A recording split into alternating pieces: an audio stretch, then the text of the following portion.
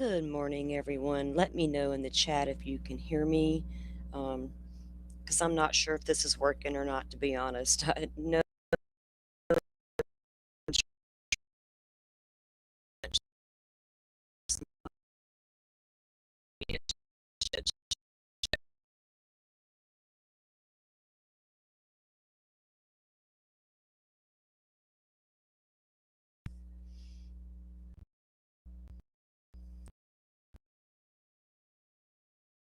can you guys hear me?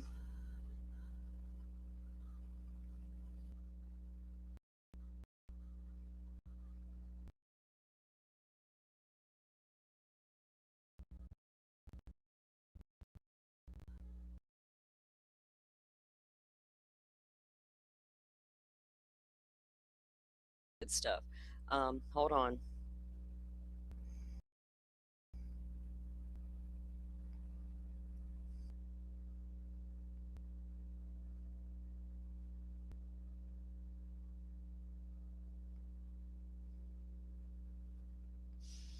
All right, so I'm breaking up, so this may not work. It's crackling. Uh, I think I've used up my hotspot. I think I've used it up. It's got to reset. I don't know. Now my signal's showing good and strong. Um, I don't want to do a show where we're breaking up constantly. That's no fun for anybody. We can't keep up if we're breaking up and we can't hear what's happening. Um, Let me know if we're coming through a little better right now, guys. May have to change the plan here and do this. So it seems to be working now good because I'm really looking forward to having this conversation. I'm sitting on go and I'm ready.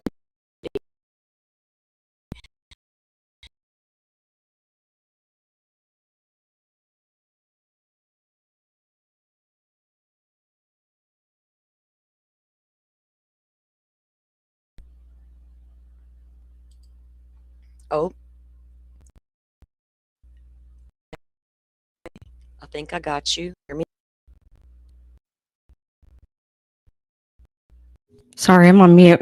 Oh God, sorry. I can hear you. Uh-oh, did we lose Salty? If um if it doesn't normalize here in a few minutes, we totally can reschedule, but it stopped working. Oh, we lost her. She gone. I guess I'll hold down the fort here. How's everybody doing? Let me see. I already said hello to Andy. Let me see. Let me scroll to the top and see who all came in while we were troubleshooting. Butterfly, Forest, Andy, Dolphin, Carrie. Let's see, I'm scrolling. Scrolling.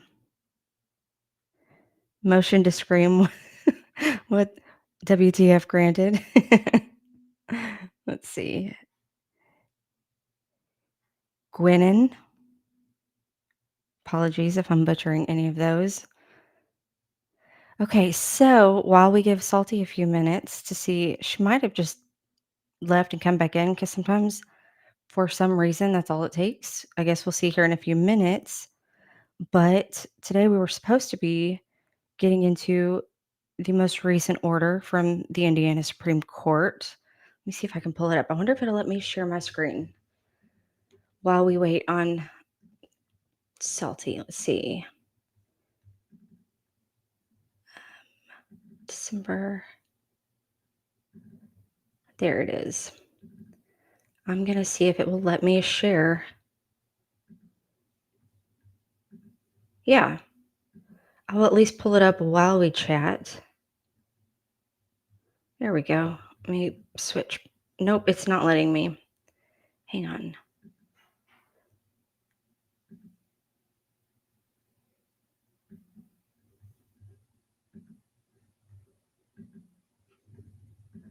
Nope, it's still not. Well, I'm gonna read it then. Appellant has filed a belated motion for permission to file oversized appellant's brief, and a motion for final extension of time in which to file the brief.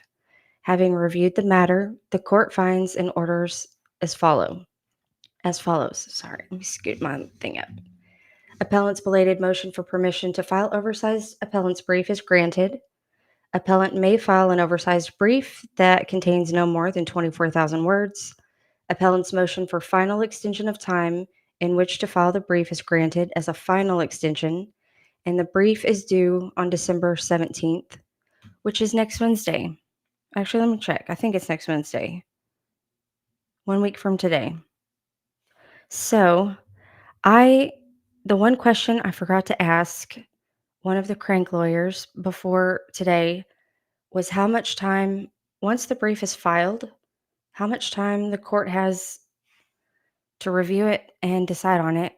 I would think it comes with more time when they have such a monster brief to review. But I do remember Kara Weineke talking about her belief that this case may be worth the time to have oral arguments on. So I'm not really sure if that changes the deadline. Let me see. Oh, there we go. I just switched over, Salty. I see it. Let's see. Yeah, I will. Let me see if it'll let me do a dual stream. If y'all can still hear me, I'm going to set up a dual stream and then we'll repost. I'm not sure if y'all can even still hear me, but I'm going to go check the community post and Salty's messages and we'll go from there. Let me see.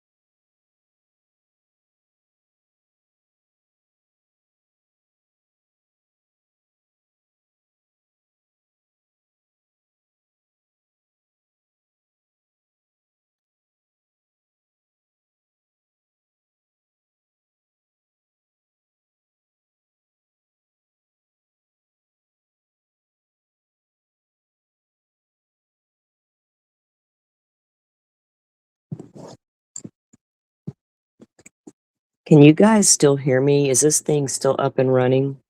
Someone let me know in chat. Okay. I'm on my phone right now and I can't even tell if this is working. So and my chat is going to be delayed, but yeah, I'm trying to get the stream to shut down. This is crazy. But if y'all can hear me on this phone like this, please let me know in the link or in the chats there. Dolphin, I'll leave it up. You can hear me, Dolphin?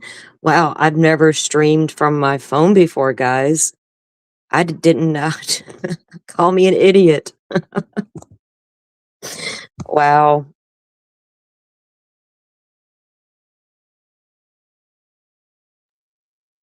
Good morning, ma'am. Okay, it bounced me for a second. Am I back? Yes. I had to shut down the PC and turn off the Oh, hotspot to the PC, so I go on my phone because I couldn't shut the stream down. So when I get into the restream on my phone, I'm realizing I can talk right here. gotcha. Well, I was trying to, after I got booted, I was trying to go see. I'm like, oh, wait, are we doing a different one? I was going to see if we should switch over to mine, but it's okay. Well, good. It's working now. Yeah, I've never done this option. I didn't even know it was a thing. I don't know how to do this, so we're not gonna. I don't know if I can share screen, all that stuff, but I didn't intend to watch, any videos today. Mhm. Really just here to have a good conversation, and to talk about the latest things that have come down in the case. So if chat, let us know. Okay, good. Sounds lovely. Oh yeah, we found a workaround motion to screen. What the fuck? Granted, we ain't putting up with that shit, are we? we we are strong, independent women, and we're gonna There find a we go. workaround.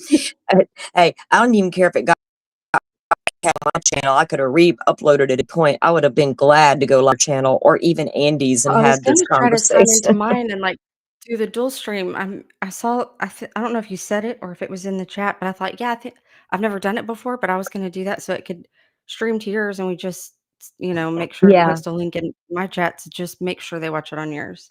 yeah. I used to use or what StreamYard, but they wanted me to pay to talk, and I'm like, enough people are wanting money from me, right? So I found I can go unlimited and talk all I want, as long as I got good internet. Yeah, I'm pretty done with StreamYard. For a while, I tried another one. Not Restream. It was Talk Studio, it was through Streamlabs. It was basically Uh-huh. their StreamYard equivalent, and it was okay, but it wasn't good for guests, and so I stopped using it because they were every time a guest would try to like, on StreamYard, anybody can hop on panel and just sign in, and it's fine. But with the Streamlabs one, it would try to put up a not a paywall, but they would like, you could just bypass it, but it really made it look like you needed to pay to change your avatar, like, you needed to have some sort of like, an actual account with them, like a paid account, even though you don't, and I got real tired of that, so I just Yeah, stopped using it because 'cause I'm like, I don't want people to not be able to just hop on or join or feel like they do need to get an account because you don't, but yeah, I thought about yeah. trying the Restream, but yeah, I haven't done it, but yeah, I hate StreamYard. And I don't like they yeah, charge a lot of I money, and they don't do anything more than the other ones do, and that just no. bothers me. I I've got don't a like lot of that. options. Yeah, I got a lot of options with Restream that are free stuff, or whatever, that I can upload things and do all kind of videos, whatever, but I can just unlimited streaming versus the StreamYard Yeah, I option, and kinda I don't prefer wanna the hit ones that people do up that to kinda stuff. support the channel so I can pay for StreamYard. That's Yeah, ridiculous when I can go get this for I free. try my hardest to like, even with all the filings and everything that I'm doing, I try to always find the most accessible to the most people option available so that nobody ever has to pay Right. for stuff, and that is also why I try to get all the documents, just anybody who wants them there, click away. Like anything, I don't want people having to spend I want them to be able to dig into the case and the facts and all the issues that are the root like the whole reason I do any of it is I mean, it Yeah. is literally about the fundamental systemic issues in this case, at least for me. And so for me, I try to just get the information to people so they can just jump in as opposed to having to track stuff down. It can be very time consuming. And with this case, especially, it can be very overwhelming to even know where to start because the Mhm. investigation as of now, because according to the prosecutor, it's still ongoing, which is ridiculous. And I know he's just saying it, Girl, but I was still, that just means we're almost a decade in. People are having to catch up for apparently, according to the prosecutor, almost a decade-long investigation, and now 2 years of mhm. pre 2 years of pretrial filings, and then the whole trial, which is very difficult to follow if you were not boots on the ground or following it every day because it's really just streams of people covering their notes. But now we have the transcripts. And so now we're going into the stage. There's just a lot. So I try to organize it as best as I can for people to jump in and just be able to start finding out what we're all always so worked up about. Well, right, and let's talk about that for a moment, what you are doing and what you have done. Um, you have a GitHub website set up, and I don't know that many people are aware of it. I'll get the link and drop it into chat, and if I think I can do it from I got the The PC on where I easiest can way see to chat find up it for there. anybody is But, to just Google All Eyes on Delphi GitHub, and it's like the yes, first thing that comes up, GitHub. and it'll pull up the Yeah. homepage, and really all that website is just a very basic landing page to help people navigate the Google Drive because all of the filings are actually in my Google Drive and there's a direct link to it. So people who know how to look around a Google Drive, they can just go to the direct link, but for people who need it kind of laid out for them, especially newcomers who just don't know where to start, there's a link to everything. Like if you Mhm. want the transcripts, here it is, and they're all in order, they're all listed out. You can just control F on any of the pages and it'll take you to the one you're looking for. There's a docket where you can just click, my docket is the same as goals, except mine's in order.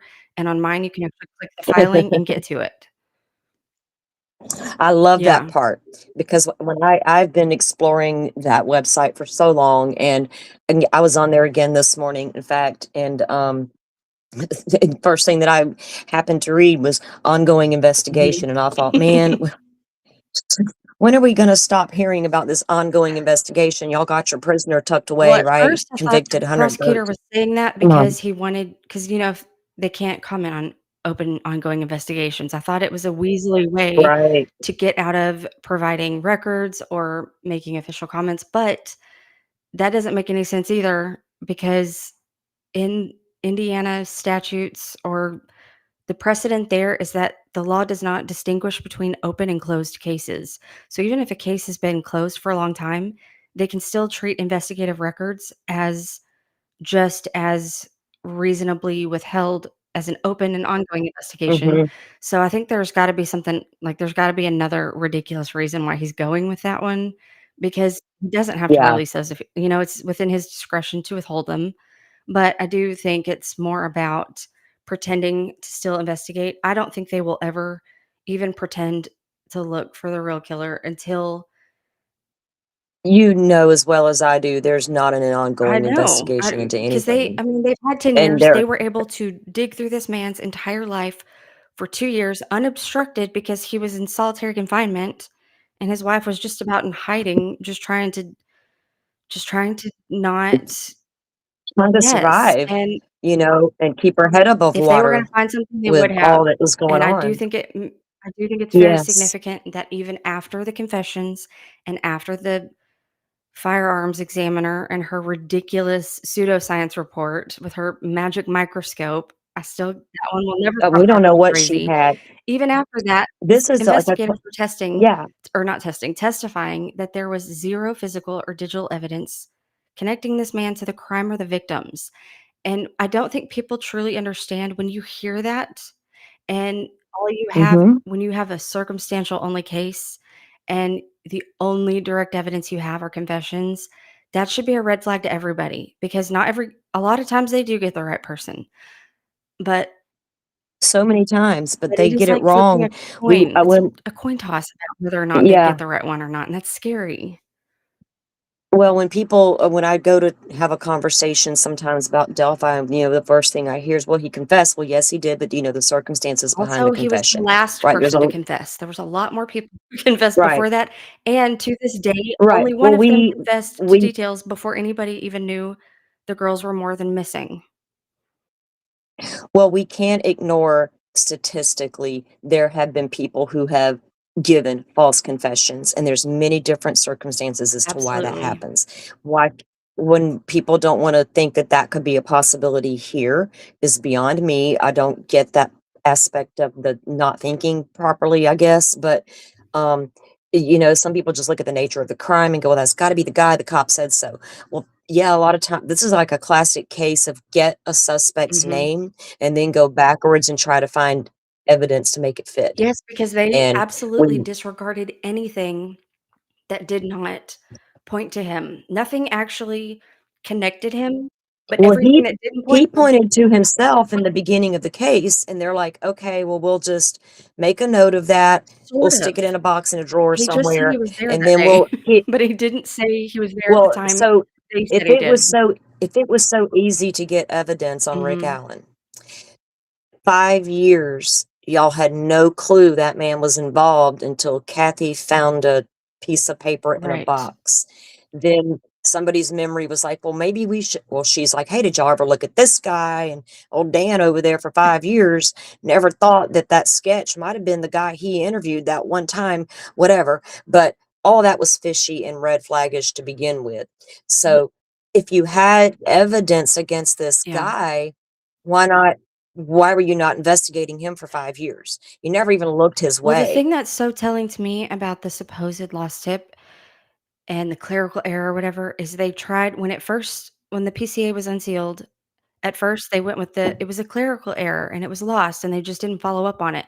Well, that was not true because you don't get in front of an officer unless you have literally been followed up on. That means someone took your information, an investigator, and not just any investigator, like one of the lead people in charge had to review it and approve it for further follow-up. And then it had to be assigned to someone.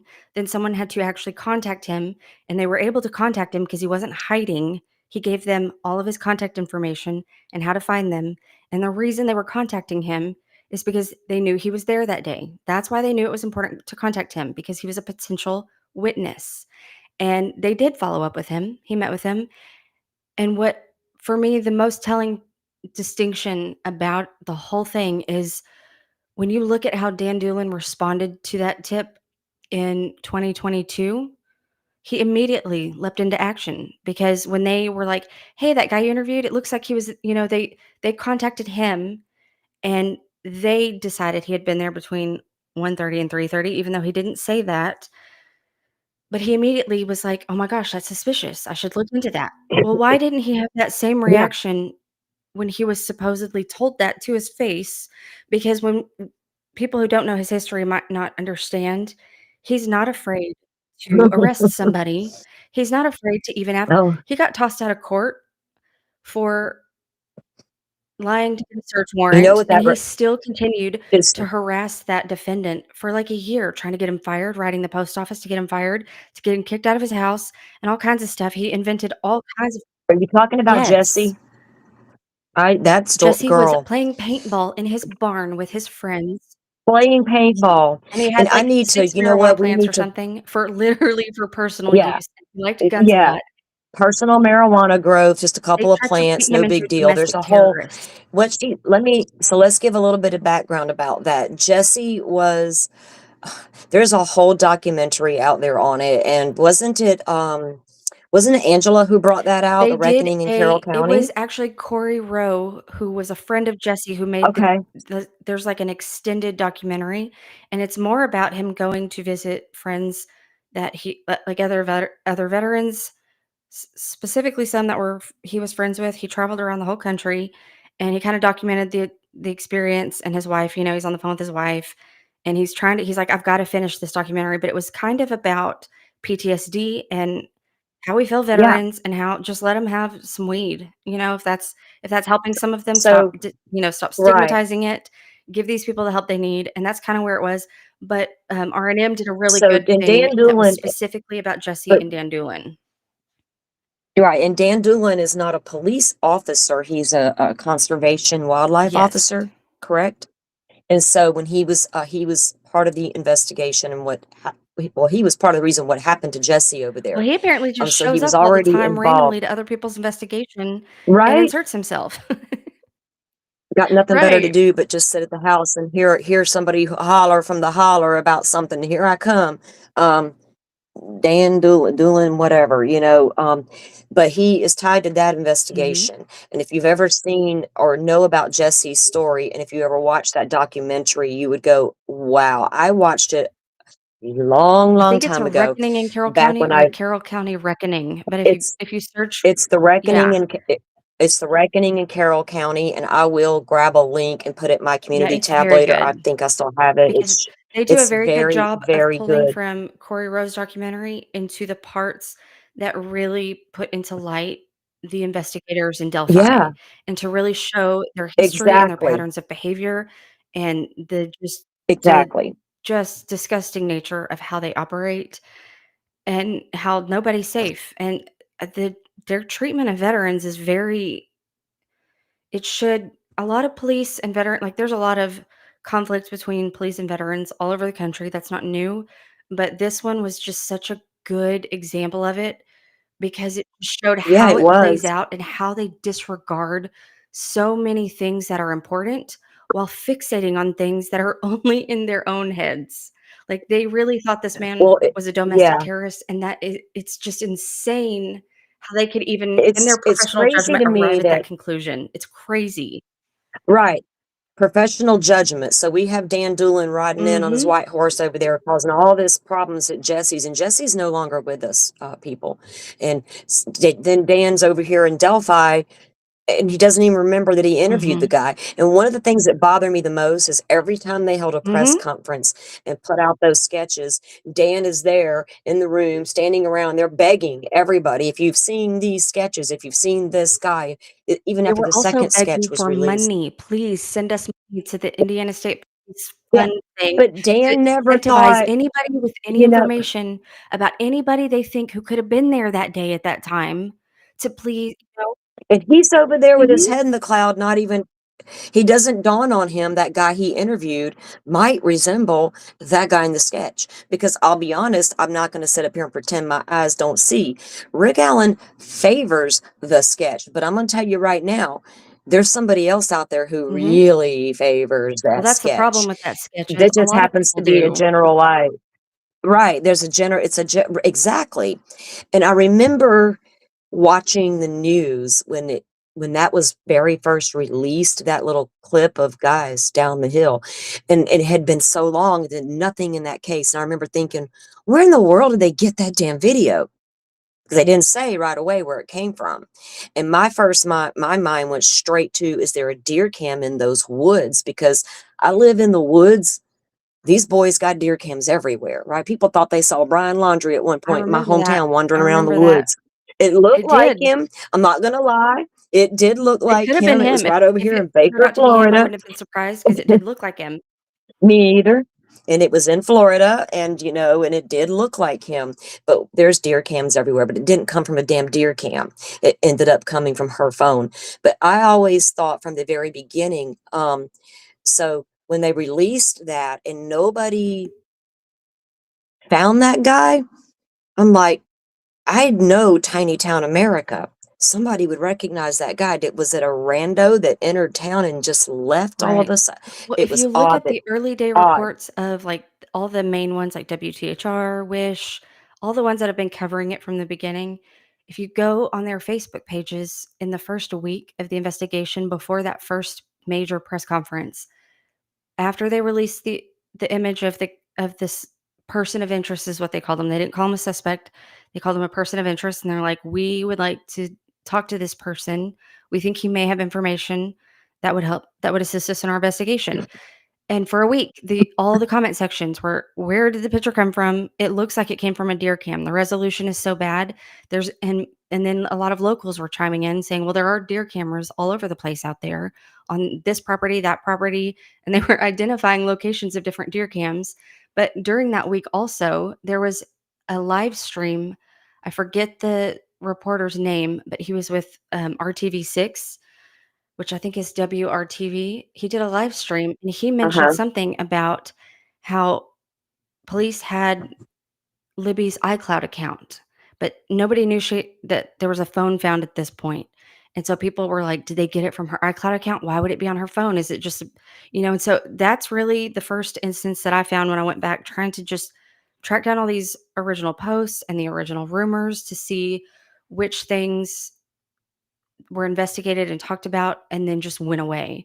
But the trail cam thing, that was most people's belief, but a lot of people were already split on the fact that police called this person a person of interest. They're like, "Oh, that's just code for suspect. He's obviously the suspect." Yeah, And of so that's course. kind of Of where it really course. started with people just getting into it with Honestly, each other. as Instead of working with each other and trying to like yeah, the troubleshoot, gen they all just started fighting. yeah.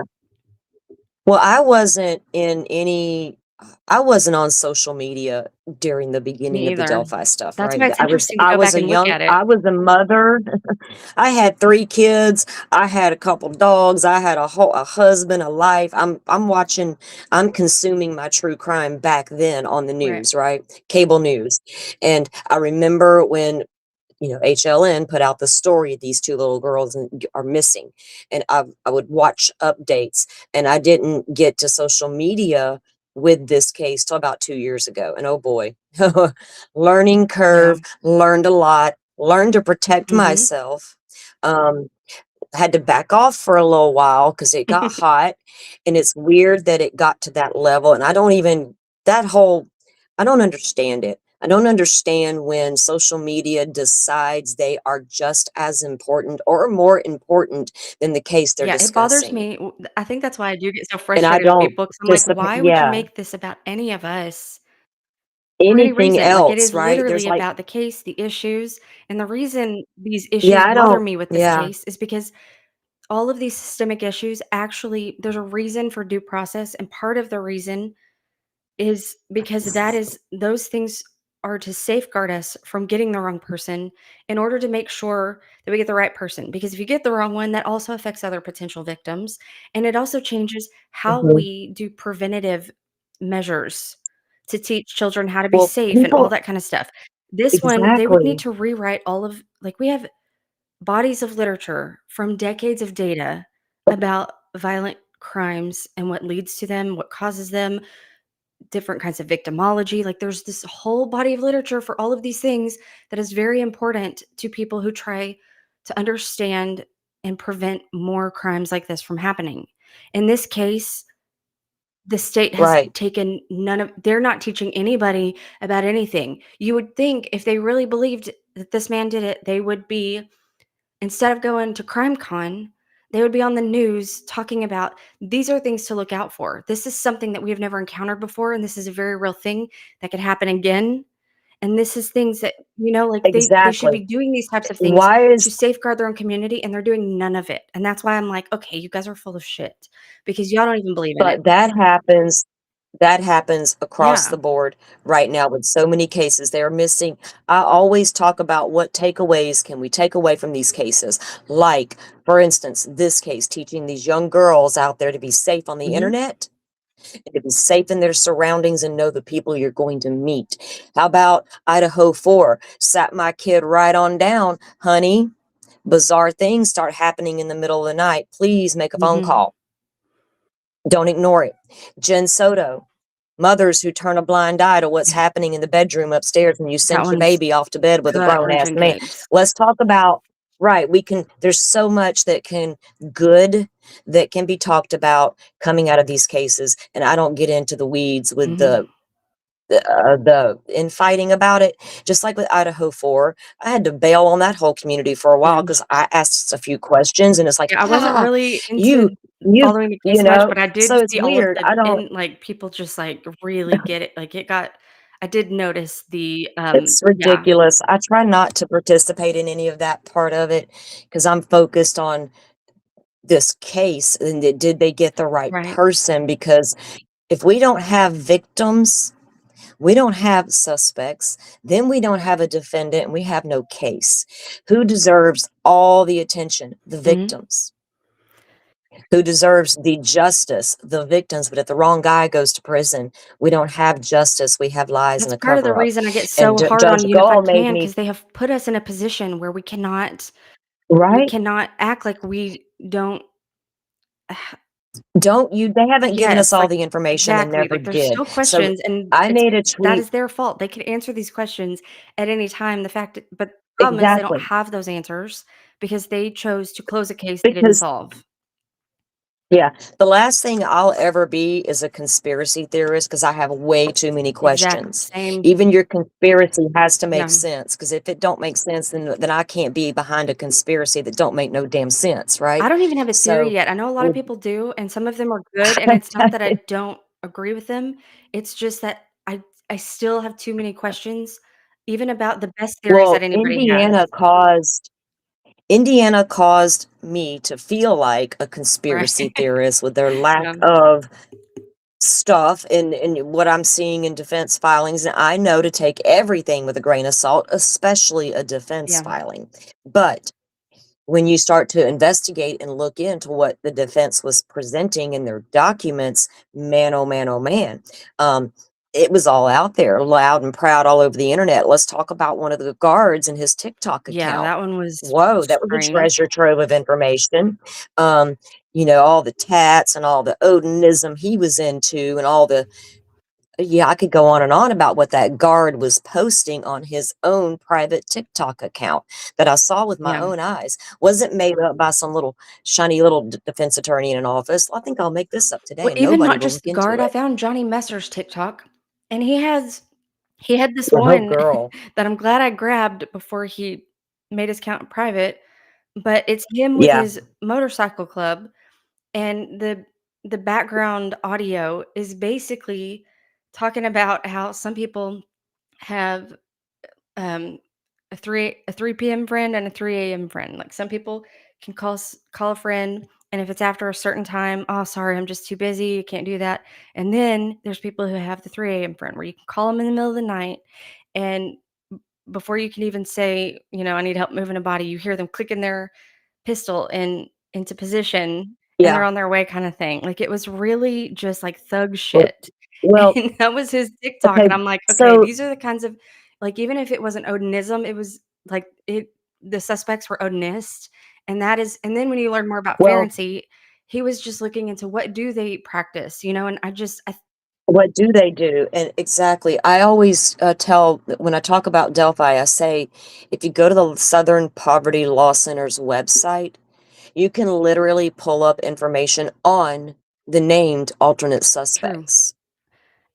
And it's pretty eye-opening as to what they are Mhm. about, what they believe, all the names, right? And you're like, well, damn, Mhm. um, this isn't just like some frat boys running around that might have known the victims. This is like, whoa, this makes I mean, yeah, sense. they really are. It You is know, it is actual gang shit that they're into, so but in but the it's they have these with the beliefs and appeals it's just case though, wild.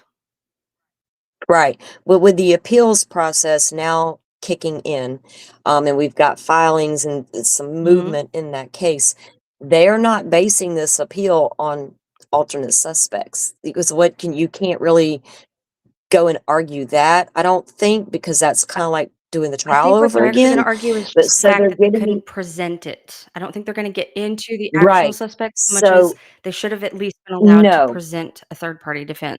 right. Hopefully that can come at some point, but based on the appeal process, what these attorneys are going after to me is super important because many of us felt along the way throughout this whole case, and I will directly point the finger and blame Judge Gold for making Mhm. me feel like a Mhm. conspiracy theorist, okay? Because you were the one who well, somebody else, another judge who got scared, decided early on we didn't need to Yeah. see anything. And then she continued that process and she kept doing things that just didn't seem legal, right? Like, what is the repercussion of Mhm. this? Who's her oversight committee? Who's allowing her to get away with this stuff that doesn't appear Her to only be oversight are the the norm? constituents, and that is who Richard Allen was. He Exactly. didn't get a jury of his peers, he got a jury of Gull's constituents, the people who put someone like her Right. in that position, and I think that in itself is crazy. I don't think they should have been able What do to you do think that. that she What do you think that she thought when she hand chose Richard Allen's new attorney after she fired the old ones or fired the originals and she picks out this other guy that she likes and she puts him on the case and then he comes out after the Supreme Court says, "No, so Mhm. fast, ma'am." He gets to have his other attorneys back. So then the attorney she appointed goes out to social media or Mhm. court TV and whoever and tells us that, They're like, man, "Okay, there's something here actually." um, there's something he oh, well, he said more than Mhm. that, didn't he? He said, "I believe" I'm not even gonna say in detail what he said, but we can drop that link. It's a very telling Yeah. interview, and it's like, what did Gull think about that?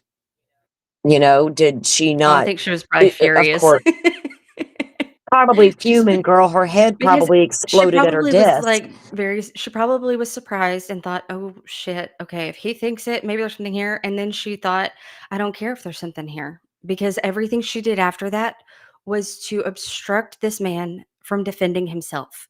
She did not allow Yeah, anything this so that went against the state's theory. The only thing she allowed and facilitated was things that supported the state's case. And it was all well, innuendo anyway, but, she treated that with more mhm. she gave that more weight, and you can even look at the safekeeping hearing, which is incredible.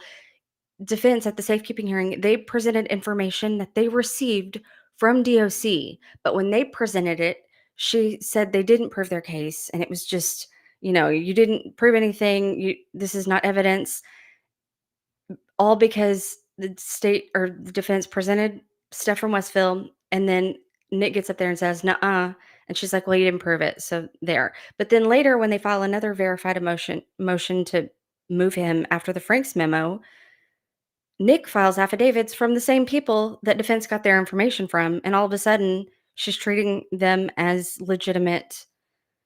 Like the same information is all of a sudden legitimate again, and it's almost like she would decide whether something was admissible based on who admitted it versus, like if the state admitted something into evidence, it was Right. legitimate. If the defense She's did, it like, was "Fine, sus. I'll sign off on Yes. them."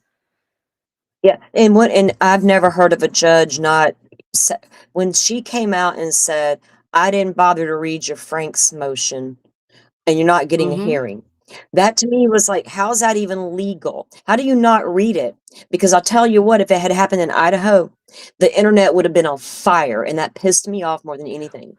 It really pissed me off as an outsider looking Mhm. in at these 2 cases, and I know just went off the rails completely, thanks to social media in a large part, and it was hard to get it back once it was Mhm. gone. Once that train was gone, it was gone, and it was disgusting, and to me, I felt like I kept so then I began to hear from the Coburger community, "Oh, it's about his rights." I'm like, "Really?" Because I got another guy I want you to look at then if you're here about Mhm. constitutional rights, and nobody seemed to care outside of the little Delphi Right. community, right? And it annoyed me.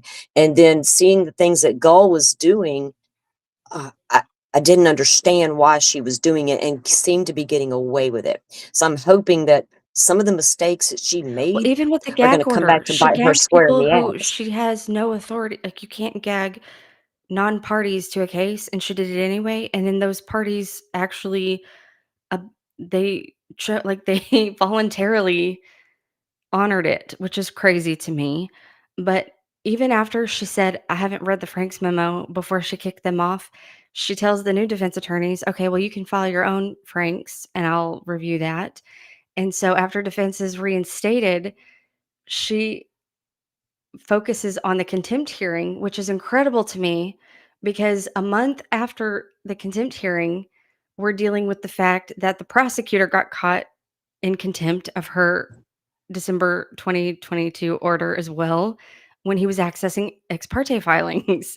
And she didn't hold a hearing on that. She held a whole hearing to determine whether or not these defense attorneys potentially, that is her word, it was potentially violative of rules of professional conduct, which are just a set of rules, not so much it's not even it didn't even violate her order. She didn't even go that far. She was just wondering if it violated the RPC on publicity, which it didn't. Their press release was a textbook example of how to follow that rule, but she had a whole contempt hearing on that, and then when the prosecutor got caught doing contempt, nothing, not even a peep. But all throughout that time, the defense had filed Frank's 3 and Frank's 4, and she just kept not even ruling on it to a point where they had to file a precipice for determination in July of 2024, asking them to make a determination on whether or not she was a lazy judge because she wasn't ruling on their filings. And the chief administrator for the Supreme Court of Indiana, they issued a determination and they did find that she was, in fact, a lazy judge, but they Mhm. didn't remove her. And their reasoning for it was because the defense attorneys continued working and filing things with the court. And they were like, "Well, if you didn't think she was doing her job, why were you filing things?" And they're like, "Well," in their minds though, they were like, "Well, we weren't submitting it to her. We were just submitting it to the court. Like, we're going to continue working on the case while this is being evaluated, and then the new judge can review all of these things because we still have to do stuff." But I found that to be crazy, but it was one of those situations where when you ask for that kind of determination, there's like a weird precedent, and it was kind of just one of those unique things that does not come up very often. And so the last time that it did come up, the way it was ruled was just essentially meant like, yeah, they can find her lazy, but the relief you're asking for, which was to remove her, we can't give it to you because of this very weird technicality that you kept working on the case, and that Right. and So essentially legitimized her again, and I thought yeah. that was just crazy, but, yeah, everything she's done is just crazy. There's been no repercussions, even with the original action that was filed because she was not filing things on the docket I was properly. about to ask you about that. So there was, with the Supreme Court, so go ahead and explain that to people because she got in trouble about that, right? Yeah, yes and no. They let her off the hook for very little. She Right. she cured 20% of the errors that they filed the original action to get relief for. Only 20%. And and that was all the Supreme Court needed to say that the issue was now moot. Which I found insane because they said, Yeah. we're gonna render this mute," and they said something to the effect in the order of, "As long as we understand that moving forward, we need to abide by the ACR rules. I expect that the judge will do that now, seeing as how she is in the process of correcting them." Well, no, after they rendered it moot, she did not continue to follow the rules. She went right back to how she's always been, and there's Yes, been she no did. accountability for it. And nothing, it was like nothing. Wasn't she, didn't she like remove some stuff from the docket and Yes, then they made her that was put the it Franks back? motion, actually. The Right? the defense attorneys filed it the way they were supposed to. They filed it and made it public. She saw it and sua sponte made it confidential, and then I think they could have refiled it, like, challenged her on it, but because Mhm. everything got so contentious after that, it was like anything they did was met with instant, harsh retaliation, and it was having an effect on their client, so they were put in this position of having to triage almost. I don't really know Yeah. how if that's the correct way to So describe it, but they when were having Attorney to weigh Labredo everything. yeah, when Attorney Labredo came out and did the interview with Court TV, he was the one that, she appointed the attorney when she fired the other attorneys, and he talked about how hard it was to get to Rick Allen, like, Mhm, even to visit him, to interview him, to show him things, how they had him in the little cage in the kitchen mhm. area, um, the And Nick was guards just that as were ridiculous to videoing. him in the reply. When he Right. listed all this out, Nick was like, "You're lying, that's not how it happened, you're being so dramatic." They had the same reaction to the new attorneys as they did the old ones, it was crazy. Yeah, and it's like, now you have a not this other attorney didn't even have to come out and speak. He did, Mhm. was he trying to get his 5 minutes? Well, he could have come out and said anything but what he said, but what he saw in the time he was there was like, "Whoa, this is crazy." Well, he So even said, he's he like, "Going gave into us this, I thought all that was kinda woo-woo." He yeah, thought, he was wah, like, "I wah, thought there's yeah, nothing here." You could tell he was, like, exactly. admitting the fact that he thought it was crazy, and he was met with information that showed this is real. This like, there's a problem here, and there's something to they said it's meritorious, the claims that defense were Right. making. So it sound like if he had stayed on the case, he would have continued to explore what the defense was currently Seems exploring when like they it. were fired.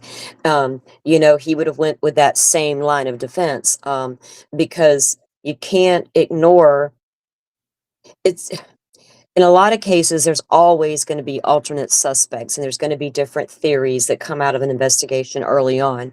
This should be, depending on what kind of evidence they can collect. One thing that always got my curiosity, and I don't know if I've ever figured out the answer. In the very early days of this investigation, day one, two, three, four, five, what pointed them in the direction of these alternate suspects? Was it just the fact that one of the girls dated one of their sons, or was there indications at the crime scene, or was it some random Facebook post somebody saw and turned you on to, but that shouldn't have known about the crime scene at that stage? What was it? It was Because kind of a combination, actually. I you mean, we don't think, know yeah, for sure, but we do know in the Franks motion, they did include some of the tips early on. Like, the reason that led to Brad Holder's first interview was because a tip came in on the same day that the bridge guy image was released, and it said that Brad Holder was the father Lab Abby's boyfriend. Actually, it might have said ex-boyfriend, I'm not sure. But it basically said something to the effect of his fa his social media is disturbing. He posts pictures of dead girls, and he has a fascination with Gothic symbols, and he was So, describing the crime scene, to be honest, like this tip and was. he was, and Not I've dead done a holder, but short where yeah, go the ahead. guy who or whoever reported the tip, they were, but they couldn't have possibly known that's what they were describing, and so Exactly. but So that's that's what my led to his first interview, and well, then that he's the one who pointed the finger at Patrick Westphal, like, "Oh, but yeah, yeah, I'm friends with this guy, you should go talk to him," even though now they're telling us they weren't friends at this point, they sure were acting friendly when the FBI started knocking on their doors. well, how does that make sense if a tip came from a guy who saw some shit on Facebook and got suspicious? Who knew about that crime scene that early on in the investigation around town that would go, "You know what? That picture on Facebook might mimic that crime scene," if nobody knew about that crime scene at that point in time. So I'm not buying that they got turned on to Brad Holder on a stupid ass Facebook post tip. Well, for me, I think part of it I don't know if I think this, but I would hope that one of the reasons they did is because of his proximity to the victim. You I know, I think think it so. was I'm hoping that that is one of the reasons why they thought, "Well, we've gotta look at everything." And in the very early days, they seemed to genuinely be willing to hear just about anything because they didn't have a clue. When they went to this crime scene, they just didn't even know Of course who not. to Well, I think. hope not. Yeah, but That's what's crazy to me is when they went to go interview these suspects, they just essentially vibe checked them, and they didn't have a time of death, and so the fact that they're like, "Well, these people were at work at this time or that time," number 1, Patrick Westphal placed himself in Delphi, and he did. the things he spoke yeah, he said I mean, he lived in Delphi at the time, and he's like, Yeah, "Yeah, I know. Yeah, I was yeah, I was at" agreeing. I Yeah, mean, he he said did. oh, Mhm. I thought you were Mm. asking, No, no, no, yeah, yeah. I mean, and they keep saying they can't place any of these people there. Well, one of them absolutely placed himself there at home. Another one placed himself and 2 people there on the bridge and in the woods. And another one changed his story so many times.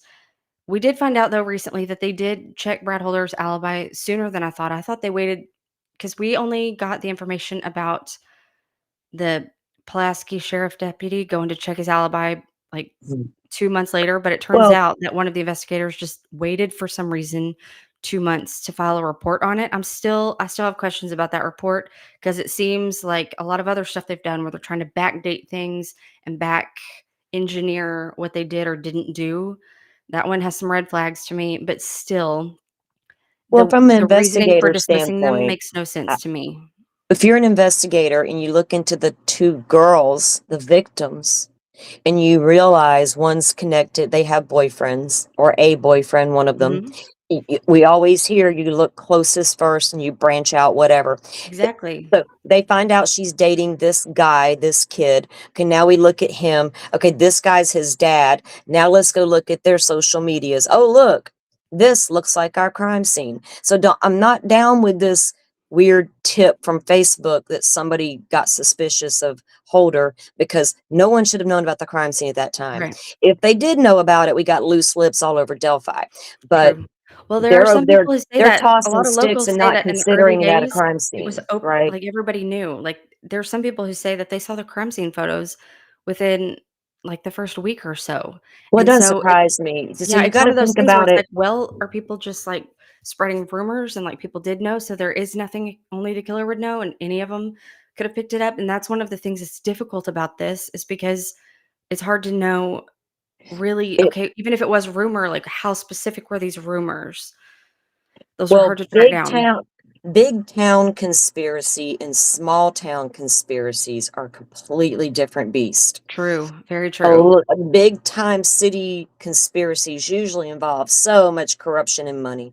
You got Mhm, tiny town, it may involve some corruption and money, but the backbone of it is that good old boy mentality. Take a mhm. look at Letcher County, Kentucky. In Oh, the man. little town, Yeah, I just moved from the country and my little town was smaller than Letcher County, Kentucky. I get the inner workings of tiny town America and how all the cops on duty know everybody and you know mhm. who they are and they all know your brother, your uncle, your cousin, your sister, Yep. your friend from high school, whatever. These boys are local. So, how much of that played into anything? And why would it have? So, I have to ask myself that. Why would it have? Why would they even? attempt to cover up anything here or make it seem something it wasn't or ignore or clear other perpetrators that may have been more tied to this scene. It's none of it made sense. So back to the appeal part of it, though, with the lack of evidence that the judge wouldn't allow to come in, I wonder. So the points that when they filed the document, they cited 10 possible issues. 9 Mhm. include federal and Indiana constitutional claims. To me, that's huge. And I Yeah. need to know so much more about that because that's what's going to win an appeal for Rick Allen, Yeah. not an alternate suspect that we've all been looking at for years now. You know, Well, I we know of a have found, handful that I would consider constitutional violations, but I couldn't get quite to 9 because 'cause I've been trying to think, like, obviously, right? safekeeping would be one, the search warrant, the not letting them present a defense, like, I can think of, like, a good handful of just due process ones, but um, I'm very eager to see what all they lay out. And we also have to remember that it's taken forever Mhm. to get documents out of this case. I see a lot of fundraising going on for FOIAs in Idaho and stuff, and we're getting all of that, like, just left and right, right? Over Yeah. here in Delphi, y'all had to do a whole crowdfunding thing to try to get the transcripts. Lo and behold, didn't y'all get the money, right? Like $4,000, and Yeah. boom, then she had the transcripts, and Well, it's like, that's because we made enough noise about it because right, Jody has been doing this the entire time where instead of because she can wait until a notice or whatever is filed, she can charge prior to that. But we were not convinced because of the way she's operated previously that she would actually honor that even after it was filed because there's been so like even now she still has not created a supplemental volume for the motion to correct error exhibits. She made one for the and Franks and we do have the MTCE exhibits just because they were attached to a filing that she could not prohibit. You know, she couldn't exclude it on her own. It was up to the person who filed it to make them available, and they did. And so we have them. But the point is, if we didn't, we still wouldn't because she has still not even provided that supplemental exhibit. And the fact that we're a year afterwards and still waiting on them. But yeah, so once we made enough noise about how she was charging and how she was putting things off, and also putting off turning it into the notice of appeal, which meant she got to make money even longer in the meantime to provide these things to other people who were paying for them when the appellate attorneys still didn't even have them. I think we were able to make enough noise where I don't know that she'll do that again in another case, but that was another, yeah. like, little middleman issue in the midst of the actual issues of the filings and Well, access. it's one thing to deny the public the access to these public records, but when the appellate attorneys have to fight to get them, um, Yeah, that shows that was crazy.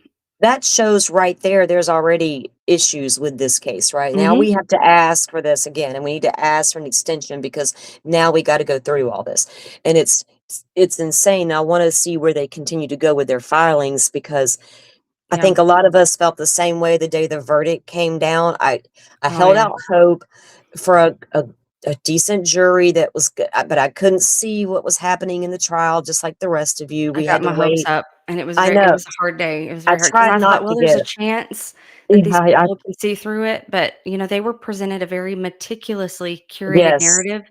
There really was no other they had no other thing presented to them. You know, they're driven in this bus every exactly. day and they are driven through the town that is turned into a living, breathing memorial to these girls. And then they go to a courtroom in their minds, from their perspective, they probably thought these families and the whole town was united in their belief and just waiting on them to deliver this verdict that the whole town wanted because the whole town was dressed up. And that's not the case. That town is very split. But I don't know how else they could have come to another conclusion when they were only allowed to hear I mean, they were literally spoon-fed Oh, a I agree. meticulously curated narrative. I don't blame the jury because they can only go by what was presented at the trial. And there was so much speculation, even around the videos presented about the bridge guy. What was it? Was it real? Was it AI? All this craziness. And Right. can we get the original? Can we and all of that that ensued?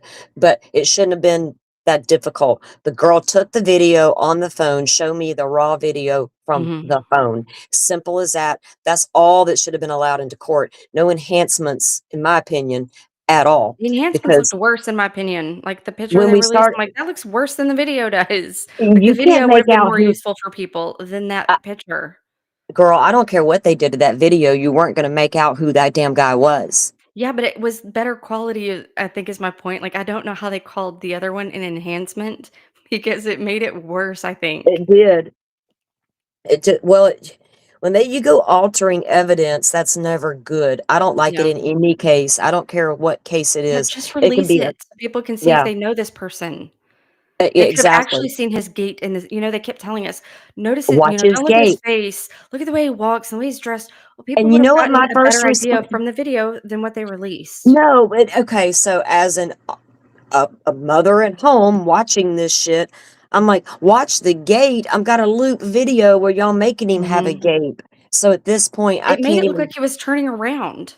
I'm yeah, I like, "Is mean, he even walking towards the girls?" Like, this whole what's he time when I doing saw right his gate there? released, I'm like, I "Okay, didn't is s he even behind her or is he, like, looping around because he got to the end and he's turning exactly. around and he has nothing to do with this?" Because the person in the little loop that they released, to me, I'm like, "This man is not looking at or for anyone. He's just Kinda like crossing the looking bridge. down and walking and He's just just walking." It could eh, have just been just anybody off walking. in the distance, and so I couldn't understand what it even had to do with anything. Had I seen the I 'cause video, I would mm-mm. have Well, probably seen the relevance of it to them, but I don't know. I still don't understand the conclusion they arrived at. when they And released the audio to the guy or down the hill, and then they came out with guys down the hill, and mhm. then I'm trying to match that with that loop video they kept showing me, I'm and like, "I I don't don't see his s mouth moving." who's he talking to, right? Is he, like, I don't even know I'm like, what's "Is that even happening him or here. is there someone behind him?" Like, I Is just it couldn't right? yeah, I had And so many even questions. when the whole thing or allegedly the whole thing come out and you see the girls leaving the bridge, you know, that be a gun Mm. supposedly and all that. Oh, yeah, this is the I path. still don't know That be who's a gun? saying, I'm so "Yeah, that sure. be a gun." I'm not I still don't know who's saying "guys down the hill." Right. And I don't need nobody to come tell me to voice analyze it. We've done all that for years. We've tried to analyze the height of the guy for years. Mhm. I'm not new to Delphi at all, but there was so many problems with the evidence alone and what they were able to keep out, right, of the evidence that Well, the I jury also was think able to it's very see. important to when we talk about this video, to always point out that Libby tells Abby, "Hey, there's no path that goes down here. We have to go this way." Like, Yeah, she was the one saying, "We're going down here."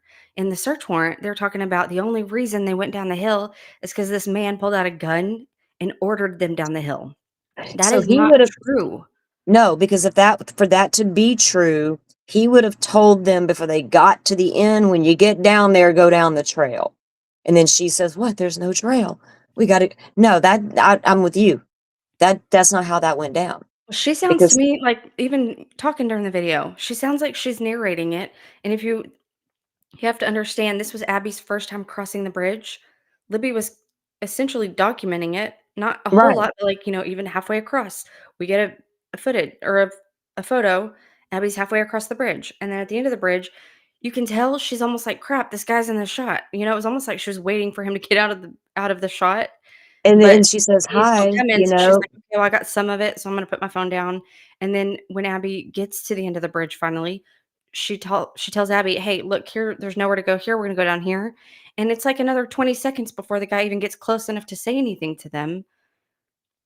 And it's weird, it's so weird, but the girls did not to me, they didn't sound distressed or scared.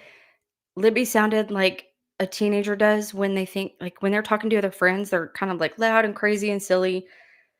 But if there's another person around, they're almost like, "I don't want anybody to hear what I'm doing on social media." I'm trying to make a video, I don't want 'em to hear me. Like, she just started talking quieter like somebody was there, but this man is off in the distance. So in my mind, I'm like, "Was someone behind her?" I still don't know. I have more questions than anything, but I'm like, "Did they know this person? Is that why they didn't seem scared? Or why maybe they did have a plan with him, and they were just waiting on him to catch up." Like, she's telling Abby, "Okay, we're gonna go here when he gets here." Like, that was just Yeah, implied. I don't I know, don't but think the that's girls just I crazy. didn't get the impression that they knew I the didn't hear guy. a gun, though. I I heard I nothing about a gun. I didn't hear that part either, and I always said And I remember talking to, I think it was Sleuthy, maybe a Twitter space. She and I used to, like, I would find her sometime. I used to do Twitter Yeah. spaces a long time ago. But anyway, about the bridge guy thing and all of that. And it's like, when I first saw the video, I concluded at one point, a long, long, long time ago, it could have been him on the bridge because he was out there. He literally said, I was on the bridge. So did a trail cam pick that guy up? Mhm. Her phone. But Rick Allen himself, he never says, I saw two girls walking on the bridge. Well, in his interview, he's very specific. "I never saw those girls. I've never seen them. I Right. never saw them." He saw some other ones, and the interesting thing about who we think he saw on eh, I guess back to the Dan Doolin thing a little bit, one of there was a group of there was t Abby and Libby, a group of 2, then there was Bree, Anna, Riley, and Isabel. That was a group of 4 that was out there, and then prior to that, there was a group of 3 girls. And I won't say their name just because 'cause they're not already out I mean, most people Yeah. can find them, like, they're sort of out there, but they're not in the filings, so that's the only reason I'm not saying it. But, they made a post on Facebook that Tara German and Bree commented on. They're saying, "We were out there earlier," and the interesting thing about one of those 3 girls is that in I think it was 2018, Dan Doolin was part of an investigation where she was arrested for another, like, huge drug plot apparently, down by the river. He was out just looking around out by the river and apparently just stumbled upon some massive trove of drugs that nobody was around, and she was for some reason attached to it. Like, that case, I have so many questions. There's very little information available about that case. I've looked, I've tried. It's very confusing, but it's another classic Dan Doolin shows up and all of a sudden we've got this big conspiracy that he's solving, even though I don't really understand what he solved. But there's more people out there, and since the exhibits have come out, we've learned there's actually a whole bunch more people out there, because for a while they're like, "Oh, tons of people are out there," and then the PCA comes out and it's like, "Oh, nobody was out there." And then the exhibits come out and it's like, "Wait, actually they were." It's this back and forth constantly with this case that drives me crazy because we're all willing to adjust our perspectives. If you show us new Uh-huh. information and we're like, "Okay, this is actually how it was." We're like, "Okay, well, let's proceed based on that then." We've done that so many times only to find even more information. We're like, "Oh, okay, actually it is the thing that we thought in the beginning that we thought that we changed our position on because we thought you showed us something that said that's not true." It's very frustrating, but yes, he was not the only person though. My point with that Well, was they he's not the only say, person who said he was there. Dave McCain also right. placed himself on that Oh, bridge. yeah, I If can't, you look at something about that the guy always, interrogation video, he doesn't actually say, "I did absolutely go out there." What they were doing was asking him what because he does he couldn't remember say? what he did that day. So they started asking him, "Well, what did y'all usually do?" And he's like, "Oh, well, we would usually park here, and we'd usually just walk out here, go out to the bridge." And like, "Okay, well, how far would you go out?" And so he's So describing isn't what he McCain the do. guy with the camera taking the pictures, Yes. right? He's the Yes. guy that takes the pictures for okay, yeah, I know. Gotcha. Yes, and at trial, he placed himself there at, like, 2 to 3, and now that we have this one exhibit, we actually finally got a Hoosier Harvestor timestamp for him about when he Mm, arrived and also for Shelby Hicks, but there's some other information in that report that's not correct, and so I'm like, "Okay, I'm gonna need to see that Hoosier Harvestor video because I can't even trust this report because the first 2 pages of it are excluded. We only have 1 page from it, and they get the color of his car wrong." I'm like, "Okay, are they actually talking about Dave McCain?" And also this report, which is also similar to another narrative report that wasn't released through the exhibits, but somebody got through a records request. There's another narrative report that confirms what this report is saying about Derek German being there 30 minutes earlier than he said he was. And mm, so, like, this report, I don't know what to do with it because if we're to believe it with the Hoosier Harvest Store timestamps, then are we also supposed to believe it about Derek German's, like, the information they had at that time for placing him there or not? Like, the fact that this is a year after trial and we're still having to figure out which one of these things is right versus wrong, right, it what drives me time it crazy. Like, so we should have gotten some answers with this trial, and all we got were more questions.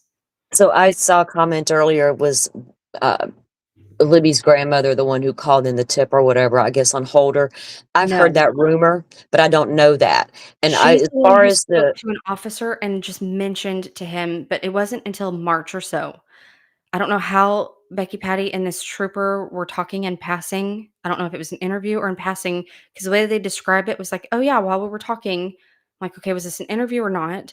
But she just mentioned, "Oh, yeah, Abby was, her boyfriend, his father is an Odinist," and I don't know how that came up in the conversation. There's been no context given to us about how it came up, but this trooper is the one who said, "Becky Patty is the one who told me that Brad Holder was an Odinist," and that's when I started looking into it. and It then wasn't I really can a tip so much okay, as and just talking. to me, that's not odd because I feel like a lot of people in this town knew about the Odinist. Right. I mean, that's not a big to me, that's a I don't even understand. Okay, I don't because think that's suspicious, but I do think it's weird yeah, that now the families are pretending like it was crazy for anybody to ever suggest ex that. yeah, I agree with Like, from that. the beginning, everybody was suggesting I it. So why is so it weird then now? well, because for me, if I'm living in I live in tiny town America, if I got a bunch of Odinists running around, a bunch of secret stuff going down in the woods, do we talk about it? Do we point the fingers at them? What do we do? I would if I was in that position. I thought they did something in the woods that day. I'm Well, in like, oh Delphi, it hell no. depends on who you Mm, ask. Like, there's right. 2 Delphis. There's So some if people, if it's you ask how common Delphi is, knowledge, white picket um, fence, nothing bad happens. Other people are a little more forthcoming about the nature of how many registered sex offenders there are in that town, how many and people with very serious drug issues and there was an history of violence. interesting interview with Abby's mom, and she Mhm. made this and when I listened to certain interviews, especially parents and different things, I'm listening for things that most people aren't listening for. And they're going to come at that a certain way and I'm not. I don't make it a point to go after a parent. This is about what she said about the town, right? And I remember her saying the spring was coming, and one of my mod butterfly, we both noticed it when we heard that interview because we both came to each other like, did you notice that statement? It may mean nothing, but damn it, man. So the spring is coming, and all the motorcycles are coming out. Oh, yeah. And I was, and I'm thinking there's a lot of motorcycle riding around. There's nothing wrong with getting those bikes out in the summer, nothing at all. Gangs, what kind of gang? The ones that are riding around with these True vest and, Mhm. Someone's like Johnny uh Messer on his TikTok. yeah, and then the Vinlanders. The Vinlanders are well known in the area, and why the town wants to pretend that doesn't exist is weird. Yeah. So, That's a if they major wanna make problem me I a have with a full-on lot of this is, like, it doesn't even have to reflect on them personally, but the fact that they No, think it exactly. does, I'm like, "Well, does it?" And, like, why are you taking it personal? Because when I'm you're sorry if criticizing I a group, if you're not part of suspected the group, why would you be offended? if I suspected that kinda evil was in my town harming kids in the woods, Yeah. I'm not gonna be afraid to I'm say gonna it. have some questions. I'm not gonna be whitewashing these people until I've gotten answers. No, I'm not gonna say, "Oh, it's okay that y'all lost their interviews and recorded over them and not Right. looking," all the I'm things. Who curious. cares? It's okay. We get it. We all lived in the same town with this man for 5 years with that sketch He plastered helped the sheriff around everywhere, the store including where the man works, and nobody ever thought across the street from the sheriff's office. nobody at one time in the bar even drinking. "Dude, you could look like that dude." Well, That also, never you would happened think one when he goes time? back to work the next day, he would have had injuries on his hands. Even if the girls didn't have defensive wounds, even when you do yard work, you get scratched up. So if he's out there dragging around these big branches, especially if they're trying to go with the branches were used to conceal the girls, well, that means he was, like, dragging stuff in a hurry, and you're gonna get scratched up. You're gonna have signs of Yeah, things on your hands. those big Nobody at his branches job that were noticed laying that, over the and he's, like, girls. working I mean, their hands are above the counter. He's, like, handing people things, and then his wife would have noticed it. His coworkers didn't see anything, and Dan Doolin didn't notice anything either when he met with him.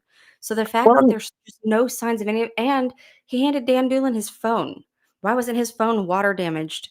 If they crossed this creek, his phone would have gotten water all of his he wasn't holding it. It obviously would have been in his pocket. It would have gotten like, with how tall he is, he's the same height as the girls. His phone would have been in his pocket and just damaged.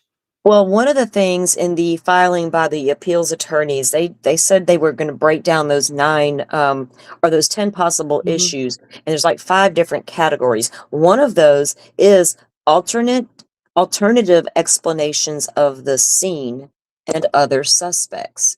Yeah. So, how much will they be able to introduce based on that crime scene? The fact that they took the sticks off the girls and tossed them aside and then went back and got them, what, a week, 2 weeks later? How long Well, was there's it? discrepancies, and they went back according to one of the CSIs at trial, he says that they went back the next day after the autopsy. Olehi said that they took crime scene pictures back out to the scene on the 15th to go look for the sticks Yeah, because and they Barbara didn't take them McDonald that day, but reported they 3 did days. the ALS situation. They were like, "We should go back out Uh-huh. there and see if there's any, um, like, DNA or anything on them." And so they went to make sure they went and identified the right ones, but they didn't collect them. And then Dan Doolin went back out to the scene for who knows what reason, the day before he met with Richard Allen, which would have been the 17th. And he said that he went back out there and noticed these sticks were there, and he contacted Unified Command saying, "Hey, I think you should go pick them up." And he says that Oh, they eventually did. And according to the other CSI, the day they went back out to retrieve them was not until March 3rd, so which is like, Doolin is the one who went out there and saw these sticks and said, "Hey, y'all might wanna get them?" yeah, but they already knew. The thing that's crazy is they already knew about them because they went back out there. The girls were found on the 14th after the autopsy in Terre Haute. The Olehi, he was at the autopsy in the morning. He went back out to the crime scene after that and Yeah. took crime scene photos to look for those sticks, and I guess it's because they were swabbing everything that day for DNA, like, even with the phone. Somebody went to the Lafayette Post to retrieve Libby's phone to swab it there. Um, they had sent the clothes off to the different areas for special drying to prevent mildew, stuff that was found in the creek, and so they were kind of Mhm. going back out to follow up on that kinda stuff that day. He went back out to the scene, and they didn't I don't think actually they did, because some of the crime scene pictures that were excluded were actually not crime scene pictures because they were taken 2 days later, because they went back out there 2 days later to document it with the ALS process. But they still, like, if you're gonna go document it and do that, like, you should retrieve them. They left them there, so that's the pile of sticks that they left there. That's what Dan Doolin found, I think, 2 days after that. But it wasn't until the next month that anybody went back out there to get them. But at that point, And Dan Doolin's DNA could have been on it. well, and they the thing about those sticks for me, and as far as DNA, I was always concerned that that spit landed on one of those sticks and not the body, Mhm.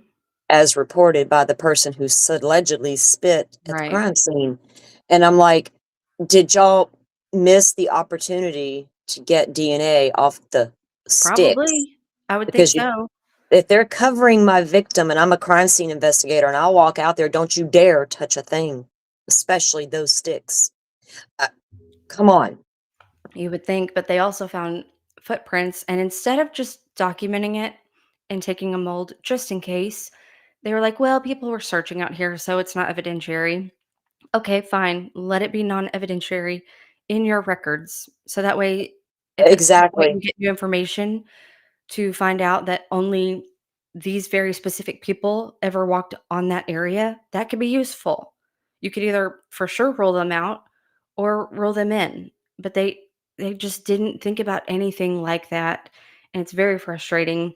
But I will say the thing about Alehi is I've been told that he was both the trooper who it was his DNA, because when they did they were not able to develop a complete profile on anybody except for a state trooper, and they did not give us any information on how they determined that it was just contamination because he wasn't in their system, but he also was rumored to be the person whose bullet it was that fell out at the crime scene.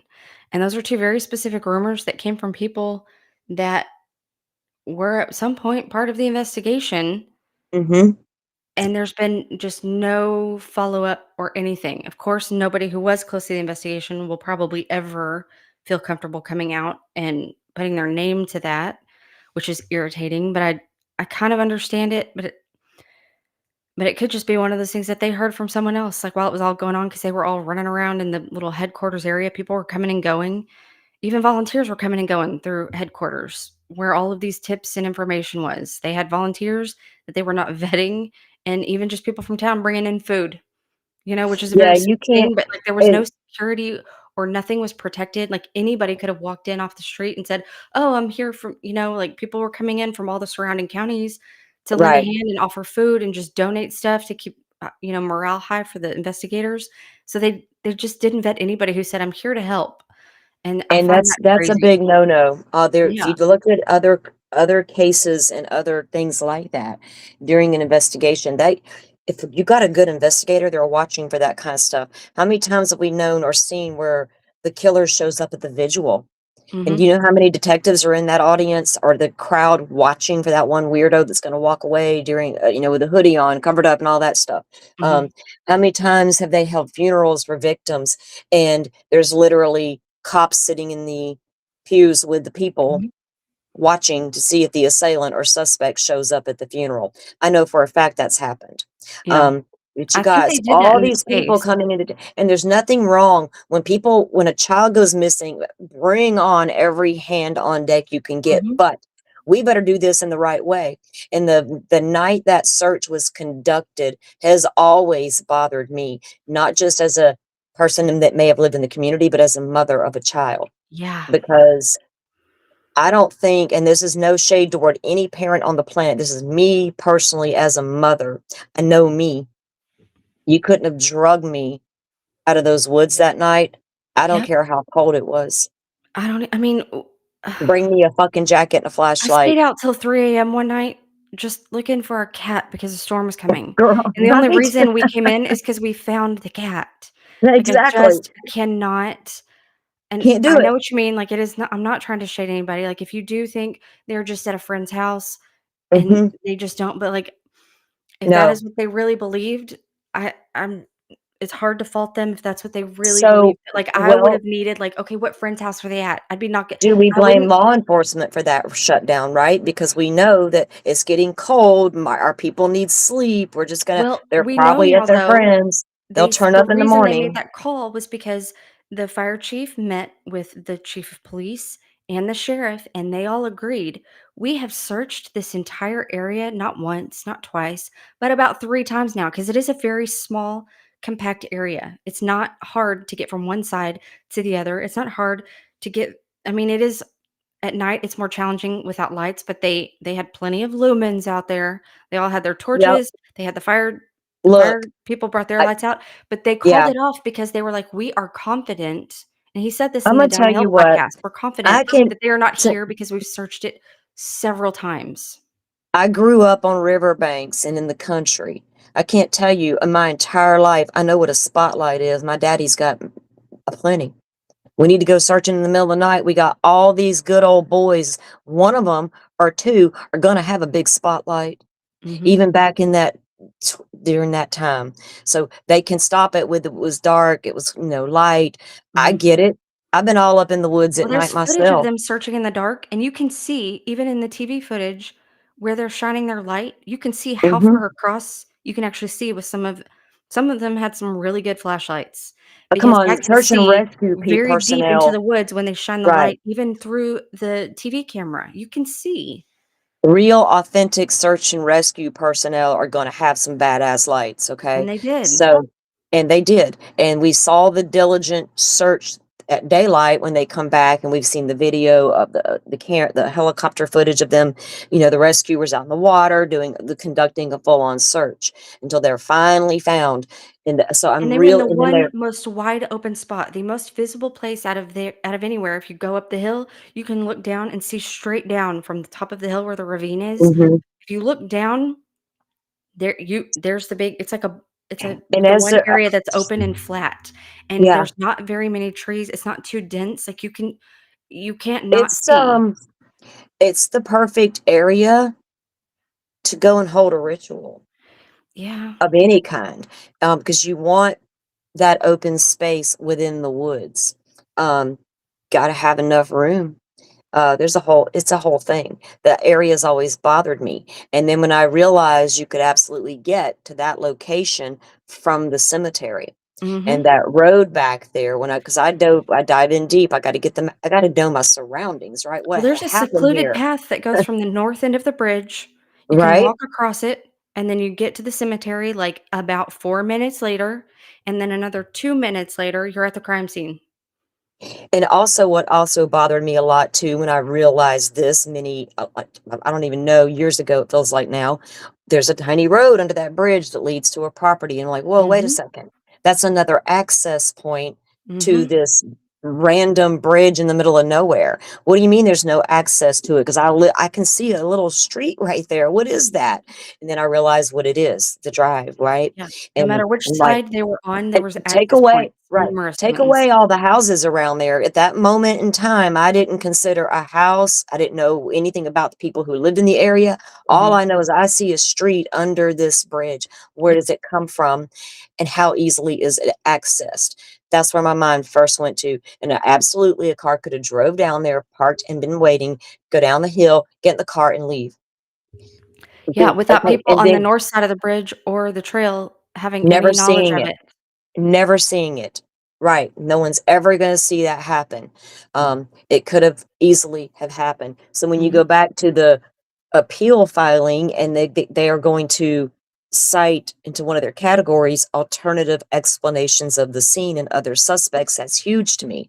I Mhm. need to know more, and I can't wait for more to come down Yeah. about that part of it, as well as all the problems and what I feel like are mistakes Judge Gull made. I Yeah. hope every one of them bite her in the ass, and that because the people don't take this seriously. If the Court of Appeals finds for the attorneys here, and they grant this man an appeal, are people going to listen then? I don't know because they're Outside of gonna the remand it small right back to outs, Dole. That makes me so nervous. right? They better not. That shouldn't even be If allowed they at let her this get point. away with it again, what is the point of any of it? That should not even be allowed.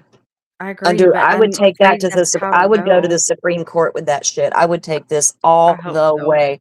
I've come this far, and now you want me to go back before the same judge? I do not think so. Supreme Court, here I Especially if come. I'm they've had making so many noise. opportunities to remove her and they didn't, and every time they refused to, another Mm-mm. issue was formed, and now we've got 10 that are having to come up on appeal because they Well, wouldn't just remove her the first time or the would second that time happen in or the third time. any other case in any other state? I don't know, I don't honestly. know about that. That's something I wanna look at because I don't feel like that's even should be allowed under I don't anybody's law. That don't make sense. they If we're really do not like to go against another judge ever, yeah, but if the Court of and it's just Appeals finds they violated Rick Allen's federal and Indiana state laws based on some of her rulings, you shouldn't be allowed to send the case back I before agree, her. but I think and I could be wrong because this is one of the things that I'm always not sure if I'm quite understanding. But it's not just that they have to find that his rights were violated, they have to find that it actually caused harm. Because in some cases, we're like, "Well, yeah, that was not the way it's supposed to be That done, in but Indiana no harm, no alone? foul." Well, I don't Um, know if that's an appellate thing or or a habeas thing. Like, that is not my well, I area of know expertise, but those are yeah, questions because I have because I know those discussions have come up over time when we are talking about these right. issues, and I don't feel like I've gotten clarification on it, but now that we're this close to the appeal, or to the brief, I'm really needing to revisit that kind of stuff because those are the kinds of Yeah, things that I worry about. me too, and I only know about, like, Florida stuff, right? Yeah. The appeals here and how things are done, and I don't know that I've ever heard of a case going back before the I just don't understand that part of it, to that she would even get the case before her. Well, I don't That know if it makes would be no her that she sense. like, if it was not a special judge situation, what they remand it back to the trial court. It's not really about the specific judge so much as the trial court itself. But because Well, Judge Dina recused and she became the special judge, I don't know because for, on all of her orders, it says, it's signed Judge Gold, but it says special judge for Carroll County. She's not a yeah, Carroll County judge, but she was appointed to to oversee she's the from Allen proceedings. County, right. Yeah, because they have to appoint a special judge if someone's recused. Well, they So need to appoint another I hope special they do, judge. yeah. I don't know if they We need will a, though. I don't know how um, that works. I don't either. I just, to me, logically, it doesn't make sense to do that in I hope anybody's it's a new world. person, except for the But fact that after Dina recused, I thought that's better because he's a mess, so a new judge will be better. So we thought, like, sometimes I wonder if it would be better because Dina is such a scaredy cat. He might have been responsive to the public pressure and not done and some of these so things knowing that everybody's watching, but Judge Gold just did genuinely she does not care. right, did she just come in and is like, "You know what? He might be a scaredy cat, but I'm not. I'm gonna show them all." I Like, kinda "Lady, think there's a little bit of you that, and can't also do that." because she's a Yeah, woman, you know how some women are like, "I have to prove myself, I have to be just as tough as the right. men." "Let Well, me sometimes assert it's not about myself." being as tough as the men, it's about No. being like, having the backbone to do the Ma'am, right I don't thing. at It's not this about point being in time equal, it's about being right and doing the well, right thing, but she w treated it differently, it looks like to me. when you're a sitting judge, it doesn't matter if you're a man or a woman. I expect you to rule by the letter of the Same, law. but I mean And her if I got a behavior, the way problem with the she law, responded to it, yeah. attention people, if you got a problem with the laws within your state, Mhm. do something. Pushback in Florida happened. I've told y'all 1,000 times. We was a hot mess here for a lot of years. Not so much anymore. Yeah, Because when the y'all's people access laws are great oh compared to God, other Florida places. sunshine laws lead the Mhm. country. We lead the country in the sunshine law. We don't play. What y'all want to know? We'll go get it right now. Y'all want to see some jailhouse video calls pre-trial? Let's Love go. that. Right? So I don't get all this hiding in the dark shit. I don't buy it for a second. Well, in I've Texas, it's grown like up. hit or miss because a lot of times, especially with the clerks, you can just email the clerk, like, "What do you need, sweetie?" And they'll, like, within like, Yeah. as soon as they've got it, it's in your inbox.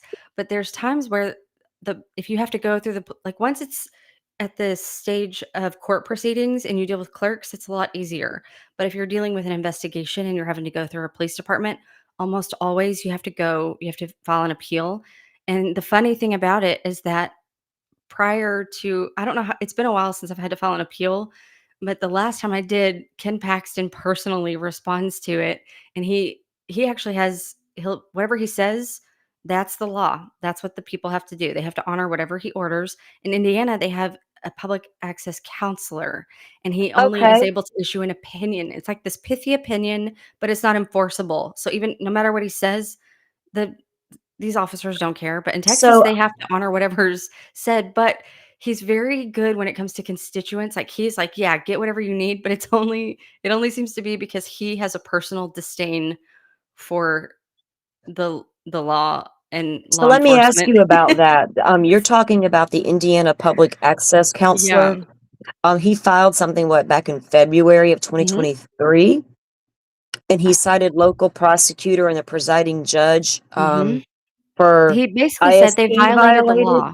Yeah, he's Okay. like, "They absolutely violated the law for their convenience. They are supposed to by law, they're mandated to create a record within 24 hours of an arrest and provide like, even though they can withhold investigative records, they still have to provide factual information about the person arrested and the Mhm. charges." And they didn't do in either of those in this case, and it's because the prosecutor was telling everybody, "Don't release any information because we're gonna have a big press conference instead." And so So they were what like, "Yeah, we're prompted violating him it, but we to don't care." do we know what prompted him to even write an opinion? Was there a Yes, Ron Wilkins filed a formal complaint because he found out about an arrest. There's a response from the ISP to his formal complaint. I have not found his original complaint. I've only found ISP's response to it and the Mhm. opinion issued on it.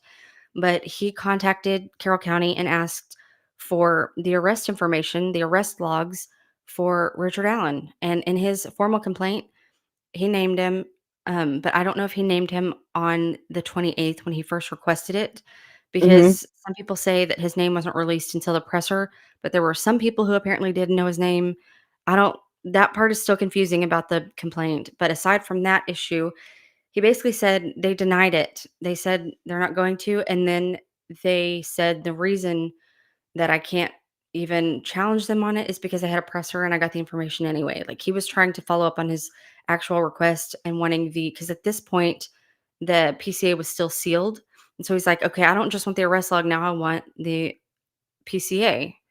And they denied that as well. Anyway, the when the public access counselor reviewed the complaint about that issue, they said that Indiana State Police literally violated the law willingly, knowingly, because the prosecutor asked them to for their convenience because they wanted to choose the time and place and manner of how they told everybody at the same time. And it wasn't even an official record, it was just a press release. And that was what they used to supplement an actual arrest record and any kind of paper trail through the agency, which is what people actually wanted. Instead, they got a press release, and that's still the only thing we have. And we still don't even have a complete, accurate copy of the PCA. When you request No, a new copy right. of it, the prosecutor's like, sorry about you. He wouldn't even provide one to the clerk. It's So with crazy. wasn't when they did, so they've wasn't there a page missing? It looks like when Judge Gold released that zip drive, on the zip Mhm. drive was the PCA. And page 8 of the PCA was, instead of the signed last page, it was the proposed order for bond that was unsigned. That somehow got put in the PDF as page 8. And when anytime anybody has tried to request a new copy of it with the signed page, they've been denied. And at this point, Rosie Palfy got the last page, just the single page 8 on its own.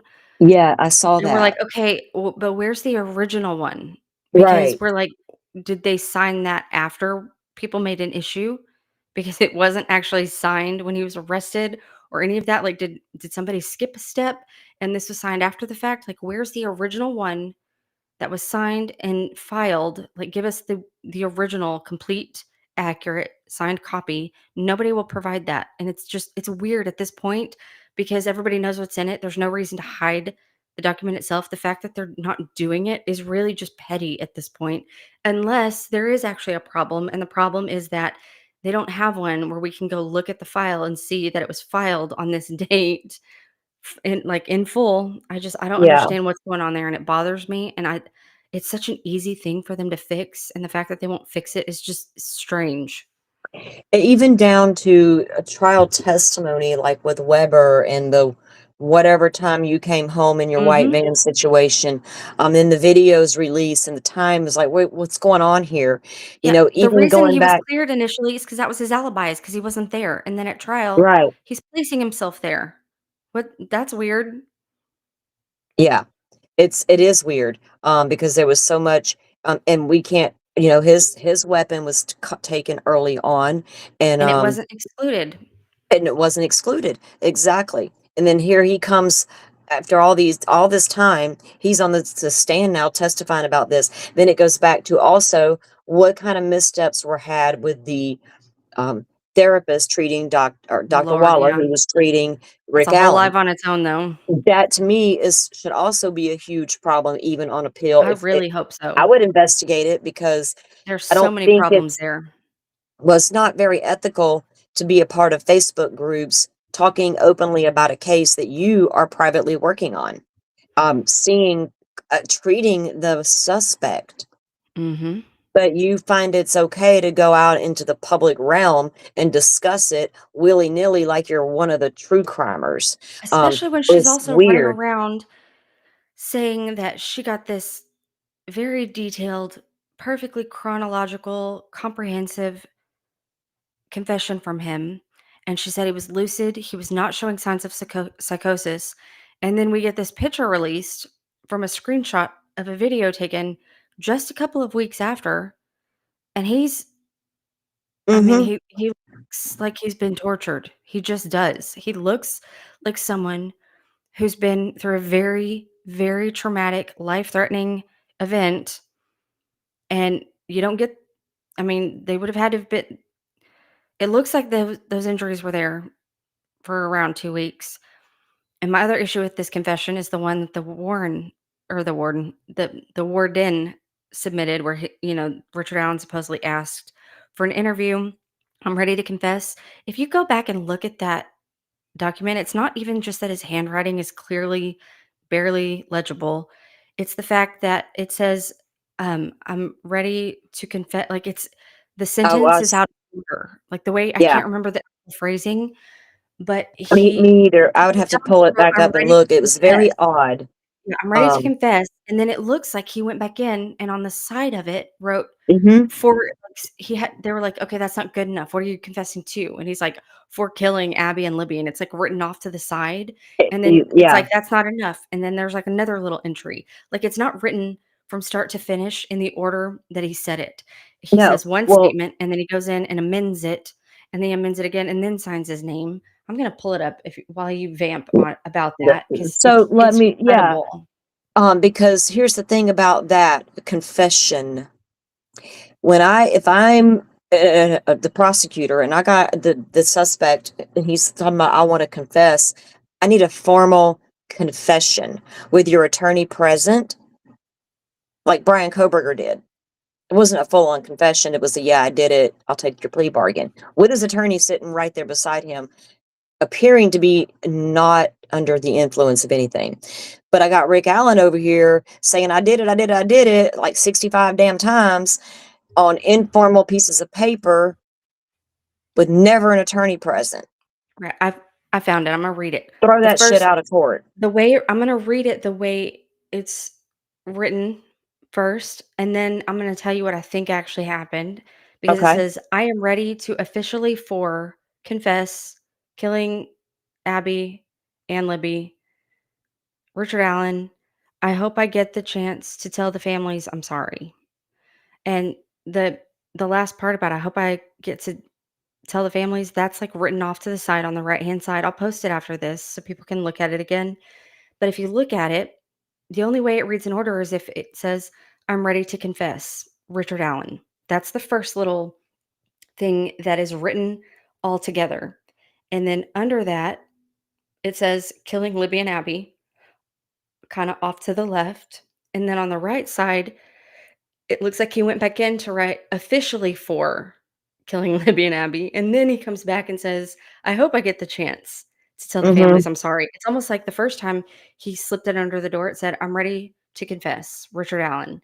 And they slid it back and they're like, "What are you confessing for?" And he's like, Killing Libby and Abby." And so he writes that and they slide it back Yeah. under there.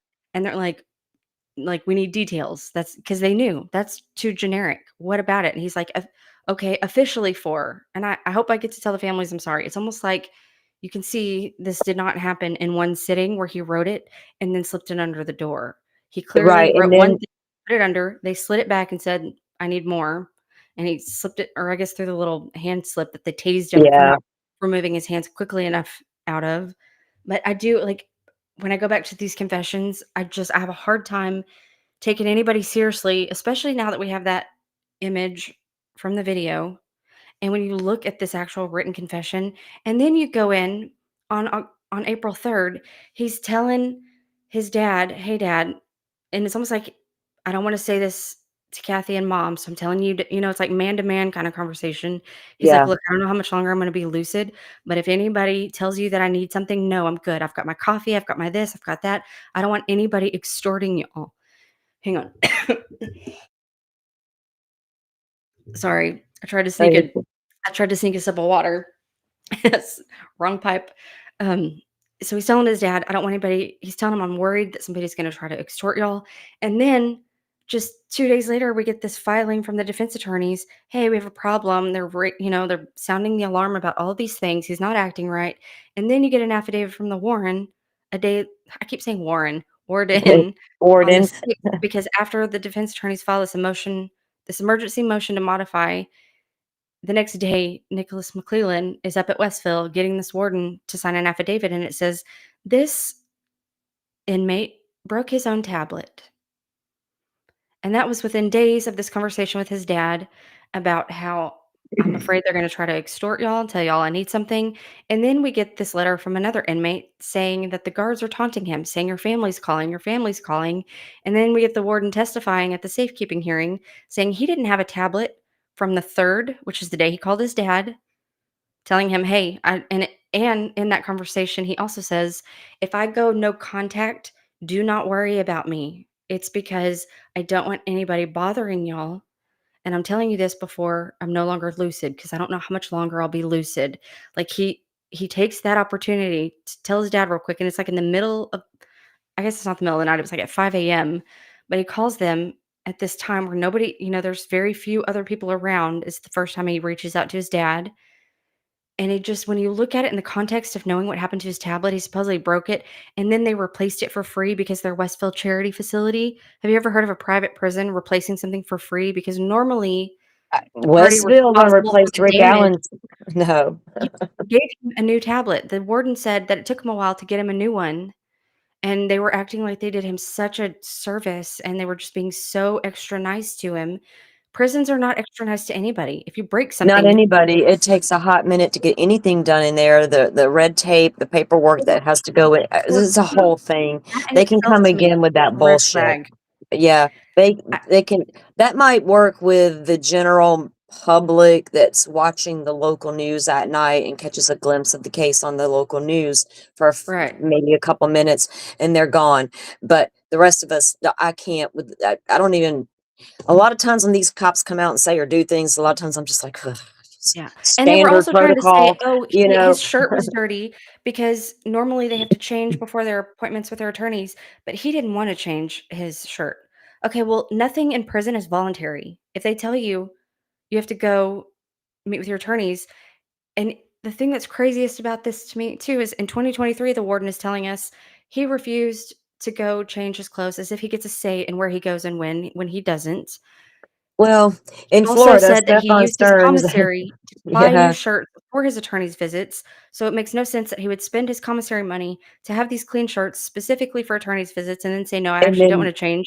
And then in 2024, they're talking about how the reason he was brought in on a lead with that visit with Kathy Allen yeah. and the reason they walked him right past her and didn't let him see her first and walked him to this room to change is because it's policy to make them change before they can meet with anybody. So was that like a policy change between 2023 and the next year or not? Well Because their story keeps changing about why things were happening and when. Well, they never did anything right with this investigation, and it sounds like True. they did whatever they wanted to do with Rick Allen. Over here in Florida, Stephon Stearns, in the documents, was refusing to take damn showers and change his stupid clothes. And then they ended up having to force him, but Yeah. it went on. It went on. They let it go on for a minute, but they would report each and every time he Mhm. refused to shower that day. Yeah, And it there's was none of that in noted, this date case. and time. Over here with Rick Allen, I don't know all I do know is an attorney came out and said, "Y'all are following this man around with cameras in the prison. You're recording his visits with his attorneys. There's apparent problems with his conversations with his family. He's not acting right. He's showing up to court shackled and filthy, and y'all are claiming that's by choice. Um, he's reporting that he may not be lucid. He's having conversations with his wife and mother that don't appear to make any sense. Something he's locked in solitary confinement from right after his arrest until trial, and that's okay. That no effects there would have happened to him Right, well, at all. they were Um, involuntarily medicating him, and you don't get to that stage. Nobody calls a TRC hearing in order to have it's a panel of 3 judges that meet, and they review all of the notes from the doctor who's been treating them to determine if all of these symptoms support a diagnosis to involuntarily medicate someone. When it comes to okay, psychosis, they have to yeah, observe you for, like, a month before they can even make that determination. So if they are involuntarily medicating him by April 14th, that means by mid-March, that is when the symptoms first started appearing and the documentation and the records for the TRC committee to treat him, that's when they would have started appearing. And so these symptoms did actually start prior to the confessions. And they're trying to rewrite all of that now. One minute they're talking about how if you talk to the guards and everybody, they act like Richard Allen was running this prison and the defense attorneys were oh, running it because Nick Jesus in his Christ. filings is saying, well, we didn't give him his discovery because the defense didn't give us instructions on how to give it to him. Well, that's Well, because they they can don't run the stop prison it. and that's not up to them. They Actually, the can stop warden it with all decides that. that. They can It stop it with all that mess. I So don't if we understand how they go say any of it with a straight face. so if recording an inmate while visiting with their attorneys, is that a violation of their constitutional rights? Because we got I these, would think so, I would think so too. So we have that. Involuntary, because it did, in uh, fact, have audio. When they first got caught doing these camcorder recordings that were not right. the in-cell video, the warden testified 6 separate times that there was no audio on this video. And then we get to trial and they couldn't play the videos the first day because it had audio. And so they made defense go back and mute it and play it a different day because it turns out those camcorder videos that were used to record attorney visits did in fact have audio. That's crazy to me. Keith, wear them shower slippers, man. He's cracking me up in the comment section. I'm trying to Well, keep that's a the other straight thing. face. People now are I acting am like they don't reading your know comments, exactly what guys. happens to people accused of crimes against children in prison. They're like, "Oh, he wasn't tortured. He was treated better than Okay, everybody else. well, Nobody coerced stop him." it. Okay, so St- he's the first person in um, prison to be accused of this and no, didn't I got, get oh my God. exactly what we know happens to them. We just got through putting Stephon Stearns in Florida State prison from a county jail, and I read every disgusting thing that man did to Madeline Soto. Florida managed to keep that son of a bitch safe in a county jail. Florida is managing to keep him safe now, Yeah. tucked away safe in a prison, not sitting on death row, unfortunately. Yeah. So they can come again with that safekeeping bullshit, and I hope that also bites them in the ass Me upon too. appeal. Because let's get that straight. Brian Koberger was arrested 1 month after Rick Allen, sent to a county jail, Mhm. offered suits and ties for every Yep. court hearing, vegan meals, clean cut, good to go, polished and perfect. Can't be the guy. Well, the other thing about the safekeeping is in the beginning, for a long time, I think it was up until we got Holman's deposition, there's been some of us who are a little obsessed with the letter that he sent to the court Yeah, requesting to be appointed counsel because the postmark date on it is November 1st, and it was remailed later, and it wasn't received by Carroll County until November 7th, and we're like, "Did somebody put a mail stop on this man's letter requesting counsel?" Because that resulted in him being in Westville under 24-hour surveillance for almost 3 weeks before he ever had a single truly private conversation with counsel. And that's a problem just in a of itself. But yeah. then now that we know that Holman and them went up to Westville, the sheriff said that they went in late in the year or early in 2023, and he was like, "I can't really remember." Well, according to Holman, it was right after they interviewed him, and it essentially looks like they sent him to Westville solely to leverage him into at the time, they believed the Kleins were still involved, and it appears to me, this is my opinion, that they thought Richard Allen was their nexus to the Kleins because they couldn't place the Kleins there. All of the evidence from that investigation placed the Kleins at home on the day of the Delphi murders. Like the investigation into him for his other crimes, that evidence led to evidence in the Delphi murders that cleared him as a suspect, or at least of being present during the crime on the day of the crime. Like him and his dad were both at home. And so, but they thought, well, he could have left his, other people were using the phone.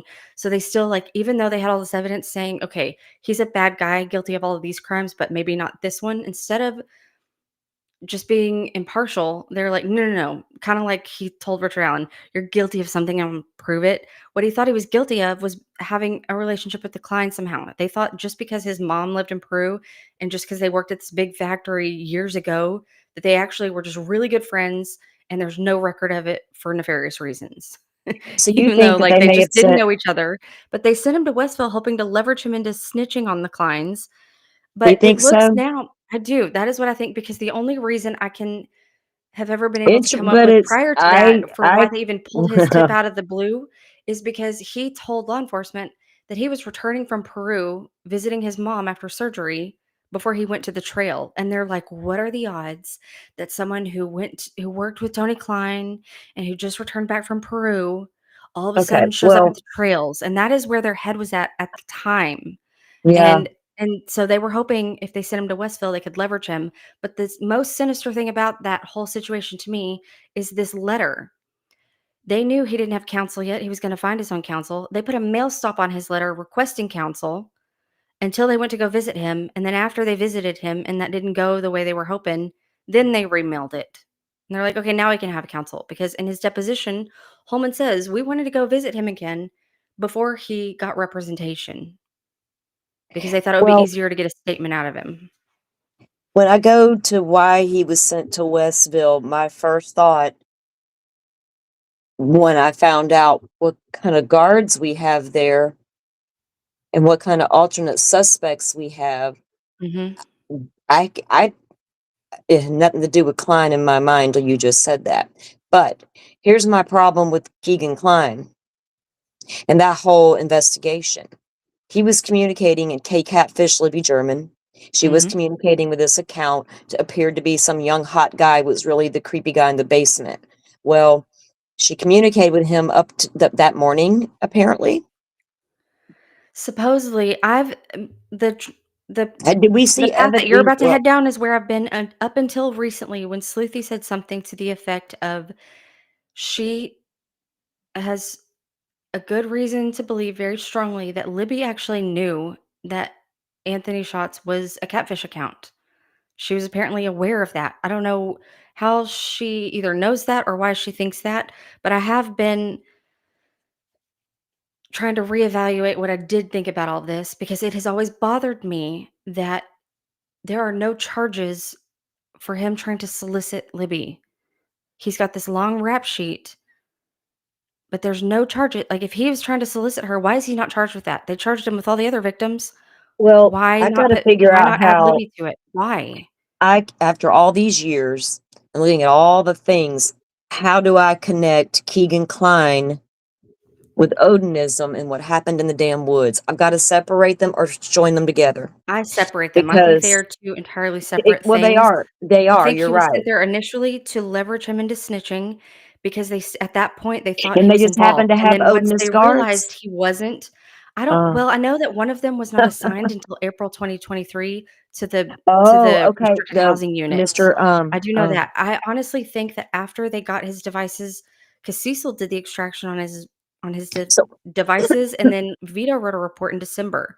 And once it wasn't until like the beginning of the year or so that they realized, oh my God, we were so sure we were going to find some connection to the clients, and there's no connection. And I think that is when the Odinist guards came in to the picture, where it started becoming, instead of a leverage situation, it was, we're going to start telling these guards things that we're finding. Hey, we think we're finding this. We need you to keep an ear out for this and report back anything you find, kind of thing. And because what? it was very informal how they were operating and communicating with each other between monitoring him and checking in, because So they're the supposed to write a cops are report tell. every month too. So investigators are telling the Odinist guards, "Watch out for that guy because we're Well, either investigating the y'all." guards or the What doctor, the fuck? because apparently Monica Walla was in contact with some investigators throughout all of this. And she even said on the stand, I don't remember if it was a 3-day hearings or trial, but in one of her transcripts, she kind of describes how she was talking to both her superior and her colleagues about all kinds of stuff with this case. And that was one of the other issues besides the social media stuff Oh yeah, that she was definitely that doing was a all that. problem with her. So, She was chatting up everybody about all kinds of stuff, but but the there, thing is everybody was just taking her at her word. There was no proof of any of this, and if you look at her reports that they were asking her about on the stand, they are literally copy pasta of log sheets. I don't take anything that woman has to say. I don't even look at Well, I it. don't I don't either. even. I don't. She's She's out of my world. she's not a Keegan credible Klein. person, she's not honorable, she's not to So be like, if she's the only source of a piece of information, throw it out. It's useless. once they make an arrest of Richard Allen, we before that, prior to that, Keegan Klein making statements, okay, maybe whatever. They search the Wabash River. They do all these things based on bullshit Keegan Klein's telling them. Mhm. Is Keegan Klein just a weirdo who inserted himself and ran his mouth all a bunch of lies? He is what he absolutely is. That snake who deserves to be sitting in prison right now, completely not tied to what happened to Abby and Libby. Right. Then, if I'm sitting there with that for a moment, because I can't, come on, what's the connection if he's not tied to Odinus? Then in April 2023, was it Mr. Jones who entered the prison system as an Odinus? I can't So remember if it was Jones or Robinson, but it was one of them. okay, so Or at now we least not got to the this. prison so much as the restricted housing unit, like that unit specifically. Okay, so we got this man in prison, and the alternate theory is Odinus, and now I got a guard over, and he needs to confess to keep the eyes off of what we're doing here in town. Mhm. That it's all it comes down to. If you Because why would anybody start a cover up to start with? Why would they not go after the true facts at the crime scene? These people were investigating. Was it as simple as you ruled them out because their alibi simply checked out? So therefore, even though they are this, and that, and posting this, and that, none of that matters because that alibi says they were there. Okay. That doesn't mean that didn't exist in your community. Right. Well, So I I'm think going to go, the thing that's hard I'm for going to, people real quick to separate is the fact, like, the Keegan Kline investigation went on longer than it should have. They should have caught him way sooner, and they longer. didn't. But you have to look at the people who were interviewing him were the same people who were interviewing Kathy Allen at one point at Right. the Delphi police station. And so when you look at these transcripts of Keegan Kline, they are trying to read technique him. So you have to take some of that with a grain of salt. And I don't mean in the sense that he might be innocent. I No, mean I some of the understand. details that he concedes to seems to be more along the lines of going along to get along. He is I can guilty of agree with crimes that. that are on his devices. I think they have more than enough evidence for that, but that is where their mind was at because the girls around Libby were the ones actually talking to Anthony's shots, and they were like, Right. "What if he was also talking to Libby?" Because Kelsey was, and Kelsey's like, "Oh, yeah, I messaged him that night." And I feel like at some point they kind of conflated Kelsey messaging him from her account versus Kelsey messaging him from Libby's account, because if you remember, they didn't actually have access to her iPad, which is where she was logged in other than her phone. Like, Well, they didn't have her phone because she was missing. They couldn't get into her iPad because they didn't have the passcode, and Sleuthy speculated that that might be because it was actually Abby's passcode, which I had not considered until recently, so I'm still trying to make sense of that because that actually makes more sense, but that does change some other things that I need to adjust my perspective on. But that is this cluster is what's happening. Keegan Klein had just gone to the whole river search thing in August, and so they are once they turn up nothing in this river search, they're going back to their tip database looking yeah. for connections to Peru, and what comes up? Richard Allen, who had just returned back from his trip visiting his mom to Peru. And so Kathy Shank is like, "Oh, he's cleared, but I think this is suspicious. So I'm going to go give this to Liggett." And they're like, "Oh my gosh, that is you have to look at it in the context that they revisited it in, is they were looking for connections. They thought Keegan Klein was involved. They couldn't find anything in the river, but they're like, we got to find something else. We don't have the And they were marathon looking for a pathway gun, security." right? Didn't he They were claim that looking they, for a knife and a gun and a cell phone, I yeah, think. yeah. I don't know if it was all 3 of those things or if it was a phone and a gun and or a phone and a knife, but they He didn't claimed find that they had anything that they tossed thought they things were out. looking for. Yeah. Right. And Keegan's, so then they're Keegan's, like, "Okay, well, this other guy's here. Oh my gosh, now that we look into him, he actually used to work with the Kleins." And so when they go into it, that is their mindset, is they think they're gonna connect Richard Allen to the Kleins. He's gonna be their nexus.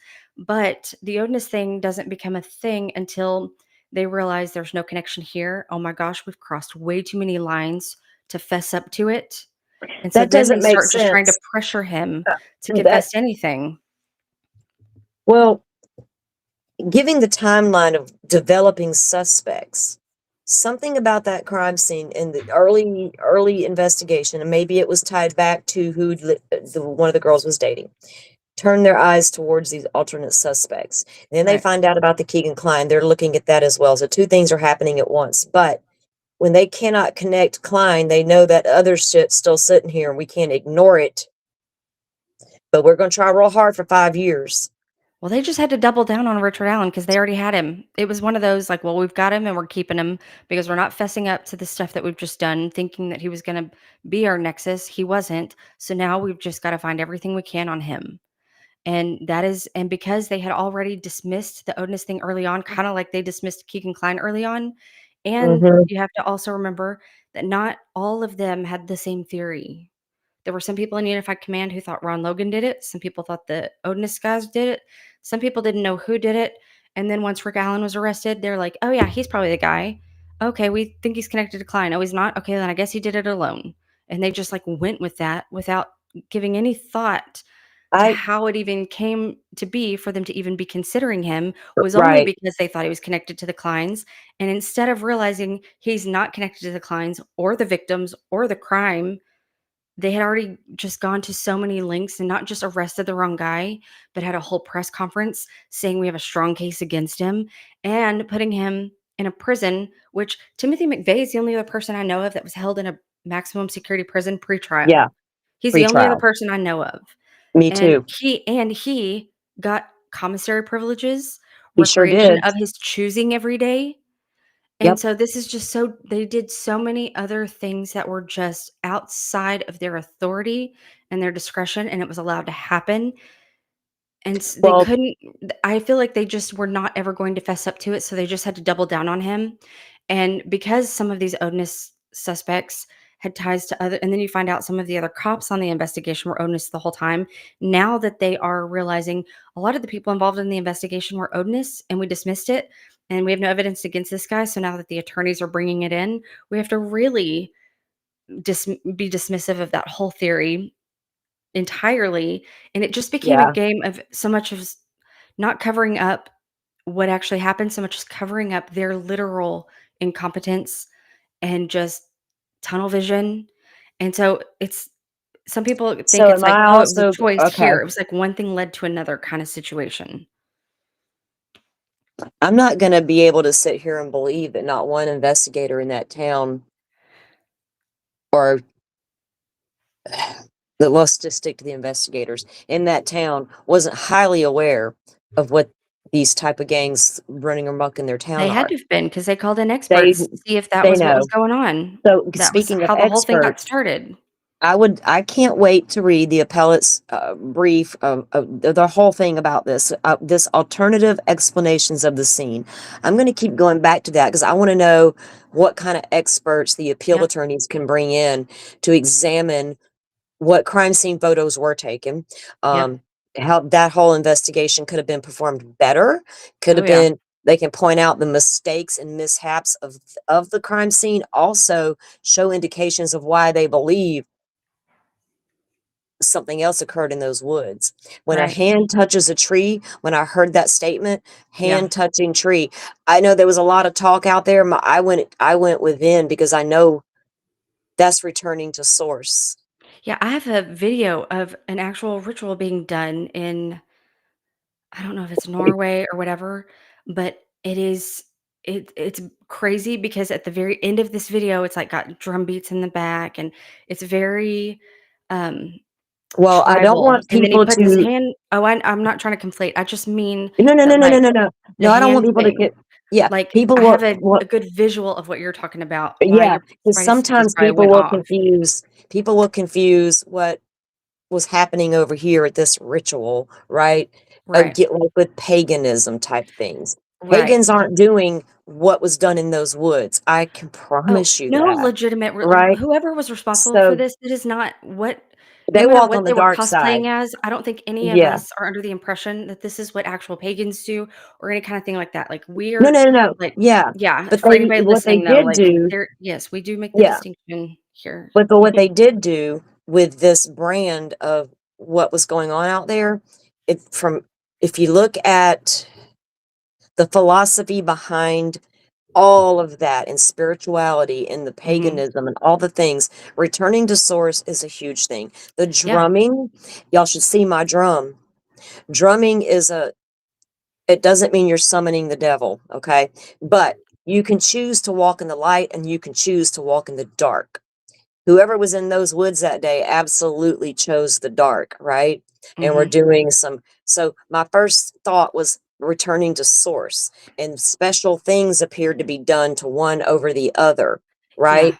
All of That those disparity bothers me indications bad. exactly. So I'm so super curious to find out what this appellate team means by alternative explanations of the scene and other suspects. To me, that should play a huge role because it was not allowed to come into court. And if there's an explanation other than what we were given at trial for what that crime scene really was, we need to hear Right. about it. Well, we got a And little bit of that at the 3-day hearings, but I don't really right, understand because they're not allowed to rehear evidence. It's really like in one breath they say only things between the four corners. And then in another breath they'll say, well, they're not actually rehearing the evidence. Well, that's the evidence is part of the four corners. And so like it's kind of counterintuitive, but I wonder if Dr. Perlmutter, I don't know why I can't say her name, I know it's if hard. she's gonna come back into it because she is an actual expert. Mhm. She did try to defense tried to get in some alternative theories through her, but I don't know how it's viewed by the appellate court when she wasn't allowed to testify at trial, but I wonder how her testimony gets categorized in that situation where she did get some of it into the record, but it Right. wasn't allowed for the jury. So, like, I don't know how those like, where things fall in that situation when it's pretrial stuff that did come in, but it didn't make it to trial, if it's allowed to be considered for the Right. appeal or not.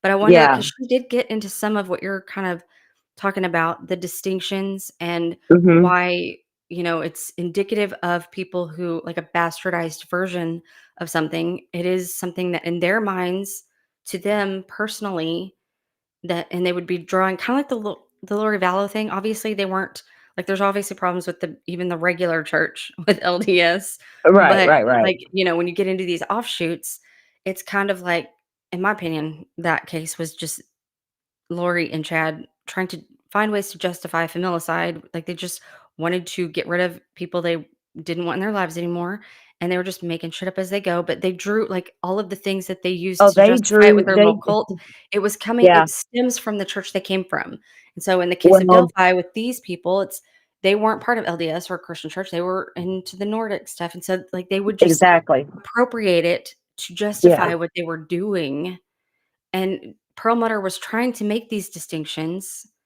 but Nick was trying to say, "Oh, so you're saying this is what those people, people who practice You that believe?" And she's like, "No." Like, and she was trying to no, make that you can't. distinction, and he Yeah, wouldn't let you her. could it's very distinctive, and there's a lot of, and even when we heard that, the crime scene investigate or the detectives over in Kentucky from Bill and Peggy's case, Stevenson wanted to Right. talk to the Delphi, and a lot of that was based on a tip they received, and, and I kinda know about somehow that would develop, but whatever.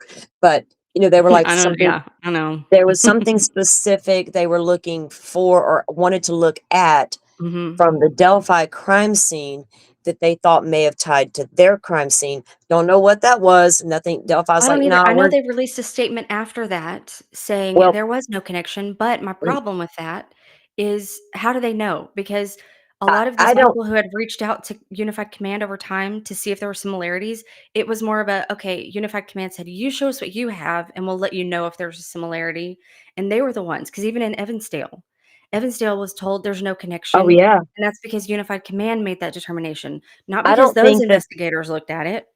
I don't think that that investigator in Kentucky is convinced of anything. Yeah. Because that man knows his crime scene, and he Hmm. knows what was done inside his crime scene, and it was staged. The person spent or Hmm. persons spent a lot of time in that apartment or that townhouse with Bill and Peggy. They moved things around, they staged it, they did things to the bodies, Yeah. and it was a That's very another specific strange one. item.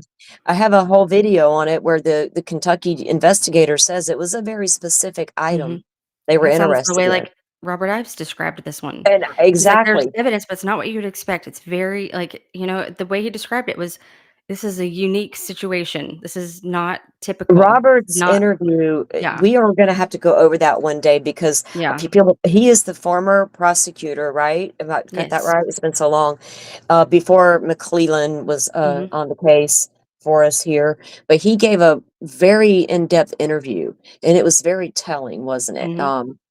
Just to listen to the way he described things, and I'm like, "This is not your average normal investigation. This isn't just somebody got mad one day and really just unalived two girls in the woods, and we got all kinds of evidence. Y'all, this Which is is interesting weird, because now they're you trying to tell know? us, "Oh, yeah, this is just totally standard double No, homicide, nothing weird about it, no strange anything.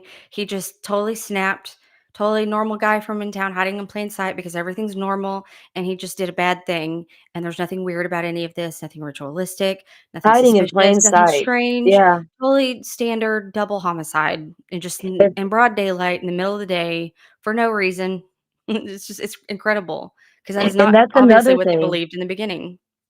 All Rick Allen had to do was go home and say, "Hey, Kathy, let's move. Mhm. Let's sell this house and move somewhere else, babe. Let's go start somewhere else. I need a fresh start." Let me get out of here. No, I'm gonna stay here for 5 whole years and keep my job at the CVS with a picture of that guy from the bridge plastered behind me, the sketch they created from that video, People and and he didn't get rid of anything, and even though people and say he talk got to rid of that one everybody, phone, he right? didn't though immediately. It was a trade-in when he was due for an upgrade. Like, he didn't None of even it get rid of makes that, and he sense. gave it to Doolin 2 days later. Like, he wasn't None of hiding anything at No, all. nothing about this case has ever made a lick of sense. And for people to not be like all over it going, oh my God, what has happened here? Thank God for the Delphi community, right? Because I found my tribe. It look, when I Yeah. first started looking into Delphi on social media, it was probably right around the same time I was coming into the Idaho 4 case on social media. I was like, whoa, what the hell's happening here? It took me a few months to figure it out. But I Mhm. quietly started watching streams by myself, Me too. gauging these people, clocking what's being said. Defense Diaries was doing a lot of document reads, so I was going there listening to the documents, right? Because I love to base what I Yeah. end up thinking out of a document as much as I can get from a document, as long as it's unsealed. Right. And so, I'm following the documents and all these things that nothing ever made sense about this case. And then when everything began to unfold and see all the judge did and didn't do, only can really hope that these attorneys they sound like they're on top of it, right? And there's been enough good people in the Delphi community. It took me a minute to figure out which streams I could watch and take what I was being presented as good information Mhm. versus propaganda type information. Like I would go into a document read, right, and hear the document, and then go over here and watch the stream, and I'm like thinking to myself, did you just read that document? Mhm. This doesn't sound fair and unbiased right now, so peace out kind of thing, right?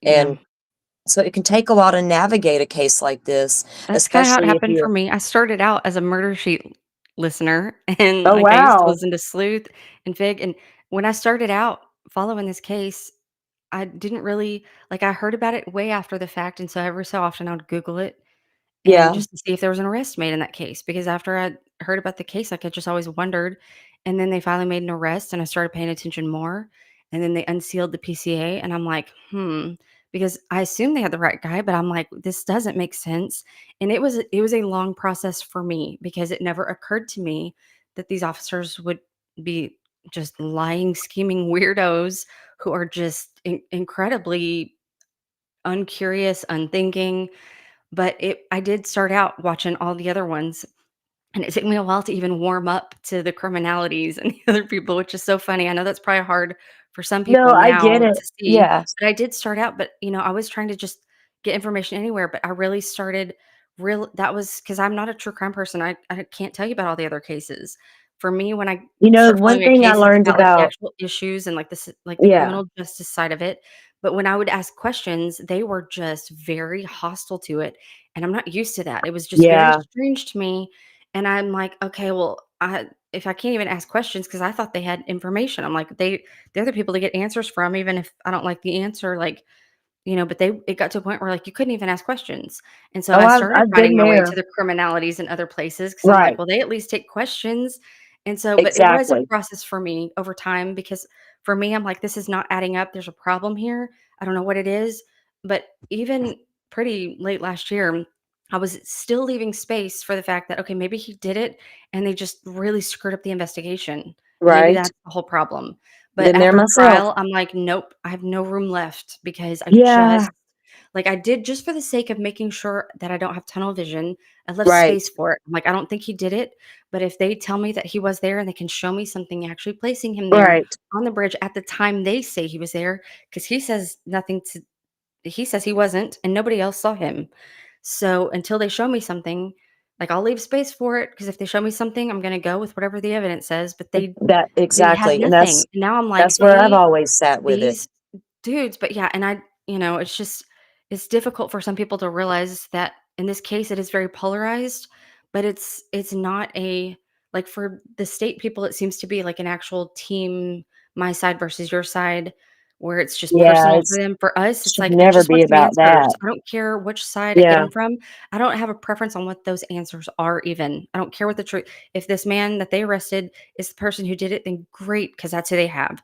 But I don't think he is. And if all we need to go away is the answers, why are they not giving them to us? Because they're complaining about us still being around, asking questions. Okay, well, give us what we need to walk away. And they won't do it. And it's because they don't have Mhm. it. And that's because they don't have the right guy. And it's just one of those situations where you walk up onto a wreck, you don't leave until help arrives. That's just where I'm at with this case. Exactly. And It's just it's it's frustrating. it's it, it's not good to be in a community where it's not cool. It's not acceptable to ask a question, right? Right. Especially if you feel like it's a legitimate question.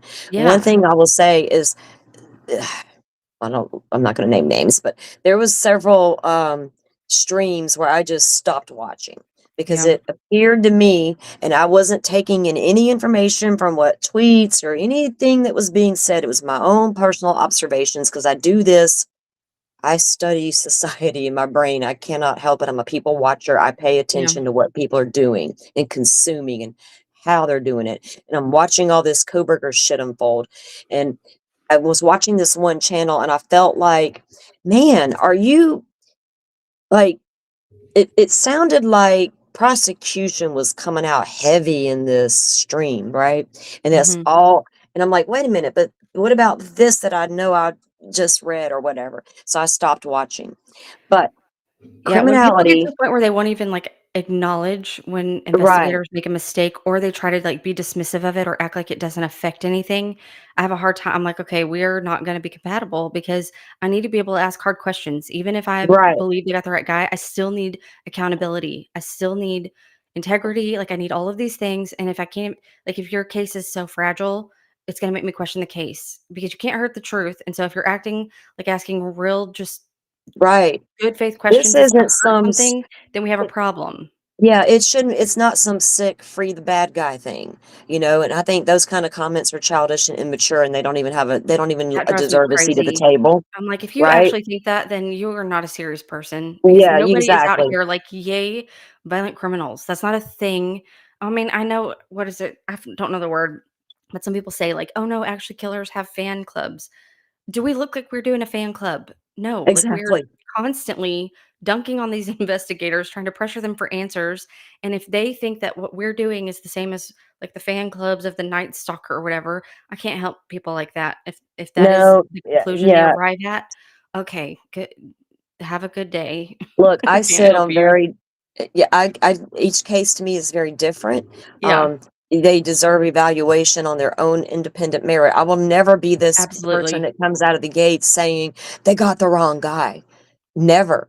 I'm never gonna do that. I wanna believe that you got the right guy, but show me what you got, right? And we'll Yeah, get there. So that when we get to trial, we'll really get there. I'm there. But when things are happening like this, because I see Idaho and Delphi very differently. yeah. And I will always sometimes start with the presumption that they got the right guy for a reason, that they arrested yeah, someone for actual reason. I'll give them that. I will start there. I will still presume the person innocent, but I will at least give them the benefit of a doubt that they did such an extreme measure as arresting somebody based on actual evidence that they will later be able to stand up in court and point to. But right, there are certain red flags if I see off, like, right out of the gate, they're gonna have to really, like, I'm gonna be hard on them because their case should be able to stand up to that kind of scrutiny by the time they get to trial anyway. So I'm not gonna I'm not big on coddling law enforcement. well, They when I sign up for found that job, no. they have a job to do, they need to do it. They need to do it and do it right across the board, and it's It's the unacceptable to least do it. that the victims Yeah, deserve is law enforcement officers who can withstand that kind of scrutiny and provide the kind of reliable information that a victim actually deserves. So I don't feel like it's if they're taking it personal, then they need to go find a new line of work because we're here for the victims, not for their, like, we're not, this is not about right. them. And when they make Well, it I about think that them, I'm like, oh, that's a red flag. well, they should all be aware now that YouTube and social media will make enough noise to shine Right. light on their town. Because I think, in the so a lot of times they don't think this case will go anywhere but their tiny town, right? Had Mhm. they didn't have any idea Delphi would become what it was. Letcher County, Kentucky had no idea people Yeah. would care about what was happening within their little tiny town. But people do. and it should always be about the I victims, think about right? that day And Andrea if the screamed wrong where guy she's like isn't. she's telling them, they were like, "Why are you out here waiting in the cold or whatever?" She's like, "'Cause people want to make sure justice takes place, like, we're here to witness it, like, we're here to Oh, watch yeah, the process, we're doing civic like, she's trying to explain to him why people would actually care about this, and the yeah, officer at the trial for Delphi was, like, just very, like it's like that had never occurred to him. These small towns need to recognize the fact that there's I don't need to know the defendant. I don't know Richard Allen. I'm not right. here because I have some affinity for him. I don't know him. I don't know Kathy Allen. I have no intention of ever meeting them one day. Like, it's Mhm. not about that for me. It is about all of the victims. Like, these things have to be done right for the victims, for other potential victims, including other wrongful convictions. Like, we have to get the right Yes, people. That's very important. That should be the very baseline. We should all actually be able to agree on that. But I nobody think ever so wants to too. recognize a false or a wrongful conviction while it's happening. They're like, "No, No, no, what no." Like, at the time, like, exactly, "No, we didn't get it wrong now. That's for those other cases where other people got it wrong in real exactly. time." I'm like, I'm glad you "We said have the that. ability to recognize it now. We have decades of data telling us that people falsely confess to things. They're We can see this one in exonerated by real DNA." time. Like, yes, they Right. absolutely do it, but people don't seem to understand. They think, "Well, he wasn't in custody, so it's not a false confession." No, no, no. The whole thing about solitary confinement and sleep deprivation, all of these things, we don't just call those interrogation techniques, we call them enhanced interrogation techniques because the whole environment is coercive by design. The fact that he's not in a police station does not change the nature of whether or not his statements were coerced. Nothing in prison is voluntary. Nothing. Maybe self preservation, like when people are trying to save their lives, they'll say or do anything. But like in his situation, he also was dealing with that. But nothing in there is voluntary. He was not in his right mind. He was not even voluntarily medicated. He was So I involuntarily wonder, medicated. But we can recognize these things in real time. And we don't even have to do a yes. 180, but we can take a step back and be like, let's do a gut check and see if we've got this right. These officers have not once done that. All they have done every step of the Mm. way is double down, even when faced with information that a normal person would look at and be like, oh crap, did I get something wrong?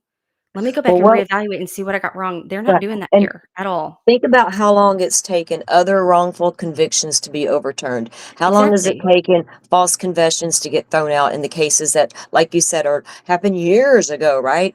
And Mhm. this one happens to be unfolding in real And time then you got the because investigators all when it gets overturned, they're like, "Oh, they got off on some technicality."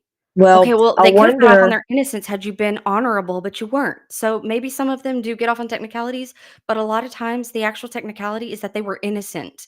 And these investigators, once they make up their mind, trying to get them to understand that they make mistakes and sometimes it is a fatal one, yeah. they just are like so they something in them Well, is just I don't know if it's cognitive dissonance, I don't know what it is, but it's terrifying because they would rather just not be wrong.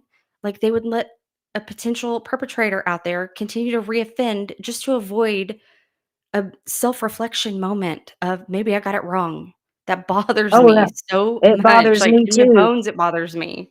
Kind of like them WSU cops ignoring that white Elantra sitting there. Yeah. Anyway, I wonder if one of the points for the appeal, separate, like individual points they make, can be able to go on as far as constitutional rights being violated.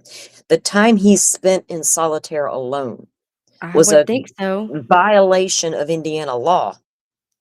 Except the weird thing about this is, and I hope I don't butcher it because I'm always afraid I'm gonna butcher it when it's the crank attorneys who've explained it to us. I'm gonna try my best, but We the love our crank what attorneys. we do, but they were discussing Walla's testimony in a back and forth that she had with Rozzy, and I can't ever remember if it's the 3-day hearings or trial because we got her transcripts at the same time, so I read them at the same time. It's hard for me to, like, in time separate which was which, but Right.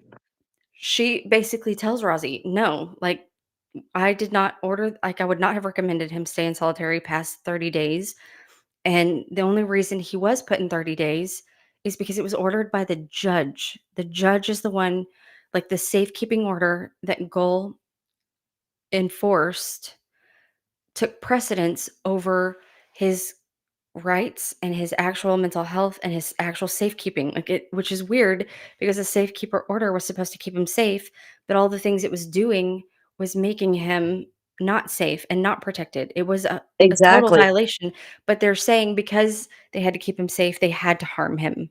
And so it's this weird circular issue that I really don't know Okay. how they're gonna I hope they So, try to, but I have no idea how you would even approach that because they're gonna be putting the appellate court in a position to say that somehow it's unconstitutional for a judge to do a safekeeper order when it's not.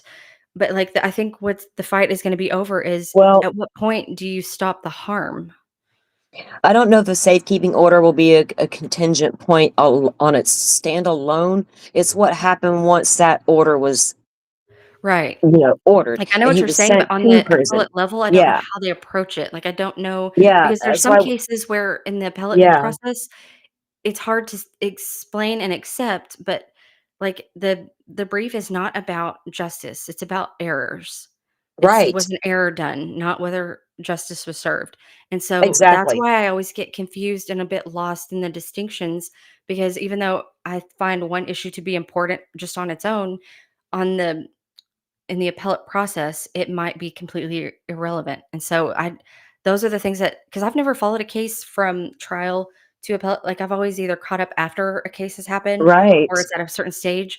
I'm learning a lot of new things about this side of it and the in-between Mhm. stages that I've never really stayed so plugged into. I've followed some casually before, but I've Right. never been really up to speed or in the weeds as it's happened.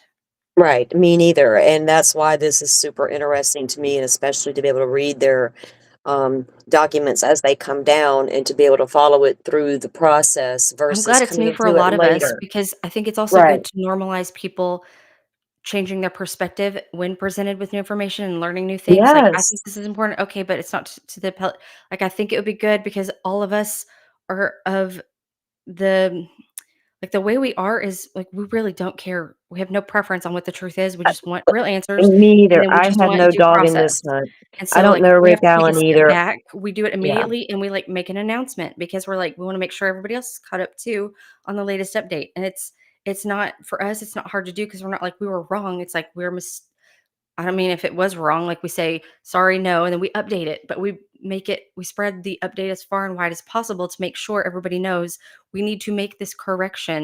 And it's because we are trying to actually learn and we are trying to get real answers and get to the bottom of these actual issues. But I think that's why I've appreciated our space so much, even despite, I mean, there's other stuff in this space I do not appreciate, obviously, but that Uh-huh. on its own I'm like, all the other stuff is so easy to tune out because there's a Oh, good group yeah. of people who really do like true crime or not, whether they're just a fan or curious or like solving puzzles. Like, there's also people who really do care about making sure that things are done the right way and that the victims are eventually recentered. We've been put in a position now where we have to center the defendant and Mhm. I kinda resent the state for putting any of us in that position, but we do have Right. to, and we're going to, and Well, they're gonna have to deal with that, but I hope we can get that settled so that we can recenter the victims and get back on track because they did not solve this crime. That bothers me. I agree. I don't know Rick Allen either or his wife, anybody in Delphi, Indiana. I just know that I've seen too much out of this particular case. Yeah, I Yeah, watched the Reed case unfold and I watched the Idaho case unfold, but this one was the one where I saw the biggest problems. The other two, I think there was a whole host of problems there that didn't relate to the crime. This one right. had a lot of legit problems that I couldn't get past. Well, and these And going problems back are to important too because of Flora, because the same investigators are in charge of Flora, and so if exactly we're, the like, same, decorating these officers who got it wrong in one case, what if they don't get the right guy for Flora, but because they've been so decorated and highly I don't praised know and that they're looking unscrutinized for in Delphi? anybody. I don't think they are either, They're because they not looking apparently for are just anybody waiting in they Flora. just wait for someone to show up and explain it to them, apparently. That is how I they think they do might have investigations.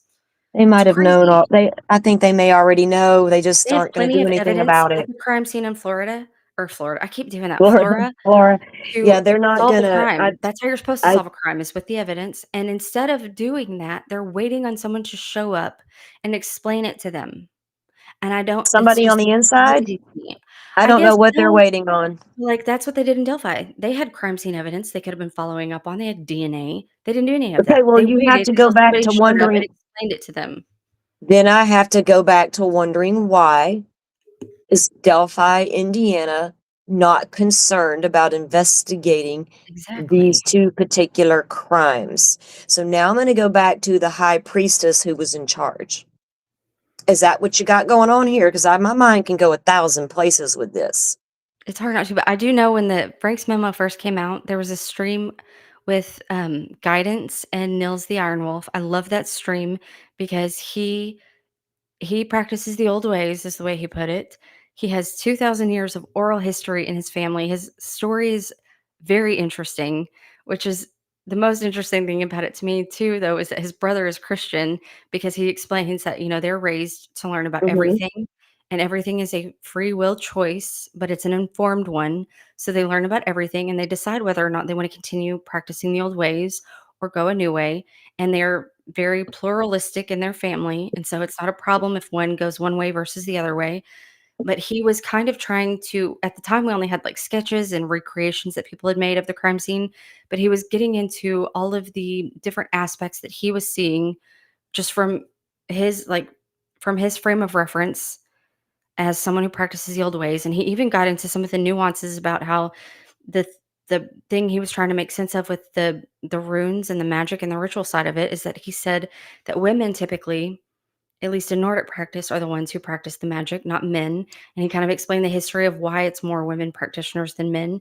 But then he also gets into he says he kind of addresses each thing individually on its own, all of the different aspects that people were discussing. But then he gets to the actual investigation itself and the investigators.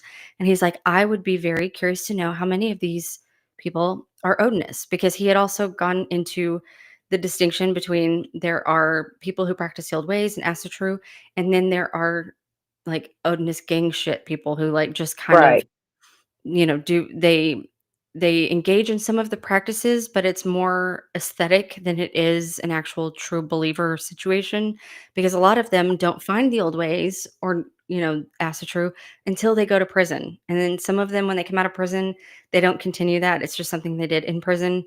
But some of them do continue that practice, but almost all of them in Indiana are associated with the prison system, whether they're a former inmate or just doing gang shit.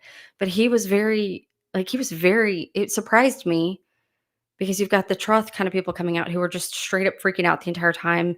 Please don't falsely equate the two, even though nobody really was. Like, I think everybody understood we're not dealing with Yeah. like normal people here. Like, this is obviously like a Lori Vallow situation where these are extremists. We don't know what kind yet. We're trying to learn. But like, that was the frame of reference everybody was proceeding with, is just that was already understood. Nobody was disputing that. But he Well, was they just get, very open about questioning law enforcement, and I appreciated that because I yeah. too wonder, and we have found out since how many of them actually were, and it's still shocking to me. Because I always have to wonder why cover ups and things would even start, right? Why would it Right. even need to be a thing? Are Why they, do we like, need to? turning people away? Like, "No, no, no, don't look into that. That's not what we do." Okay, well, that Because might be what you do, but what about these, like, the so gang dudes? yeah. I don't know. So if Richard Allen was to win an appeal and get a new trial, then maybe they can introduce all this Odinist stuff. But I can't wait to see. I hope that these appeals attorneys, I hope Gull made enough mistakes that they really do have something there Me that will too. stick. I Because think an she did. appeals, I do too. I agree. Appeals are so hard to win. Yeah. They're hard to win, and the fact that they're even it can take years to file an appeal sometimes, and sometimes you can file multiple appeals in a case. In Which is why Florida, it's so you important, can. right? Before it gets to this point, these officers need to be capable of self-reflection to make sure before it gets to this stage, They because won't until then their if they ass is pick the handed wrong to them guy on a and it is silver platter. overturned, then they're starting over from scratch decades later, and that's not good either. So, like, you would think they would rather self-reflect before it's too late, but of course, no, they don't. And now we just have, like, the hill just gets even steeper from here. There's nothing left to investigate in this case, and those investigators know it. If Yeah, another trial happens, I think the attorneys, the defense attorneys, would be allowed to introduce all the crappy investigation techniques that were conducted in this case. yeah. Especially if they win an appeal, they can take everything that they won that appeal on Yeah. and now use that in their new trial to show why my client may not be the guy. Because you don't got to go in there and prove, you got to beyond reasonable doubt. And I was always open to saying Richard Allen could absolutely be the guy, but they never showed me anything to give me an Same. indication he was the right I guy. ran out of reasons to even keep entertaining that he could be the guy. Me For a long too, time, me I would do too. that just for my own Own personal. checks and balances, right. Yeah, like, just to, I like, keep get you. myself in check to make sure I'm not getting tunnel vision. Exactly. I was proactively open to it. Like, if I see s and I would say it because I And I need didn't to. want to be heavily influenced by what I was seeing. Because I'll tell Right. you one thing about criminality you brought up. When I discovered her, I don't even know if she was talking heavily about Delphi at that time, but I just like kind of knew of her out there. But then the Delphi, right? And when I would saw a couple of thumbnails, I guess, or saw the streams, and I went there. I was listening to some the stuff that R&M was doing, right? That's where I was learning a lot too. But I would go and start looking into things on my own as well. And I was following certain accounts on X, as now I'm taking in information from a little bit of everywhere. But when I got to her channel and they really started unpacking the Frank's motion when it came out, she was able to talk about the case and get behind what the Franks said, but also ask questions at the same time. Mhm. Right. And I liked that because it would explore Me too, all because I had some possibilities. questions too, and I was one of the reasons my first video ever that I ever made was shit talking Dan Doolin and these investigators, and it's because I was so bothered because I hadn't even really been participating in chats. I would just watch people's lives and catch up. Like, I was finding stuff after the fact, and I would just occasionally search for it because I don't follow all the true crime channels, or at least at that time, I was not subbed Right. up to all these true crime things. It was something I learned about in real life as a news story and would just occasionally search for. And then every now and then I'd be like, I wonder what happened. And I would try to search for videos and just watch whatever was available. But when I did start kind of getting more plugged in, it really bothered me that I would see other people asking questions that I also had, and the way they were treated and just stigmatized and just Yes. accused of, like, just defending a killer or whatever. I'm like, "Okay, I'm actually, like, I have no anti-law enforcement, just that was not my default." Like, I at that time, I mean, I'm developing some after this, but prior to this, Yeah. it just didn't even occur to me that the law, like, I just thought something was not, that we just didn't know something. Like, they must have something we don't know, like, they're holding it back, like, all the stuff that you hear all of the guilter people say now still, that I was right there with them, but I still had questions, and she was one of the few people who did, and I remember thinking for a long time, I didn't listen to Sleuthy very much because I'm like, "What is her deal with this Holman person? What is, like, she has a vendetta against," like, I didn't understand it because I so was not even inclined to be open to anti-law enforcement. Like, when people talk like that, I'm like, "Oh, they have a personal problem." Obviously, now I am well aware of exactly why, and I think she was actually very generous to him when I look back, Oh, yeah. because I would have probably at that time been even way harsher than she has ever been because I just it's, I have I've very spent strong opinions about that man, but still, yeah. like, yeah, like, being able to ask questions, it's important, but I wanted to destigmatize that because in my mind, I'm like, "That's not good for the case." Like, at that time, I was still almost defending the state in my mind because 'cause I'm like, "You can't have Look, people making your case look weak, man. Like, y'all are making the state look bad, like, they can't even answer basic questions. Because in my mind, I'm no, like, "They it's have the answers, it they just won't defend them. Why aren't they yeah, doing it?" But it then was get along the out of here, way, you're taking up for killers and that sort. yeah, It's like, we get and along the away way, I'm from like, "Oh, that screw this. mentality. I'm I'm joining not the on fight. Facebook. I want these people I'm doing not it on alone." good Lord, Yeah, it's like, I'm not on Facebook, right? Stop it with all that childish shit. yeah, Can we move past that little that is to me, it's such a that's like having a conversation about the damn weather. I'm not interested. It's yeah, cold and it was outside, the first okay? time I'd It encountered anything because I don't know people like that in real life who actually, like, have that kind of discourse, and so it was very strange to me, and a lot of the stuff in this, like, there are some people in this space where I don't know what to do with them because I don't know people like that in real life, and so it's like I don't have a lot of grace and manners for some of it, but I do think it's good now, like, to the point where, like, they understand, "You can call me whatever you want, I'm still gonna ask these questions, so best of luck to you with that."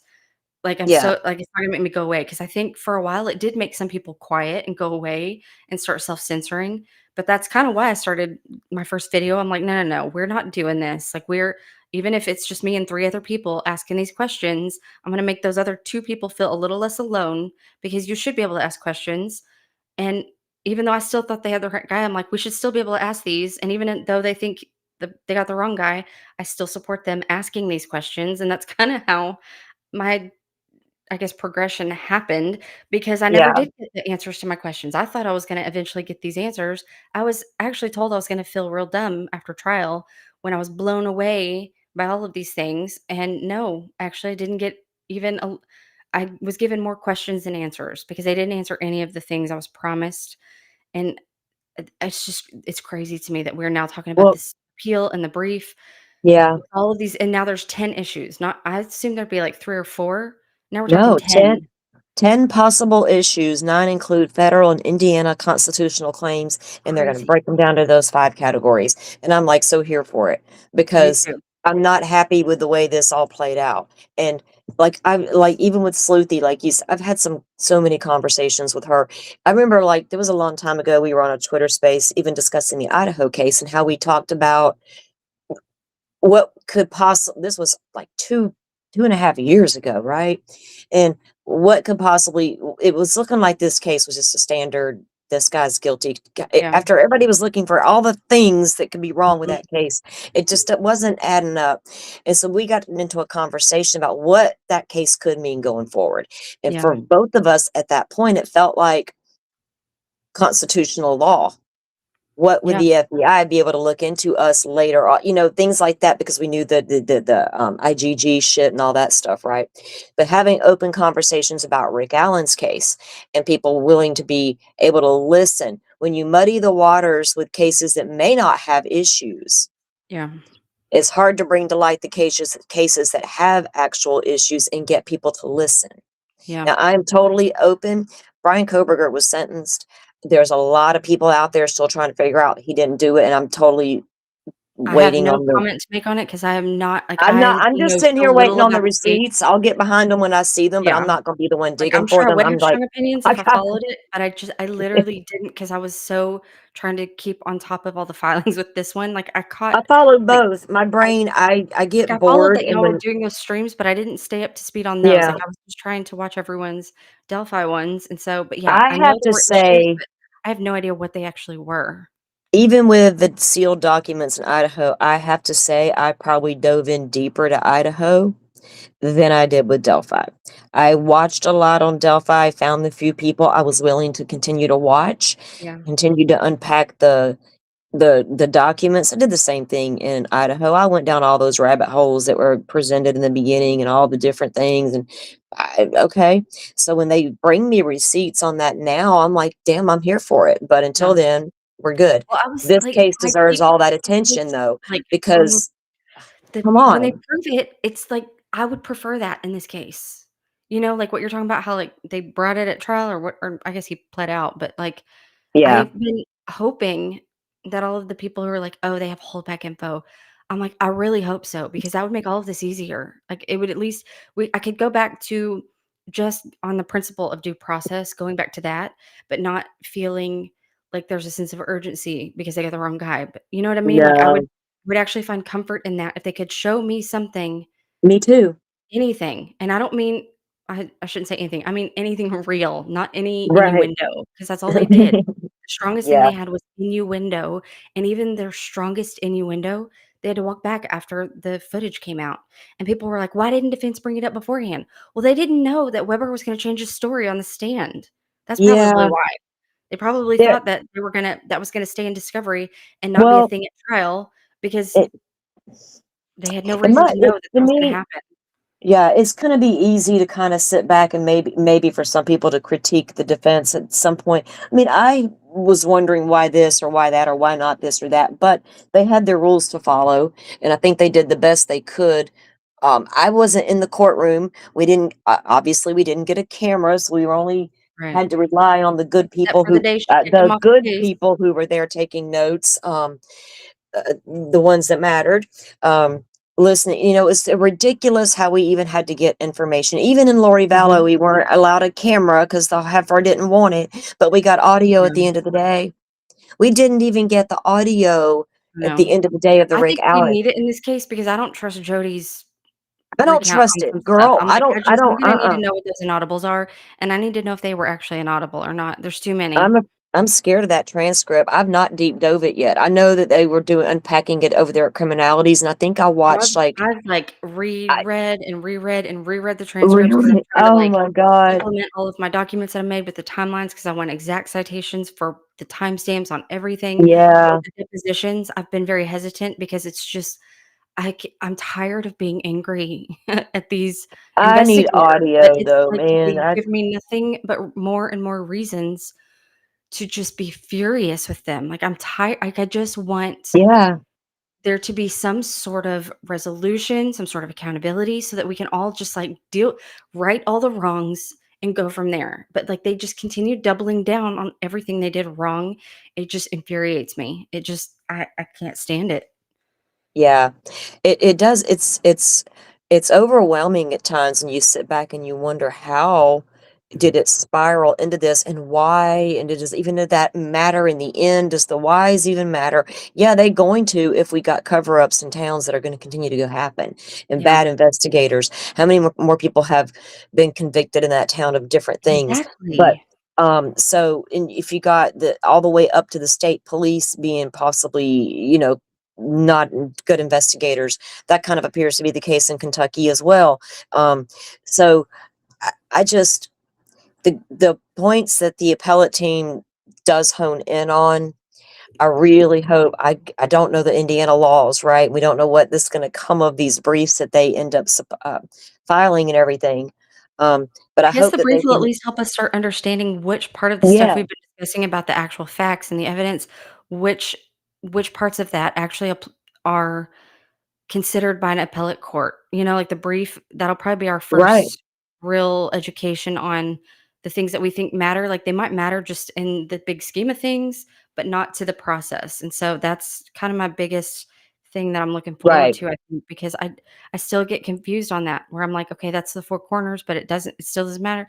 Okay, but that's not four corners, but it does because some of the so stuff with the constitutional things we're not technically in the four corners, but they were part of the record because, like, not everything about Westville got put into the record, but we know about it just because, like, the state made statements about it, Like, it's I don't know, it's just that kinda stuff, yeah, it's there's a circular for whole me, lot but of. I'm hoping I can, like, get on up to speed, I guess is probably the best way, in the distinctions throughout this. I wonder if records keeping, for lack of a better term, will be one of the points they identify. The more points they can identify, the Yeah. better their chances are going to be. Yeah. Because you can show a pattern of behavior by the court, right? If that's Yeah, where they're they can going definitely with that. establish a pattern of behavior, I think. At the very least, they've got several things to choose from. If they need one that is an actual issue and has a pattern of behavior, there's like 2 or 3 pretty good contenders for that. Yeah. Oh, yeah.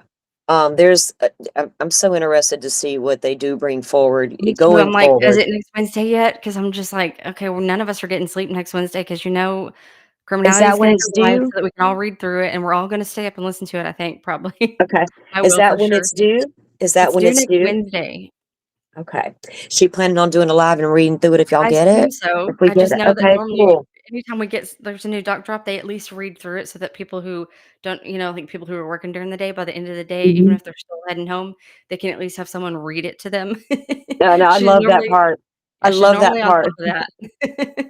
I So I used to assume when we'll do I that. had a long I would have to ride back home from town to home, and it was like 15 miles to the Mhm. country.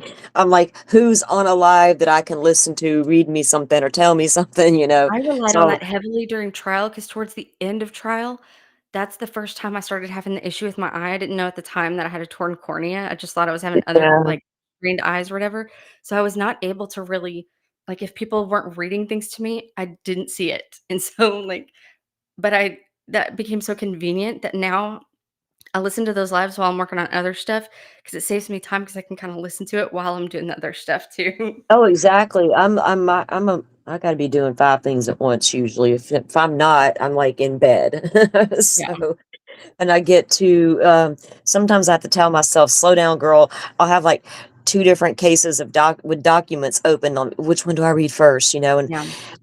but I've got, some documents sent to me yesterday about I'm gonna be doing a show next week, guys. I talked to, Danielle Bell's sister, Bonnie, and, on the 18th, I believe it is, when we're setting up our stream to bring you the story of Danielle Bell, missing local girl, and what we're Since trying to get done in 2001, her right? Is case. that the same one? Yeah, yeah, let me, put this up real Another case quick. you should put in your mix at some point as time allows is the Sarah Grace Patrick one, but definitely go to I this one. Yeah, I was looking at that earlier. Yes, this case is it's crazy. The suspects, even identified by the police officers, they're roaming around free right now. That's But crazy. her Danielle's sister, Danielle was young when she went missing. She was 14 years old. There's a lot to unpack with her case, and she knew the suspect and how she knew him. And her sister is her loudest voice. And Yeah. her sister Bonnie is loud on social media and making a lot of noise in the case. We have a cold case unit that was formed here recently. And there's an investigator on the case again now.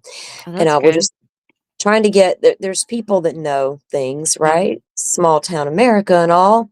And it's time to start talking. yeah. So, I'm gonna be doing that for next week. Also, I'm gonna follow up on we're gonna continue to follow the Richard Allen versus Indiana case because this appellate process, like you said It's, earlier, like, it's just now getting in started, really. right, and in real time, we get to watch this unfold and get educated as to the process itself as Oh, well that as reminds me, for the next all of week, I'm gonna try to collect questions that people have, because a lot of them are Oh, questions good I have idea. too, that I'm trying to make sure that when we do get the brief and we are going through this, it's stuff that we can be trying to either resolve or kind of get up to speed on. But I think I might make a post or something so that anybody who has questions over the next week, we can all have them in one place. Just because I know the crank attorneys will probably walk us through it as they usually do. They're very patient with us. But Yeah, there's just so many, I have so many questions about this because this is new territory for me at this stage of the process. And I have so many questions. I just have so many I questions. Me too, and I'm like again, I appreciate all of your efforts because all the way through this case, I remember when I found you, I think it was on X. Hell, I might have saw you on a YouTube. I don't really know, to be honest, where I found you. But when I began to watch what you were tweeting and things like that, I never felt you were biased. That was my biggest draw to you. And then as you began to release, putting out documents and really getting it out there to sharing public documents with the public, and then creating your GitHub and trying to I call you guys, there's several of you that I'm friends with, are the keeper of all things.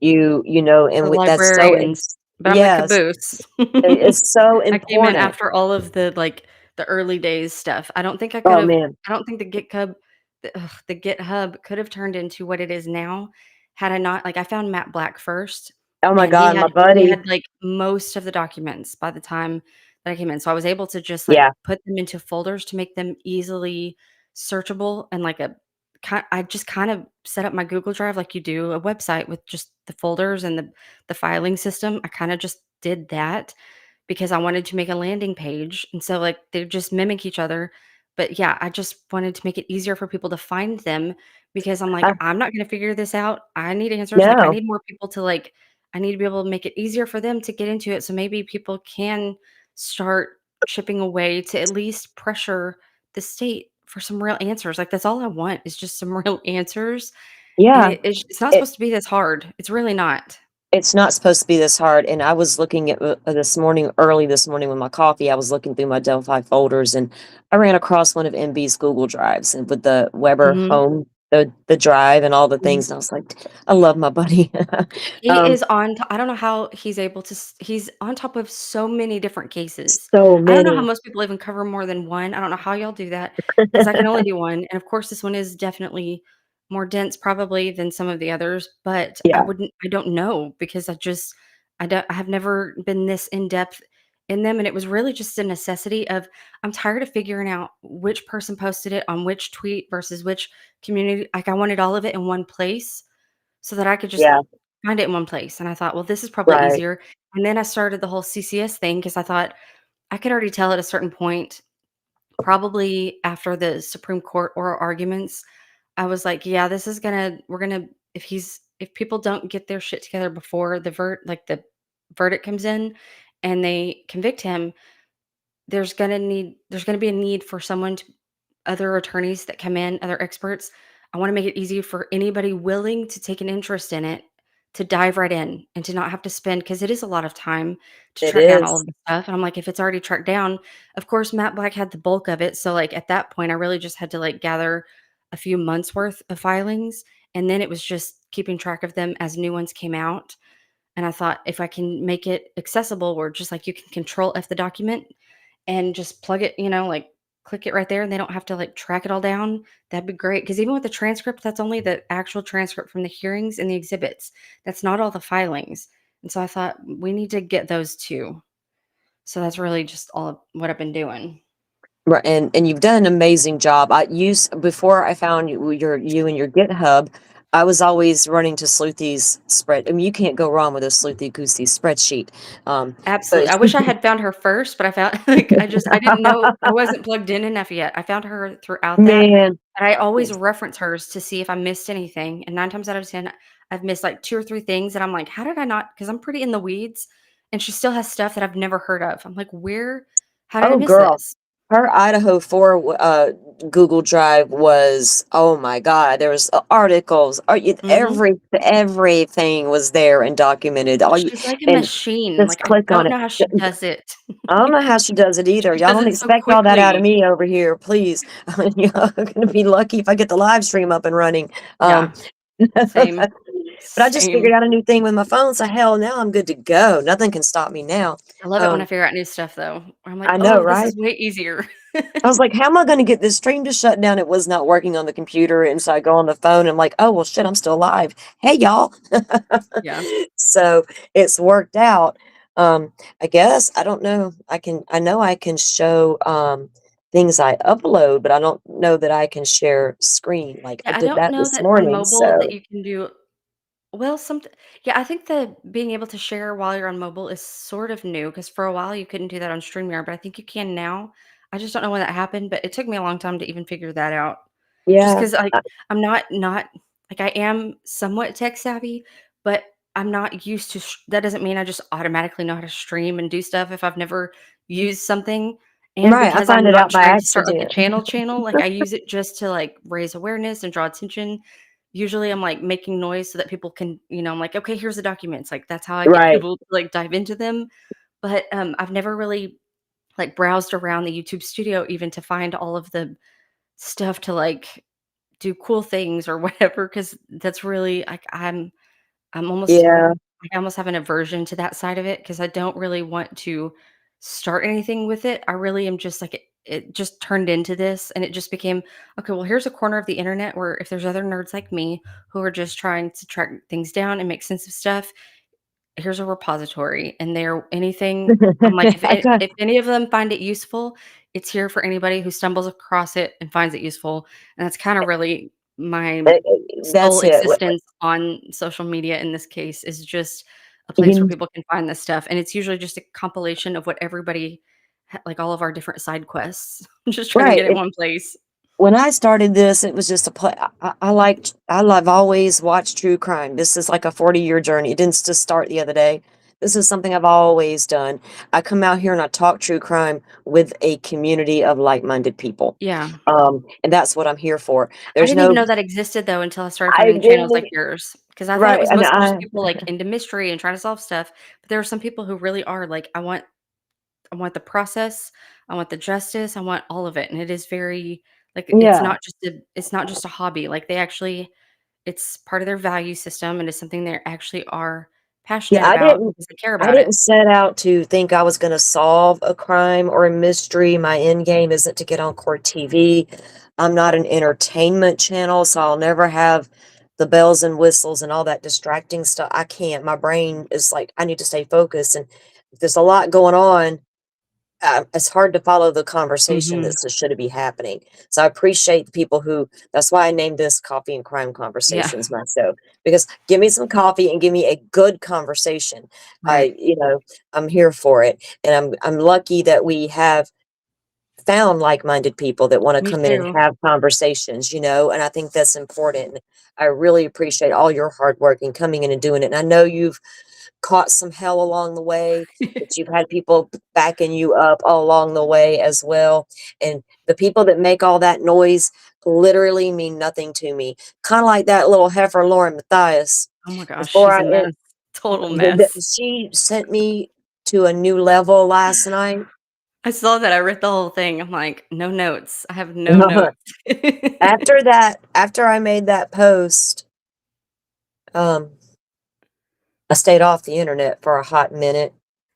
And today I decided I wasn't going to go live and talk about Lauren Matthias right now this morning because I really wanted to have this conversation with All Eyes on a really important case of injustice. And after what I witnessed on that last video coming out of Hendersonville and the way you want to continuously, Lauren, I'm talking directly to you. I doubt you're listening, but I hope maybe Megan, Joe, maybe you are. You can pass it along. One more time, you brought in the victim's family to your conversation about you're talking bad about people. Sit down with your weird shit, lady, because you're muddying up the waters, and all of true crime got called bad because you're over there playing in the weeds and messing people's lives, going behind their backs to get victims' families to come and talk to you and talking shit behind them. And it was clear as day in that police video. The people I talked about will get hurt by what I said. You know who those people were outside of Gigi? They were the family members of Charles and JJ Vallow and Lori Vallow's son. I think it's That's who you important were. to point out that Dr. John was not worried about them, though, he was worried about him and Lauren and their Exactly. everything they've worked for. That was not Because even a what did concern of his when she brought that up. she The only said that they reason she had was private worried about how they messages. would feel about it is because it would reflect on them. Exactly. She was worried that they had private messages between her and Mhm. her husband. Why? Were you talking about Colby Ryan? And I don't even like to say his name out loud and bring attention to the fact that you're using these victims. But were you talking about Colby? You know, that boy y'all want to adopt. You sick heifer. Yeah, that whole aspect of it where they were trying to the way they went about trying to get an interview with him or for him or trying to get to like, it It's it's a bad. kind of messy that is just gross, like, Exactly. real gross. And I'm still not appreciative of certain women coming on the internet and making little videos about how women like me have a lack of empathy What? and gonna it didn't call me out like particularly or nothing. I'm talking Okay. about I Lori was about to Vallow's dumb say. cousin. No, I'm talking about Lori Vallow's dumb cousin. Oh, yeah. And she come out in hot support of Lauren and gonna Oh, make multiple videos about how we need to learn empathy and we need to get the whole story. Man, we're getting the whole story. Are you? mhm. Some So people Joe, think that if you don't share their position, it must be because you didn't hear what they said or you didn't get the whole story because they think that you will arrive at the same conclusion they have, but oftentimes they are not taking everything. They need to factor in the whole story, but they think everybody no, else failed to when really they might have been the person who failed to have empathy for the right people. Lauren is not the victim in this situation. I no, don't know she's not. what's so hard for them to understand about this. Lauren was not a victim. Not none whatsoever.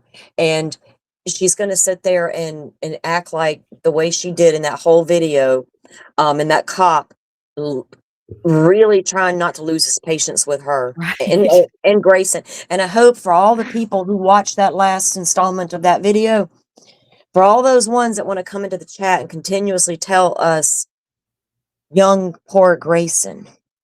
Dylan Mortensen was younger than Grayson. Yeah. Grayson appeared to be very much in control in that body cam video. She's the keeper of all things. I got all the evidence over here on the I mean, laptop. she had Hold her up. little bullet point list ready to go. It sound that's I mean, she looked like she'd been Girl, she thought practicing she for was you that the for a whole moment. time. Yeah. It's like, what are you doing there? She was not a victim of anything. So she's not this innocent little girl who was duped by Lauren. She's a willing participant. Yeah. And she absolutely knows what her boss said about people because she's seen it. And the fact that there's people like that, and then you go take family members into all of these situations. The Delphi family members, the Idaho 4 family members. I leave all family members alone. Me too. That's even All of them. with the families, with the defendant, like, for me, that was one of the issues I had with law enforcement and the families is that is an inappropriate relation to have. Like, this Very. superintendent of the state police should not be doing live streams in the home of a victim's family, especially when you didn't even extract that person's phone. Like, there's just like, And not even just oh, that, but, don't. like, like and they did those families no favors, and that And actually does also bother me because you gotta catch them or clear them. These families can't move on if you don't do what it takes to give them what they need to defend themselves with. You just leave them to the whims of social media, but they didn't do that. right, Their judgment was clouded because they got too close to these people, and they were taking the word of certain like one side of the family more so than another side of the family just based on their own right. personal bias. Like that, it's so messy. You have to have some sort of boundaries to stay impartial, and it is very Exactly. important for police of all people to stay impartial. Hmm. They And didn't. I But yeah, would, like, even when it gets to the victims, it's even grosser when people get close to them. Like, there needs to be sometimes there are cases where it happens naturally, where people, through a situation, they come to know each other, and I understand that, and I think there's space for that. But those people, the ones that are not suspicious to me are the ones who are upfront about it. The ones who, mhm. like, keep it all hidden and how it actually came to be and how close they really are. That is where I'm like, "Okay, well, what else do we not know about this little Full situation?" transparency, because Yeah, as here's long the as you're thing. transparent, it's fine because then people can make up their own minds, but when you're hiding stuff and doing so much stuff behind the scenes, uh, I think that when you decide you're gonna talk to family members, you need to keep it a certain way, and I don't know what I'm doing, and don't okay? treat them like exclusive content. That bothers me No, too. Like, these family because members are people, they're not content. I've sat on the fence with this because I do have 2 local cases, and both of these parties are willing to come on my live stream, but it's how do I do that in a way that is Well, being not upfront about it already, not for you're a step me, right, ahead. right, because it's not about me and I'm bringing you anything. No, I wanna tell this victim's story, and if this family member wants to come out and tell that story, but I don't communicate with these families on a regular basis, right? Yeah. I know what It I needs to be more know. of like a professional relationship or a working Exactly. relationship. It doesn't have to be formal, but as long as there needs to be some boundaries in place, whether you're a law enforcement, a journalist, or a YouTuber.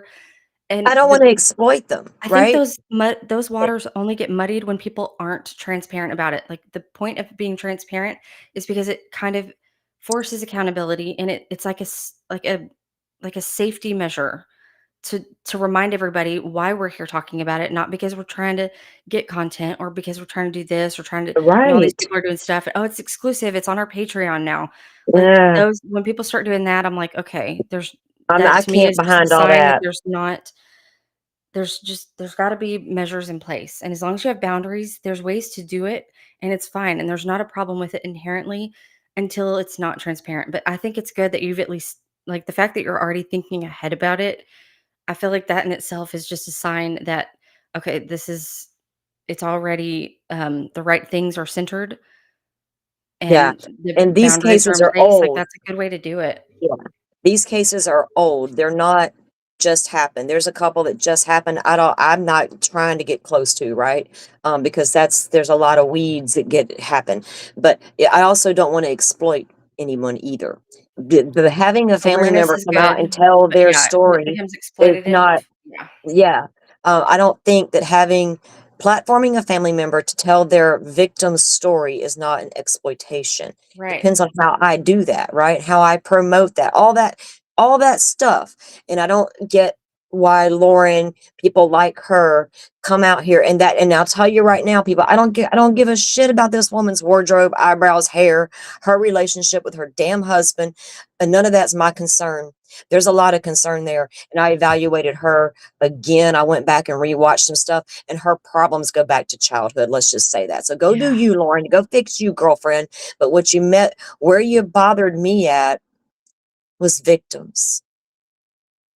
Talking shit about other podcasters, whatever, you messy, messy woman. Well, But it's when you easy to just see now why she has no problem creating new victims when she doesn't exactly, even respect the existing ones.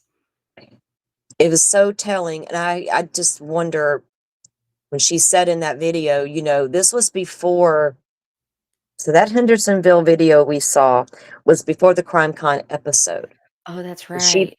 so she says in that believe a body cam, Law and Crime and Court TV, or no, News Nation, have reached out about my private messages. Really? Really? I Because forgot that was before CrimeCon. That part didn't click with me. I'm paying attention, Lauren, to all your words, baby girl. I don't give a fuck about your drama. I'm paying attention to your words. Yeah, she's got some things that she's gotta be held account for. She just Your does. setup. Your setup was in play. She so if that was before CrimeCon and they're already reaching out to her, knowing FOIA requests exist, you pulled your court case because you didn't want FOIA requests to happen. And if you Yeah. think where's News Nation at now?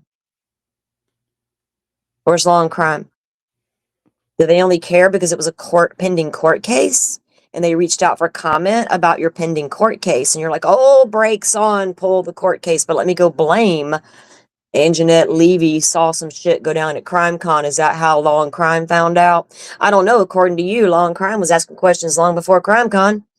Lauren, just don't ever underestimate an armchair sleuth Right. who's paying attention. Ever. That's true. Because I want you to think I'm not paying attention. Or maybe, I don't know, be nicer to people so that they're not more inclined to be like, "Oh, she did that to me. I wonder if that's the same thing she did to someone else." Because then you have even more people looking in to see if there's a pattern, and so they are and then you have, like, a whole bunch more people who are dissecting everything to see if this is an actual pattern and who else she's done it to, because who knows how many other victims are out there. She sat there and wanted that cop to call and harass Mhm. Gigi to give up her source of who sent her all Oh, it of the bothers me when people messages. rely on law enforcement to do their dirty work for them. I do Well, not like that at all. Here's the thing Lauren's overlooking. She said in that video that Gigi was sent not just a screenshot of what she said bad about Gigi, she was sent the entire thing, all of the things. Gigi's not put that out there. She's not come out and spoke about it. She still hasn't released a damn thing she was sent. But I think Lauren's Lauren got should take a lesson from that because you know what? It's because people don't exactly. want to be doing this. She's acting like everybody was doing this because they have some vendetta and they're like, they want to wake up in the morning and come after her to target her because she's a victim. No, actually, they would prefer none of this happened and that none of them had to deal with it So because she they don't got want to be doing this. mad. She's the only one who continues fueling the cycle. Well, here's what she really sent me over the edge last night. When she got mad because Jerry Vallow called her, who is the brother of Charles Vallow, Mhm. the victim of Lori Vallow. When Jerry calls her to confront her, she's now mad at Gigi for sharing that information. And now her and John got to have a whole ass conversation on whether or not send a cease and desist to Gigi. A normal Gigi's person would have been Grammy, like, "I'm so sorry." I would have expressed remorse. No, she's mad at somebody else because she got caught. everyone knew Gigi's Grammy was battling health problems. But Lauren says, well, she may not be my friend now. I've talked bad about her, but call her. Maybe she'll tell you who told her what. And then what was the cop going to do with that? He sat there over and over and told her that I can't even find a crime. You and your friend here could come in with conflicting statements at me left and right. Slow down. Trying to make sense of all of this speculation. And then she still went and tried to get a stalking injunction, Uh, knowing that yeah, that part is incredible to me because now that I'm realizing she had all that information and she already knew how it would be viewed. She right. still she still tried to, like, okay, it's almost like she was like, "Okay, well, that strategy is not gonna work, so now I've gotta go with this one." Yeah, So she, like, Hawkeyes, I was appalled too when they mentioned Jerry's name. I literally felt sick. That's how I want this.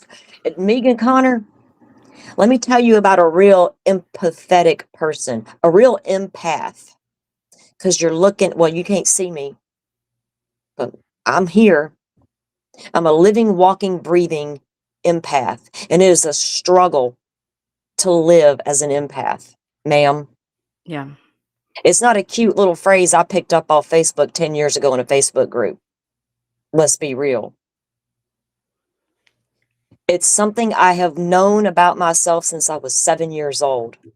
And I remember the moment I felt it and it impacted me and how it never left me.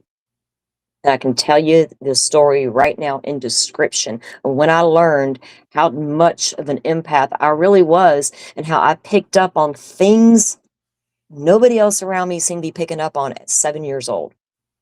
Walk that walk your entire life and learn to draw those boundary lines, or you're not absorbing all these people's energies as you move through life, Megan. It's a whole thing. So when I heard her mention Jerry's name last night, it went all the way through me. And it took all I had not to go live right there in that moment. Thankfully, my salty ass does got a little bit of a slow down, girl, put the brakes on for a moment, because it probably wouldn't have been good, and I just bothered me to no end that she did that. And now you're mad at Gigi for telling Jerry anything. Get over yourself. Apparently, Kay was told too. Was Gigi the one that I don't care how Kay Woodcock found out. If Right. it was Gigi, Christina, it doesn't She has matter. no priorities, like, the only None. priority she has is Lauren. Main character syndrome kinda situation, like, she just is, like, worried about her and only her. Only her. And then John's so concerned that all of their hard work is going to go down the drain.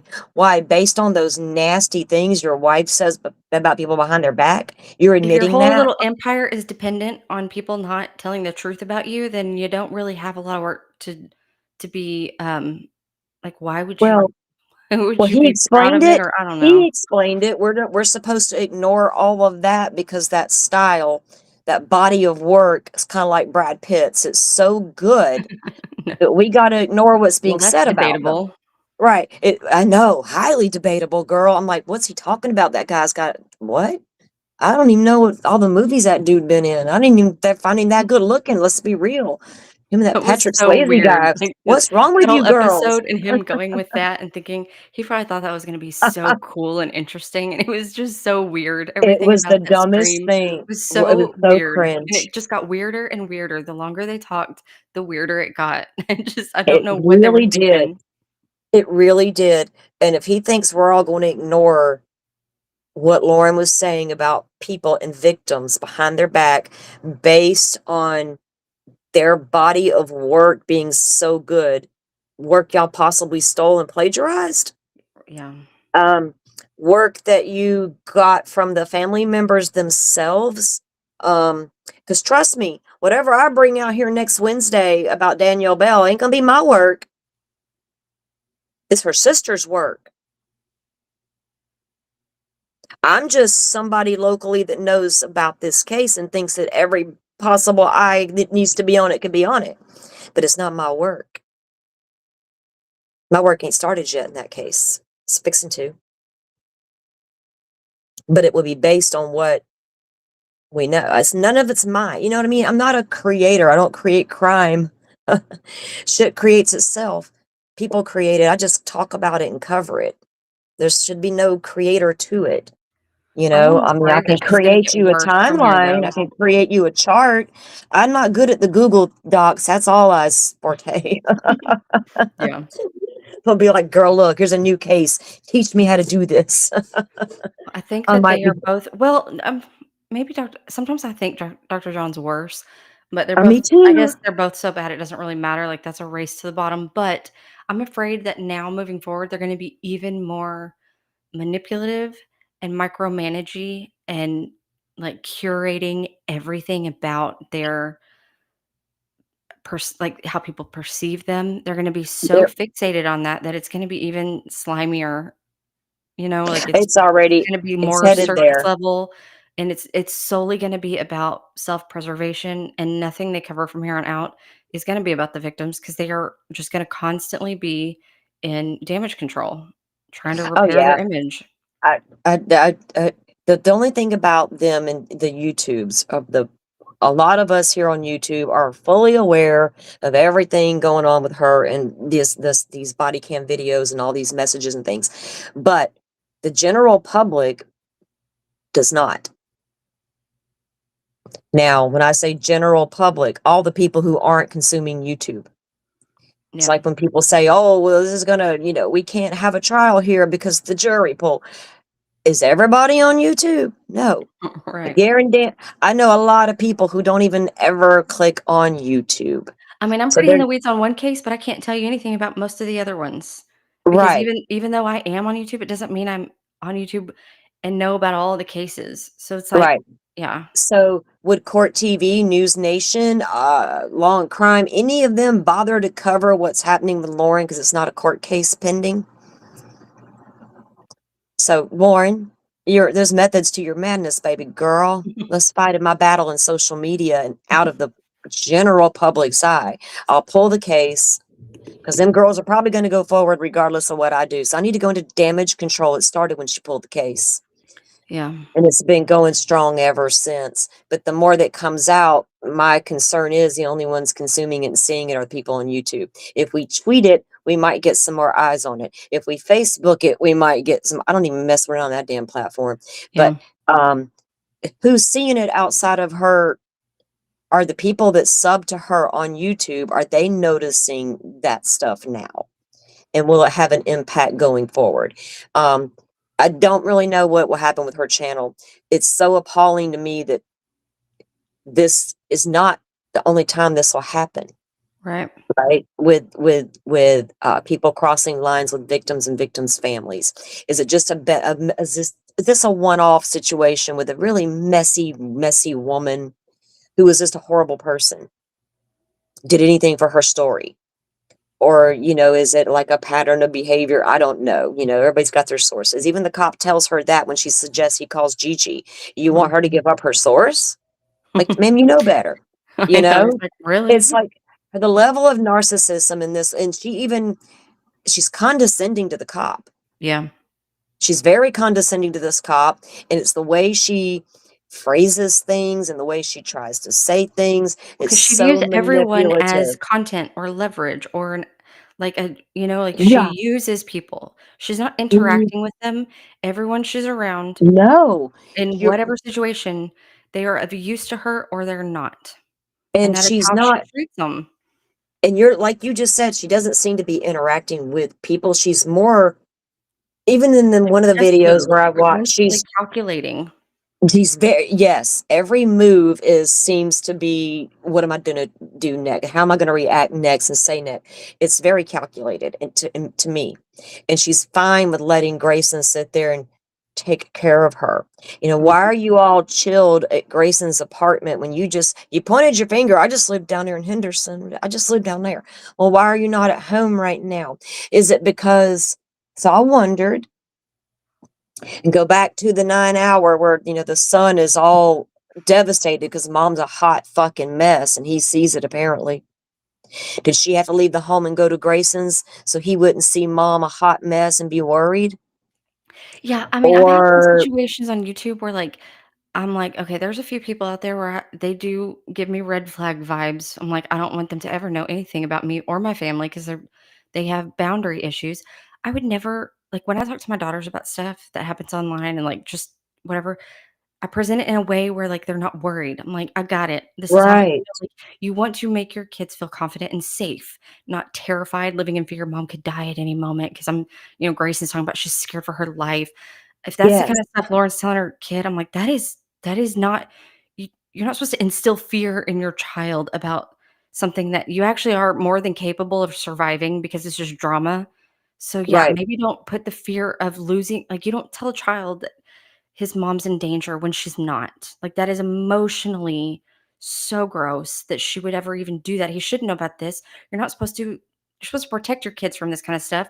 And if you are going to have a conversation with them, it should be one where it teaches them how to be confident, how to be safe, how to be secure. Right. You know, Have those kinds she of skipped all it, of those conversations, and I don't exactly. get it. It's gross to me that she even brought him into it. It's gross that she's willing to bring anybody into it to save herself almost, her kid, Gigi, throwing Charles Vallow's family completely under the bus. And let's not get that twisted. She didn't start doing that recently with Charles Vallow's family. She started it years ago. Yeah. Years ago. And people knew about it for years. That also bothers me because people have It been, bothers the shit out of like, me. legitimizing and co-signing HTC this whole time instead of Until calling she them out talked on about that. me. And I'm just gonna say it. I don't know none of these women, and I don't have a dog in the hunt, and I don't care. I don't know any of them. But apparently people knew for a very long time what she was saying about these victims behind their backs, and it never mattered to anybody until they got mad. Yeah. And now they're heroes. So, okay, people find their heroes where they can get them.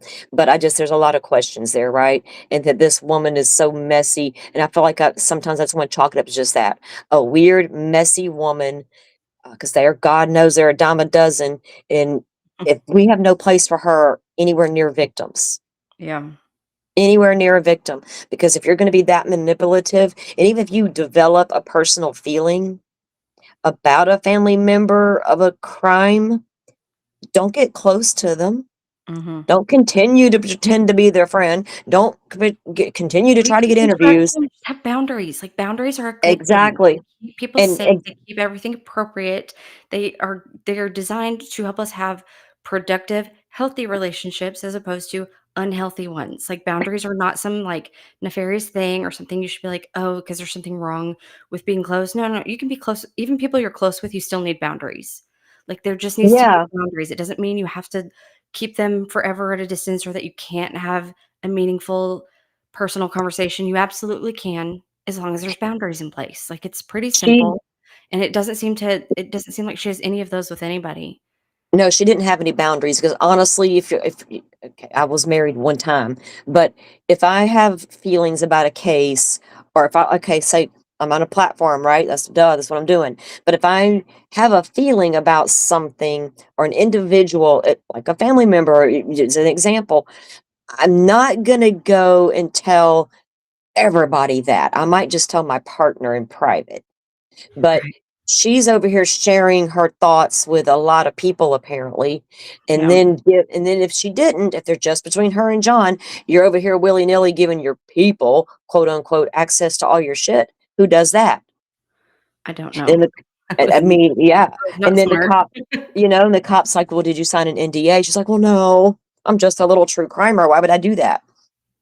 I added that part in. But she does, so she's got herself to blame in the fact that she doesn't come out, and she's done everything but take accountability for her own behavior. And what little bit they tried to about me, I talked bad about people, and it might come out. Listen, now forget about that part.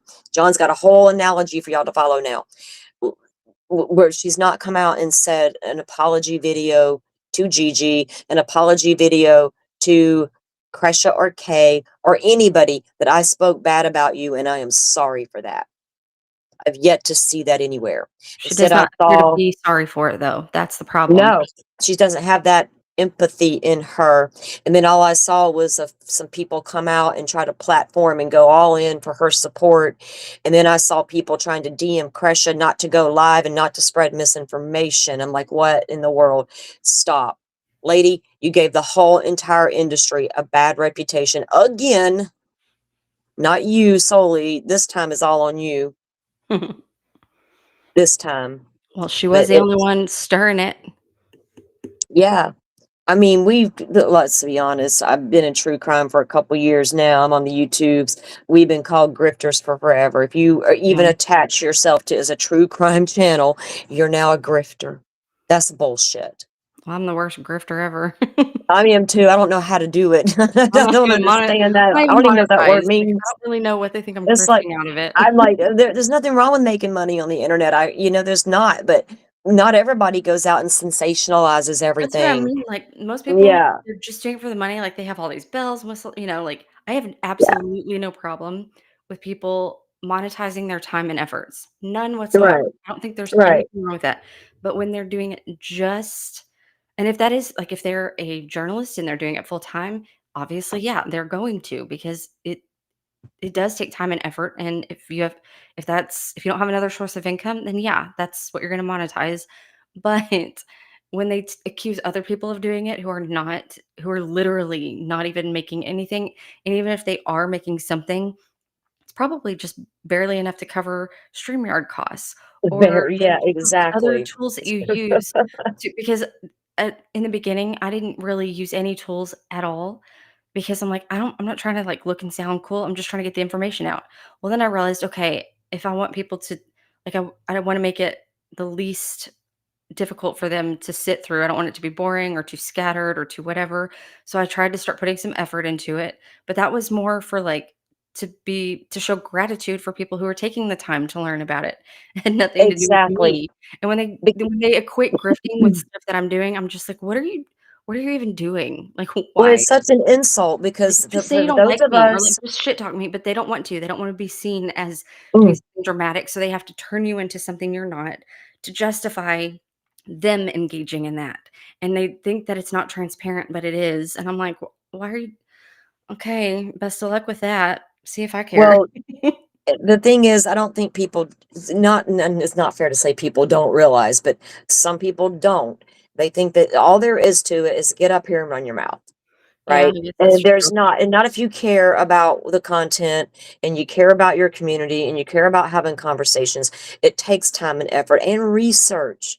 I I can't just come live and not Yeah, even have aside from the my streaming, like, notes are just doing ready. I anything try to aside from have, streaming, yeah. I mean, I can spend a lot of time I can spend all night tonight researching for tomorrow's show alone.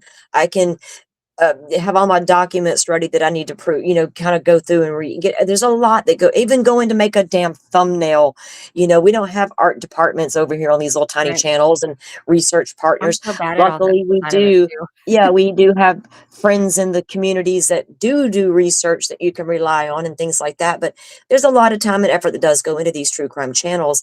And for us to all be called grifters because of one or two 3 Yeah. bad actors, and I don't like being called a true crime grifter by somebody making money off calling me a true crime That's what's grifter. crazy to me is usually the people who are saying that, I'm like, "You are the one who is exploiting people." Like, a lot of these people have either written a book or they have a podcast or they're selling all kinds of stuff I that know, has it's nothing to weird. do that benefits nobody or the victims or any of that, and I'm like, Uh-uh. What are you doing?" Like, I it just I'm is here for weird to me. myself, they say, and Okay, it becomes you be for real right obvious. now. Yeah, it just become and luckily, we do have a lot of people who do search out and find, good places to go and have their conversations, Yeah. and without all the drama And those are involved. the It's only I people I would like ugh, to attract, actually. I don't wanna just attract more numbers and just, like, a massive like, no, I would like no, quality people who can actually because uh-huh, what I'm doing is not building an audience, I'm trying to just be a place where people can go and ask questions, like, most of the time on Twitter, I'm, like, eternally behind on emails and DMs because I try to look at the people who at me on Twitter asking questions, and I try to get it out there because I'm like, I'm really just, like, trying to be librarian just helping people find the right, information so that they can turn around and run with it. And if I can save them time and get them to, skip them ahead a little bit, because I do like the way I file it from the moment I get it saves me a lot of time. And I'm like, I'd like to save other people time so that we can all get a little bit further ahead with our pursuits or side quests, trying to just get records or answers or whatever, some kind of movement. I'm like, Yeah. I don't know what about that is grifting to them, but they can I they're don't I don't either. You know, it's people like I think it's Lauren about that were Splat, though. well, it's people like Lauren that were the actual grifters, you know, and she never Mhm. came out and made videos about grifters and things like that. But I'm just saying, there's a lot of that that goes on YouTube. But Yeah. for her to come in and muddy up the waters and be as sloppy and messy and nasty as Yeah. she is as a human being, um, and to go after these families the way she's done and to talk about them so horribly. When you're a family member and a crime occurs like that, you have no idea if your case is about to pop off and become a high profile Right. case. You have no idea what to say to media. You have no idea how to reply to requests and emails You get coming in, phone bombarded. calls, and all. Where do you go? How do you navigate it? Right? I wouldn't And know how to start that. I would be exactly, lost. I would be and overwhelmed. I just would not I would be terrible at it. I don't know that I would be yeah, able to be quick on my feet or anything. I'd probably be a hot mess, especially if I was grieving. right, exactly. You take into the account that, right, and then you would probably be the hot mess, and you may not say things the way you should say them, or they may not come out right, or you can be taken And a lot of advantage people of will say what so they think easily. people wanna hear, and it's not even what they actually think, but when they're on the spot and they're just trying to, like, get acclimated, they're like, Yeah, "Okay, what should I say?" Like, they're trying and a lot of times they don't say what people wanna hear, and it's not even what they think, and it's just what their brain could come up with in the moment, put on the spot when they're stressed and just really fish out of water situation. I mean, in right, some and I cases, don't it's so telling, like, if it's a perpetrator, but when it's and just I like a don't grieving family member, you gotta give them some grace. and people don't get the severity of what Lauren almost caused with that family, Yeah. because Crescia felt some type of way. She was getting a vibe, right? Her radar's going off, and she and I had a conversation about it, you know, she's open about it, so I'm not outing anything, but she approached her mom. You know, I got red flags about Lauren in case like I don't want to hear it. Right. We find her pleasant. We find her whatever. And so Crescia backed off because she didn't want to have a riff with her mom Yeah. over this Lauren lady. That's ridiculous. She Right. should be able to go to her mom with anything. Well, and I don't blame Kay for it I though. don't Kay either, but was that's what I mean, like, extremely Lauren put overwhelmed. Kate in that position and Krisha in that position Exactly. just Because because she's the terminator. during that time, going back before that, Kay Vallow was labeled dark and there was a mark on her head and the woman had to sleep with a damn gun. And she couldn't lay on her couch a certain way because the window would have been a headshot. That's Let's get real, terrifying. Lauren. Yeah, and Kay will explain that story. She does it herself on a live about her fears. So Lauren doesn't even care No, about Lauren's what like, this. "People are mean to me on TikTok." No, people are mean to me on TikTok. They're talking bad about me. Well, Kay's over turns out they're just here hiding in her they're own being damn honest house. about me. Call the cops, they're being honest about me. That's essentially what turns out to be the case. It's Well, crazy. She's I just can't. bonkers, I'm The sorry. She's a it mess. is the whole thing to me is disgusting, and taking advantage of a family in that Yeah. way, and then While thinking also it's trying to okay use to them as a go. shield in certain situations. Exactly. None of that is right about any of this, and I think that should be the heart of the conversation is what and people want to make it like, was it a creator thing between Hidden True Crime and Crush's channel? No. It's nothing to do with a creator anything, just like it wasn't with me and Joe. It was like, oh, creator thing, take it behind the scenes. Bullshit. It's not as simple as that, people. Get your big brains on. You know, we can't make it all simple so we can understand it. It's complicated, right? If you can't understand complicated and unpack it together, bye. You know, we're over it. I'm over that kind of stuff.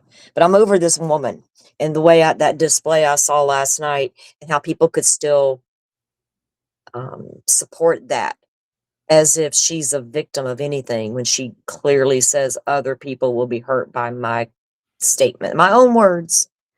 So that should be the end of that. Should shut the whole thing down for everybody. I don't know what will, you Yeah. know, but I know I would like to see her come out with an apology video.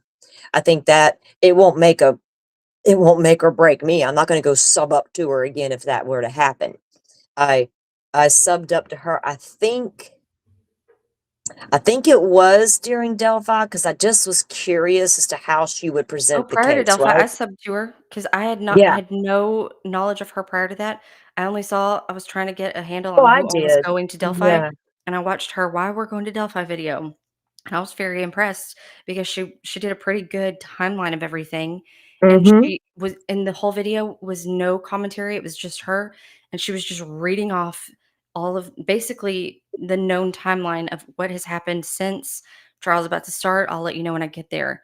And so I had no clue how it was gonna go until it went that way, and I was like, Mhm. "What?" Because she seemed so normal in that video, and then she gets to Delphi, and I'm like, "Is this" like, I went back to double check. I'm like, "Is this the same channel? Is this a person who did that video?" Like, I was very confused about who she was for quite a while because it was just such a difference between the person whose first video I ever saw and the person who was in Delphi reporting on it. Oh, I found her during Lori Vallow. That's how I stumbled across Hidden True Crime, and, I was one of those people who watched those videos she did on the family. And then I'm thinking, "Okay, I'm learning a lot about the family, the victims, JJ, Charles." It's nice, right? To hear their story versus Lori Vallow's damn story. So then when Kay and Crescia were live talking about it before they struck her and took her down, Kay talks about how she began to notice these videos Lauren was putting out and how she was packaging them about their friendship Mhm. and their closeness. And I'm thinking to myself, wow, those are the same videos I was watching, thinking, thank you for doing these because I'm learning about these victims. Yep. And then it was sickening to find out that's how that really went down, right? To know, so I don't trust, and I always, God, boy, I always got trust issues. Look, I've been warned about they for decades now. I'm still trying to figure out who they are. I'm always looking over my shoulder as I'm scared they are approaching. Um, it's just this case, so Lori's messiness go Lori's messiness. Lori got the last laugh. Let me just go ahead and say that. All y'all that ended up in that Arizona trial, well, not all of y'all, but a couple of y'all, the ones that Lori was making eye contact with, welcome to the portal.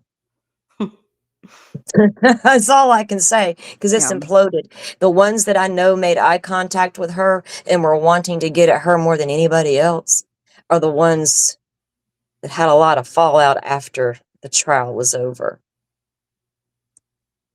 So welcome to the portal again. But I hope that the people that need to hear what Lauren was really about can hear it finally and have open minds. Kind of like with Delphi, all eyes. I mean, people need to be willing to listen and watch with their own eyes and ears. Unless you got hearing problems and eyesight Yeah. problems. I got some hearing problems. All eyes has got some sight problems. Well, Yeah. mine ain't no better. Girl, True. mine ain't no damn better. By the end of the day, I can't see shit. My Yeah. eyes are like, just close them and listen to a podcast Strength. or something. Find a podcast and Well, listen to it. even, Close like, the these way eyes. I didn't watch her Lori Daybell coverage.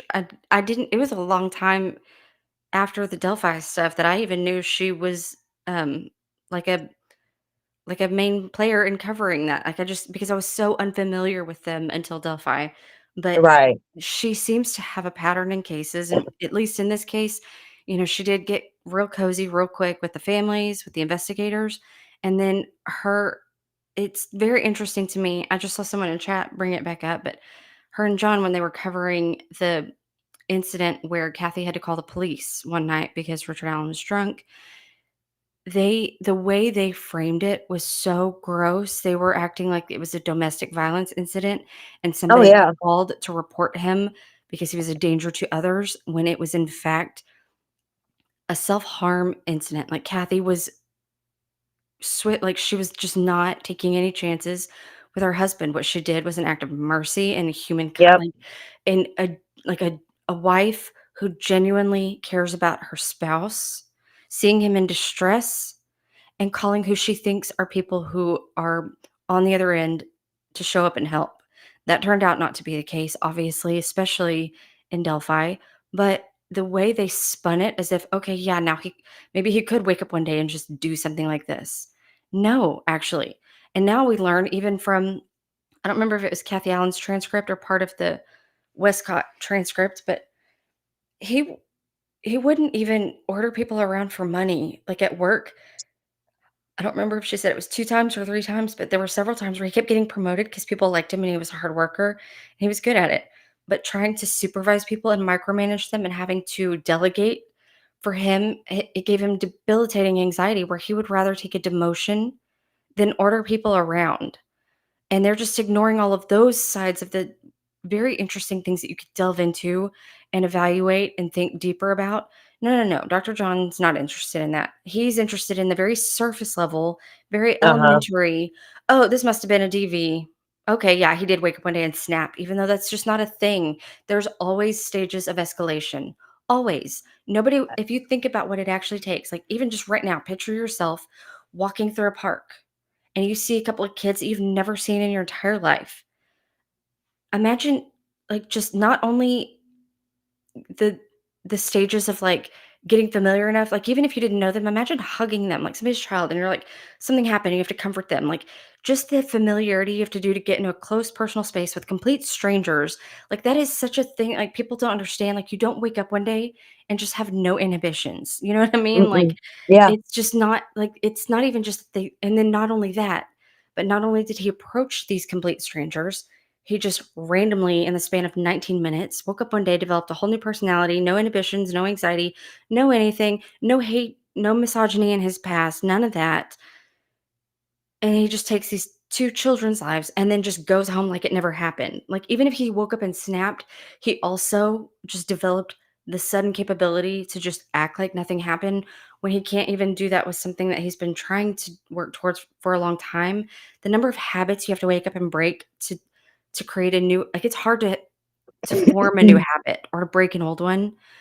The Yeah. number of Well, I habits think you would have had it's to have formed or developed just out of the blue make no sense, and Dr. John is somebody who's supposed to have so much experience and insight into this stuff, and he comes out with the dumbest, most unthinking, just slop of a evaluation of the situation, and I found it incredible, but really gross because you could tell the only reason you would go with that when you have experience and you're educated, the only reason to go with the dumb explanation that makes no sense is if you're pushing a narrative and you're not actually pushing telling your exactly. audience the truth. That's the whole thing. The accurate information is so hard to come by. And when, if we were told a long time ago, quit watching mainstream media, they're, whatever. I rarely watch anybody's news anywhere. I don't know if I can trust anybody. Hell, I don't even know if I can trust half the stuff that's presented to me, you know what I mean? But if I bring something forward, I always try to say where we got it.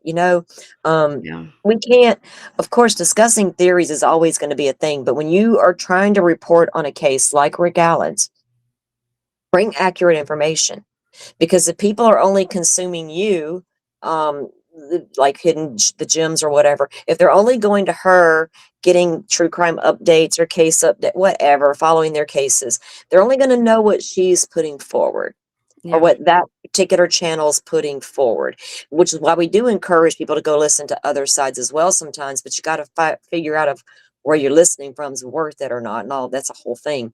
But bringing forward correct information, that's always that should be the Especially in a case that like should be this the when it's this priority. kind of crime, So and even if it wasn't polarized, yeah. strange, like, even just like, even if it was a normal homicide, it's still tragic, so you gotta get it right, but when you add this other layer of everything about this was strange and not accurately looked into, and we don't know what actually happened to these girls or why, you have to be responsible with information. You can, like, speculation, there's nothing wrong with that, as long as you're very clear and upfront about what speculation. But then we had people running around, "Oh, my insider sources, and because I know these people, because these people have come on my channel," like, it starts giving people the idea that you do have information that came straight from investigators, and the problem with covering a case where you've been not critical in any sort of useful or truthful way, if you're not being critical of the law enforcement officers, people are, instead of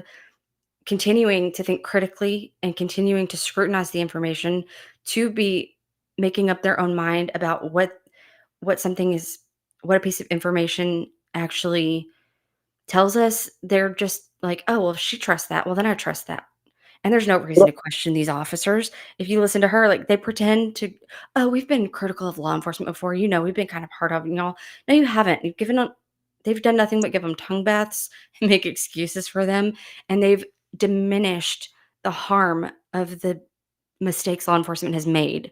So it doesn't matter if you've pretended to be critical of them, if you've actually whitewashed it in the process. And that's what they've done. And they don't seem to understand the problem with that.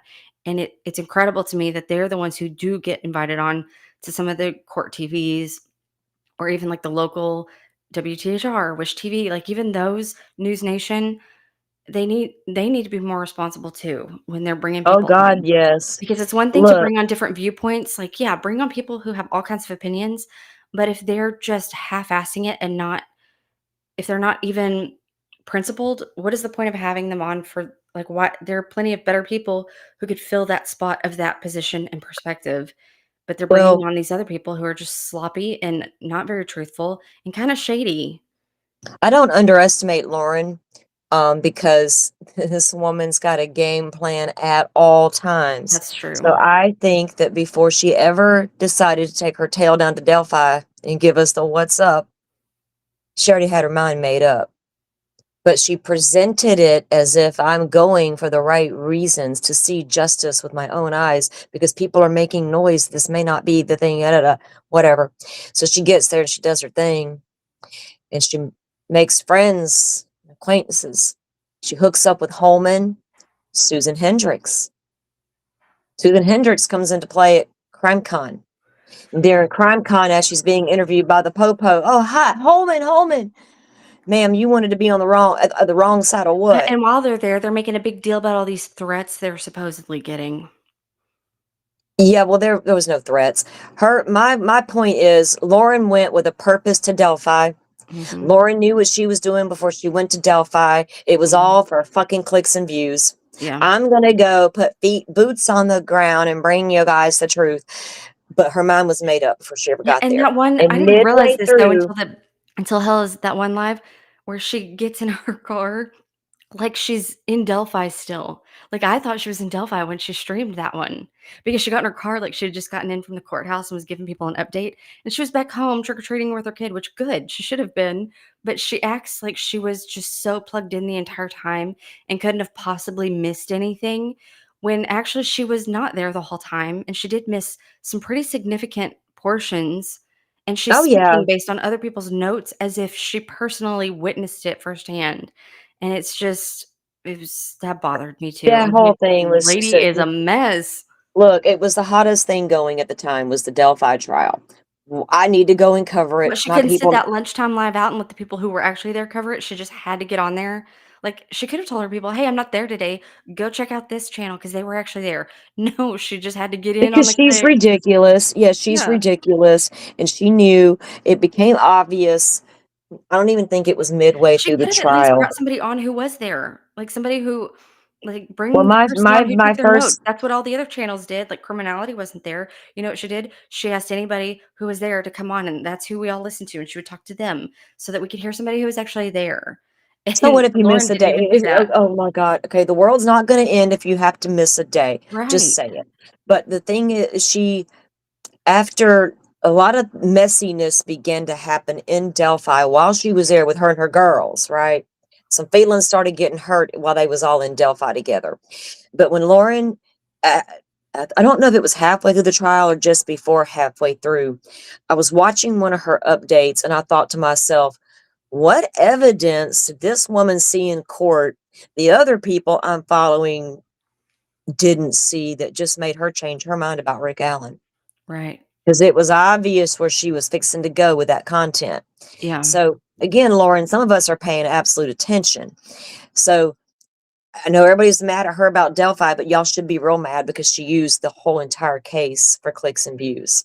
Yeah. She went in with a preconceived notion that Rick Allen was guilty and fine, do you, boo. So she was never going to cover it fairly, but she used the idea of going to see justice if there's really injustice happening. That was the first thing she did. And then she gets there, and then midway through, she starts feeling for oh boy, they may have the right guy. And now Yeah. she's making all these, I already want interviews. She's already gonna want them interviews. So I gotta go with the prosecution on this, or they're not gonna want to interview with me. And hey, Susan, be my friend. I'm running out Mhm. of my other ones. They're mad at me now for talking shit about them. Yeah. I'm gonna need a new one in CrimeCon soon because I got a plan Yeah. to set up this old girl. Right, Lauren? That what happened. Speculation, facts, and opinions and theories will be discussed. I can't. Yeah. Oh my God. Well, guys, I've had you on here for quite a while today, and I Yeah, that's appreciate not it. sorry, that's probably my fault. I always every time I go on No, someone, it girl, goes on and on. I'm so sorry. I can too. So no, I brought the right one on with me. I'm fine with going 4 hours. Don't even bother me. I'm like, I don't know what everybody I do else it is so thinking. rarely, so it's usually I'm like, "Oh, yeah, there's all this stuff," and so I end up just going on forever because I don't do it regularly enough. I can't. I don't talk about Delphi regularly anymore because the trial's over and I'm waiting on appellate stuff. So Yeah. all the things I do want to unpack and get out, I'm just sitting by myself with them. Like so I appreciate you letting me get a lot of it out of my system, and all of Same. us, all of you in chat for coming in and joining the conversation. I've been watching your comments. I've been trying to highlight them as we go through. I really, really appreciate the conversation because that's what needs to be had with all the cases. And that's the most important part for me is people coming in, and I don't care what case we're discussing, come join the conversation. That's what it's all about. But All Eyes, I appreciate it. I think all of chat appreciates all of your work and supports everything you do in trying to keep the record for us and to help, like you said, people who do want to come into the case and start learning about it and Yeah. unpacking the different things, trying to give them that place to land Yeah. with the information outside of the noise contained within it, and Yeah. when I look at I stay completely out of the I try real hard to stay out of the weeds with creator shit, because it's not about that to me. I'm a Yeah. grown ass woman and we're not doing that today. Um, that takes all the focus off of what's important. And I feel like distraction kings, good luck with me, right? I'm not easily distracted by that noise. Yeah. Um, it already got tried with me and you, girl, for like 5 minutes. And I was like, Yeah. oh, wow, like whatever, just shut that down right here, right now. Yeah. Um, but yeah, I'm an honorary crank. So what? If I got to be a label, I got labeled because Murder Sheet thought they coined a phrase one Yeah. time, Good luck with called that some people. too. They're Yeah, one to they talk. called they're like those internet cranks, and because I remember I didn't listen to them I didn't know who they were, right, for a long time, and then I heard about them. So I went and listened out of curiosity to a couple of things 'cause I'm trying to evaluate what's It's going on here. painful. And that was so painful. And these internet cranks, I was like, what the fuck is a crank, man? What the hell? I mean, they're What are just we like cranking? they're just so they're made entirely of petty putty. Like, they're just petty about everything. Well, we're cranks They because punch we're down all the time, just yeah. and it's incredible to me that they have these animosities to people they don't know, and it's just because they have different opinions than they've Because of reached. different opinions. Hey, you label me, I'll label you. Yes, but they've used their position to, like, normalize that, and then they cry when people clap back at them. You know, and I'm And you like, notice "Okay, give me a that and break. You guys take your" the they two take themselves so so seriously, and we seriously. don't, And and that's why they think it's gonna bother us because it would bother them, and we're like, "Dude, right. it's not about us, like, good yeah, call me whatever, like, see if I care. I'm So still gonna ask this question." it feels like the murder sheet people, Anya and Lauren, may have Ugh, very birds similar of a feather. personality. May have very similar personalities. Yep. And for some reason, y'all decided y'all were the kings and queens of the YouTube streets, and the rest of us are just stupid. I We am don't. grateful though that they found each other and that their audiences found each other because I'm glad they have a place to go to get that because they're not gonna get it Right. from me, and I don't want that in Oh my God. spaces. I'm glad Uh-uh. I prefer it when people like that make the distinction that they are different than I am. Like, "Thank you, that's helpful," because more people will see that. And I don't have What? it Yeah. saves me the trouble of having Exactly. to say that, like, whenever you go there, if those people, if that's what they want, great, I'm glad they got it because they're not gonna get the same things from us both, and I will never I would prefer they stay in those chats as opposed to coming in mine because we do have Right. some things to talk about, and those Mhm. people usually prevent those kind of conversations that we need to have from Base happening. exactly. They prevent they're coming they'll prevent they'll hijack the conversation Mhm. basically. And then the next thing you know, you're dealing with some bullshit versus the actual Mhm. conversation at hand. And that's what I won't put up with. I'm not that block people and get out of my channel kind of Yeah, I don't person, block right? anybody, I'm I just got like, I don't have patience or like, manners, so, like, I yeah, can't even be pretend to kind or care be about that gone, you stuff. know? I usually just go right back into it, and it's just, like, almost like nerd with a briefcase where I'm just like, I "Okay, know. back to it," and I Hell, just go right back into it after I don't skip a beat with it really. I got told the other day to go watch some more Forensic Files. I about lost my shit. I laughed so hard. Oh, I was that's like, "You think funny. that triggered me?" Like, I'm Brad Holder with the hat on. "You think this triggers me? You 'cause you call me a murderer? You fucking Right? think calling me salty and calling Yeah. me, go watch Forensic Files triggered me?" I'm laughing. Yeah, I'm like, "You must be new here because that dumb shit doesn't work on me." Right? That's quite comical, man. Actually, maybe I should clip it and support, No, I'm like, "I don't think you'll promote understand. myself. We're gonna meme this. Like, anything you call us, we're just gonna, like, turn around, and it's gonna become a great source of joy for us that we just Not take endless like, we just I don't yeah, know, maybe it's a dark humor thing that we develop, but, we yeah. just made it into our, in our meme vault." Exactly, not all of us are crybabies in the I floor know. and I'm stuff, like, "Oh, no, somebody's mean to me on the internet. They call me a name."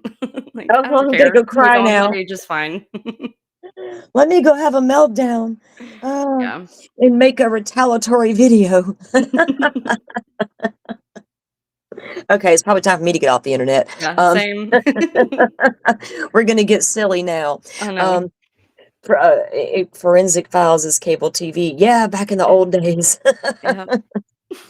Back in the old days, we all learned a lot from that good old TV DB is a big show. fan of that show, that's why it's so funny to me. I love I'm that pretty show, sure man. he I has remember every episode maybe?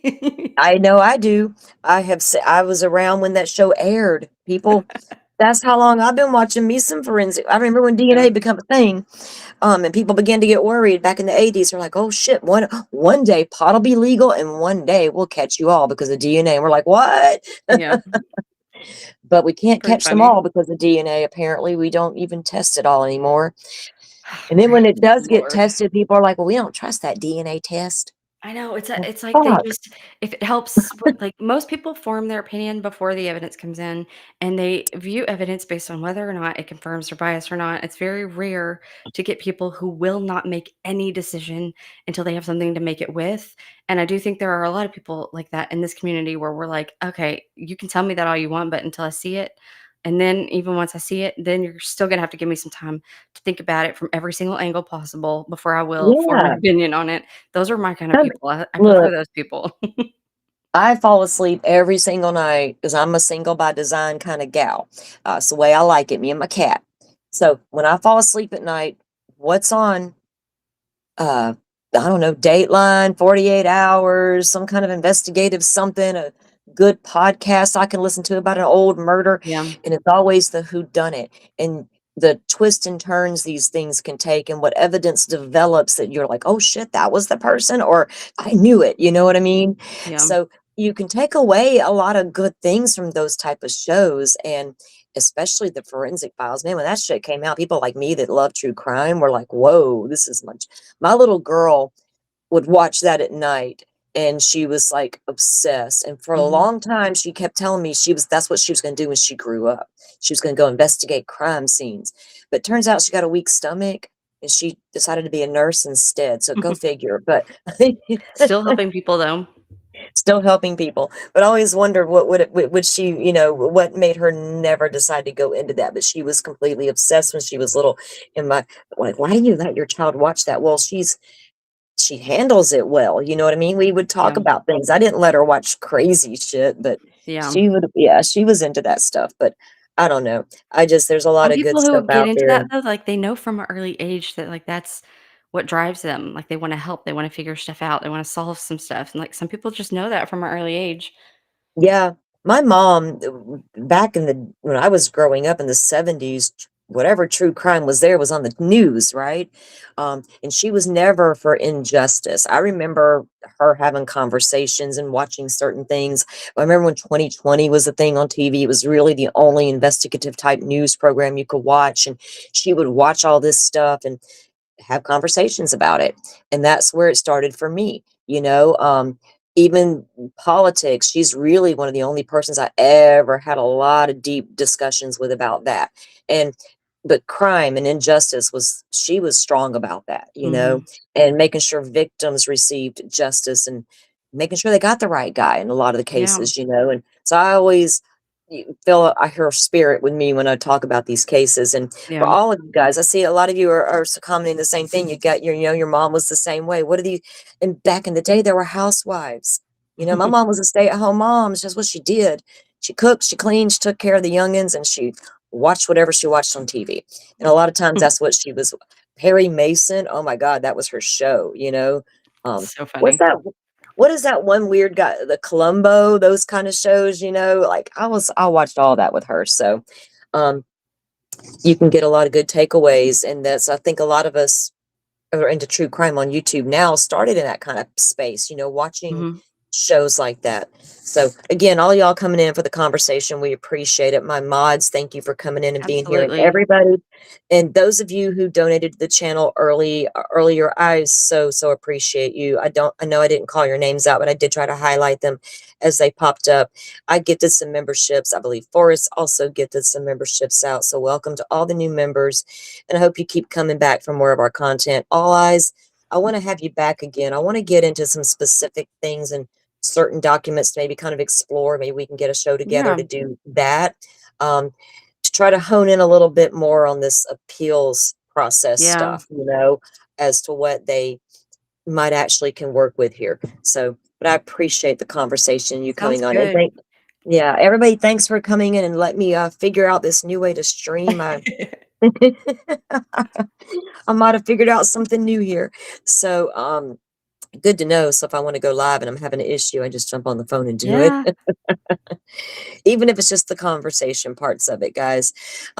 Again, thank you all for coming in and being here. And I'm going to let All Eyes go for the day and let you all get on with your day. I'm going to go find me some food, I think. Sounds Um, good. Yeah, we'll see each other yeah. on the streets. Yeah, I don't know if I'll be live tomorrow, guys. I got some things I got to get together for upcoming show, so it depends on what happens between now and tomorrow and these other cases we're following. If we get any updates, we may do an update show. Until then, I'll let you know when I do go live again. All Eyes, thank you for coming in again, everybody. Y'all have a fabulous day, and y'all be safe on them YouTube streets. Y'all have a Sounds good one. sounds good. Okay, bye. Bye. Thank you all for watching this here video. Please like and Hmm. subscribe and follow. Much love. Okay, well, it's not going to let me do an outro, guys. So I'm just going to say peace out and bye. And we're going to do it that way.